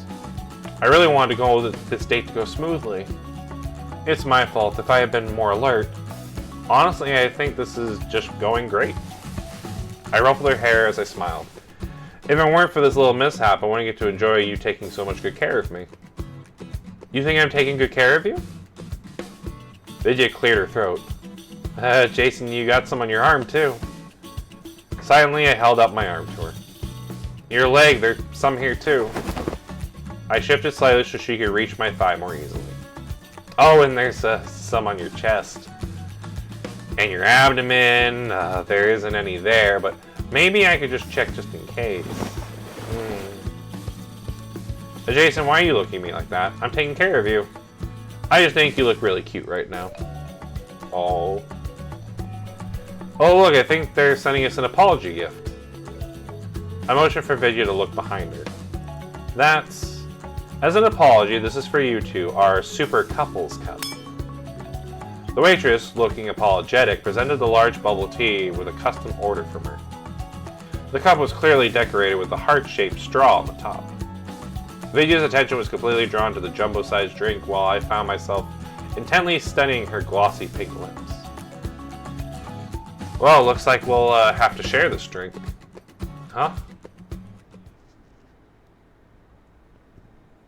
After leaving the bubble tea shop with a satisfied Vidya, hey yo, we continued along with the route for her memory, searching for the most important item that she lost. Following the dream use Vidya had made, I kept my plan of creating little surprises for her along the way. By the time we left the claw machine arcade, Vidya's arms laden with plushies, it was already the afternoon. Vidya, you have any idea about the thing you lost now? No, still nothing. I know we haven't found it yet, but I feel like luck has been almost too good for me today. I mean, you deserve it, not just every day. I think luck will always be on your side from now on. Always. So where do you want to go next? Well, after staying outside the arcade last night, Her words suddenly trailed off. Then her gaze quivered as she looked towards me. The next moment, she reached out and grabbed me tightly. As you say, I think I know where the thing I lost is. Oh? Does she know it's in her pocket? Pulling me along, she hurried forward, her memories now clear, everything falling into place. She normally wouldn't have nodded down so much in a day, if not for yesterday's streak of bad luck, being beaten it every time. Last night, she almost reached the adjacent when he was alone, separated by a door. But today, all this luck had come seeking her on its own. No, perhaps it shouldn't be called luck. It was more her fortune. Her fortune was the adjacent himself. Oh.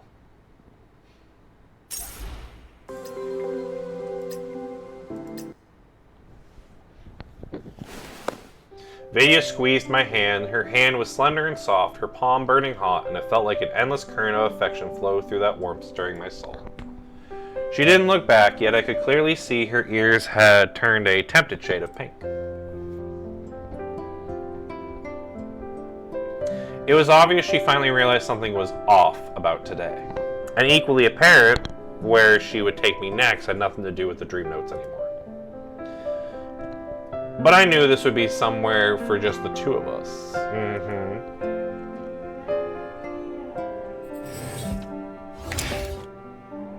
Before long, we came back to her room. So your important item was here the whole time? I teased, watching her as she turned to face me.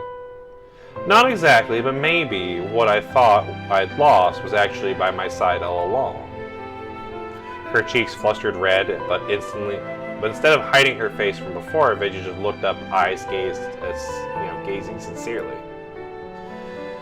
I'm so dense now, only realizing it. No, it's not that. It's just that I haven't spent enough time with you lately. I whispered softly, reaching out to caress her smooth cheek. As I did, her eyes trembled. But from now on, you'll get used to this, right, Vidya? I mean, dates with me. Adjacent. Her voice crowed low, soft as a kitten's purr.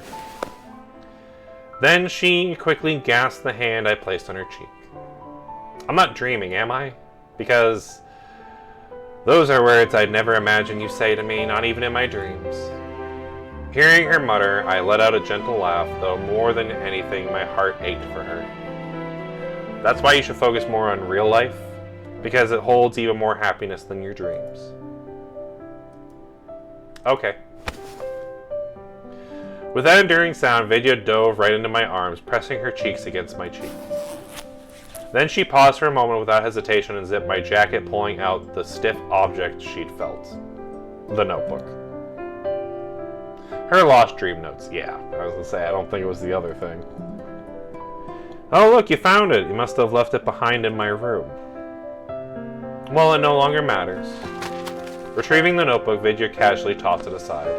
She pressed herself to me once more, rose on her tiptoes, and after a brief, bashful silence, parted her pink lips. Now I want to be the judge. Judge? That's right, for me. As she spoke, Vidya guided my hand to her chest, letting me feel her wildly beating heart.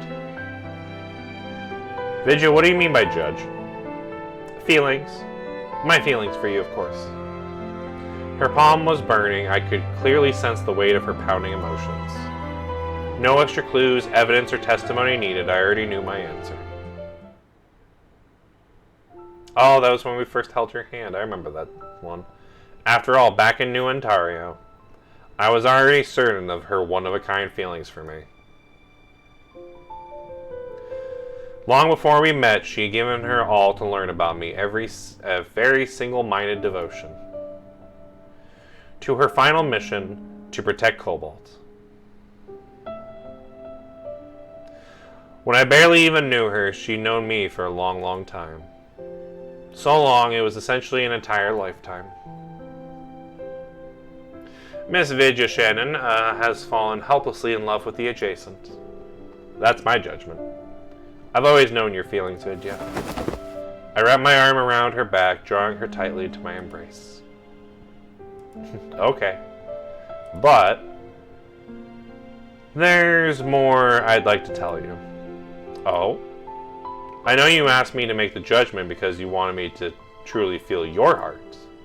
But with that clear between us, don't you want to know how I feel? You can afford to be a bit bolder in real life, you know. But it's alright. We have plenty of time to make things one step at a time. For now, I'll take the lead. The subject of this judgment should include me too. It's not just you who's fallen for me. I've fallen for you too, Vidya. Cobalt is hereby sentenced to spend the whole life striving to match the devotion of Miss Vidya Shannon. Most of my past is already in your hands, so might as well be my future too. So I, Cobalt, must embrace not only your past, but also your future. Adjacent. My final judgment is...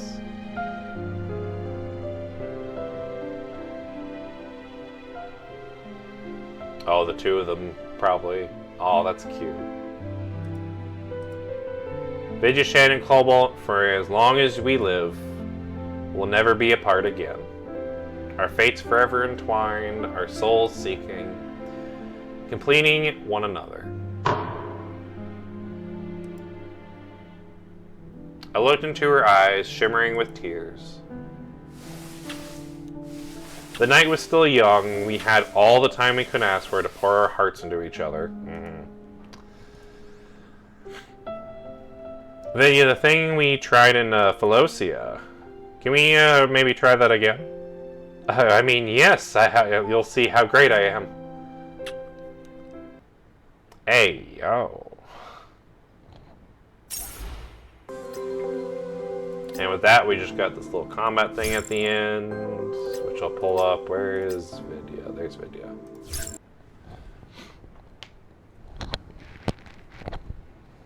人のロマンチックな空の旅をお約束します。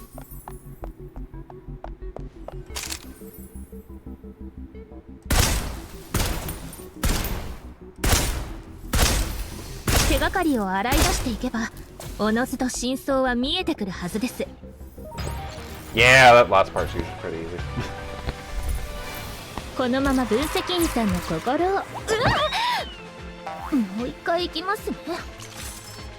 I do love her little animation, not just because it looks really good, but also the little trip. Alright, so that was Vidya's Celestial Swan personal file.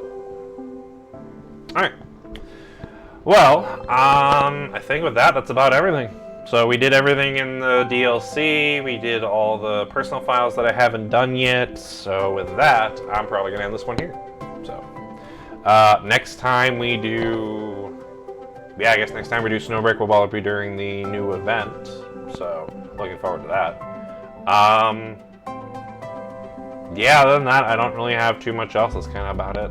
So, thank you for watching, hope you all enjoyed. Let's go see who we can maybe go hit up with a raid. So, let's see who maybe we can go raid out to. Let's see, who do I know is streaming? Let's see, WikiWigget's doing Don't Starve. Donnie Dawnstar is playing Repo. Boy Meets Girl's doing Jedi the Fallen Order. It's kind of about it.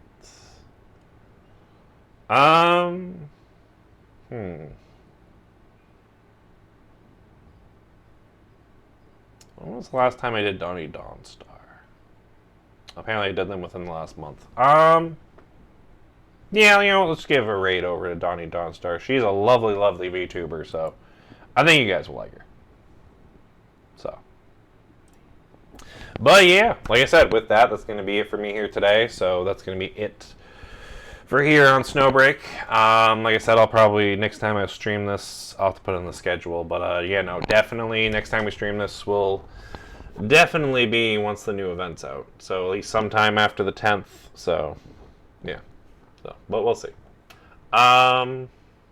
But yeah, that's kind of about it for me here. So once again, thank you for watching. Hope you all enjoyed. And alright, let's go see how Donnie Darkstar's doing playing Repo. I'm sure they're having a lot of chaotic fun there. So thank you for watching, and I'll see you guys next time.